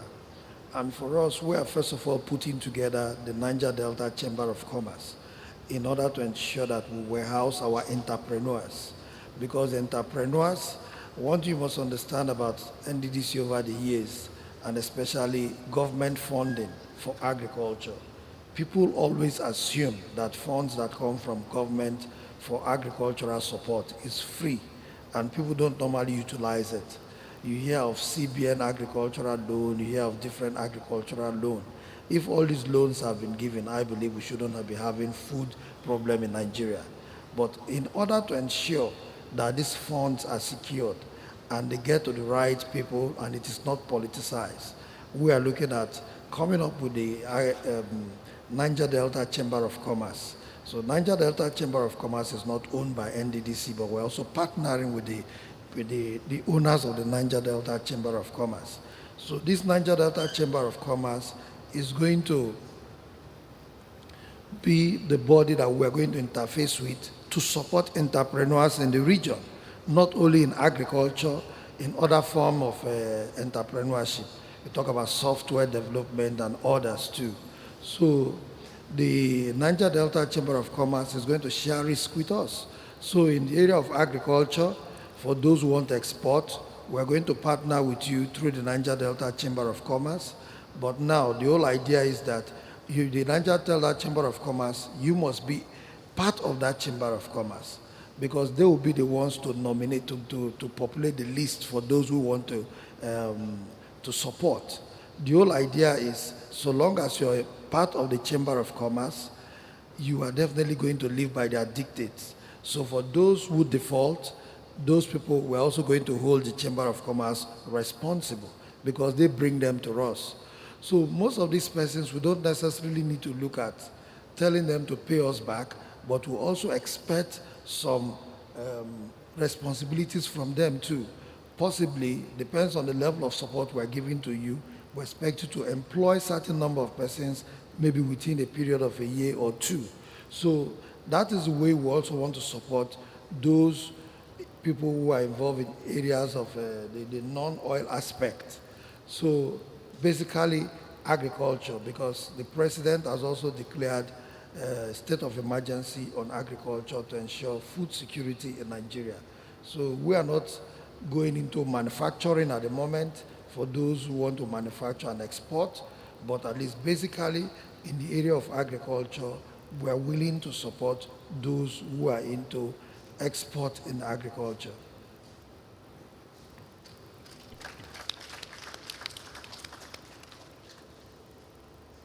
Okay, so I think just since we've lost a lot of time in the past, we will end it there. I would like to very much thank the panelists for their contributions. We've learned a lot about the SDGs from a tripartite perspective, the global perspective, the regional perspective, and the state's perspective. You will hear a lot more about the sustainability of the SDGs and the cause for on climate change, for example. The Honorable SA on environment will be speaking at some point later. We also learned about donor funds and multilateral partnerships and the best ways in which to engage those, again, from the global, regional, and states perspective. Thank you all very much for your participation, and above all, thank you very much to the panelists for your time and your answers and also insights into these key areas. Thank you very much. Omotala, just hold on 1 second. You still have 2 minutes, 37 seconds on your... You are such a fantastic moderator, by the way. I was saving time for you. I would give you an award, don't worry. I will make sure you do that. But there's a lady here who I want you to take a question. Can you ask a question in 30 seconds? And please, if you're answering, still answer within your time. I trust you. You are able. Good afternoon. I'm Princess Arishi Folashade, Board Chairman Agency for the Welfare of Persons with Disability. My question is on inclusive. Ondo State is inclusive to persons with disability. I don't know if NDTC, because according to the law in national, that 5% of persons with disability must be included into any program. Do you have 5% or 1%? I want to hear something about that. Thank you. So it's a straight question to MD, NDDC. If MD can just go. Thank you. Well, thank you. I think we have actually complied with that because even last time that some contract staffs were employed, the percentage for the people living with disability was also met. Even at our staff level, we have people living with disability that are permanent staff. Like you can confirm, there is a lawyer who is also blind. She's a master's degree holder. She's working with us, so we have people living with disability working with NDDC. And we're also having programs for people living with disability, like their chairman has been in touch with me. They are planning for a program which we're also funding and supporting. That program, I think the date is going to be anytime from now, so we are working with them closely. That is why you've never seen them coming to block our gate. Thank you. Okay, thank you so much, Mr. Omotala Ariyo. You deserve an award. Let me think of which award I would give you. What a moderator you are. Time management, spot on. Questioning, spot on. Thank you so much. Can we please give them a round of applause? Please rise for a family photo as we close your session. Thank you so much. Thank you. Okay, the award I will give you, I've remembered. I was asked by some event organizers to nominate moderators. I will nominate you. Anyways, thank you so, so much. Family photo and you're done. We're done with our plenary sessions for today. Tomorrow would continue at 9 a.m. Please be seated at 8:30 for a 9 a.m. start. However, this evening we have a dinner just at the dome outside here to the left. Admittance is strictly by delegate, VIP, and speaker badge. Delegate, VIP, and speaker badge. If you're interested about developing Ondo, tomorrow is a must attend for every one of us. The sessions tomorrow will be exciting, engaging, and quite revealing. You don't want to miss anyone. See you this evening if you have delegate, VIP, or speaker at 6:30, the dome just outside there. And then tomorrow morning at 8:30 for us to start at 9 a.m. Thank you very much. My name is Richmond Osuji. Enjoy the rest of the evening.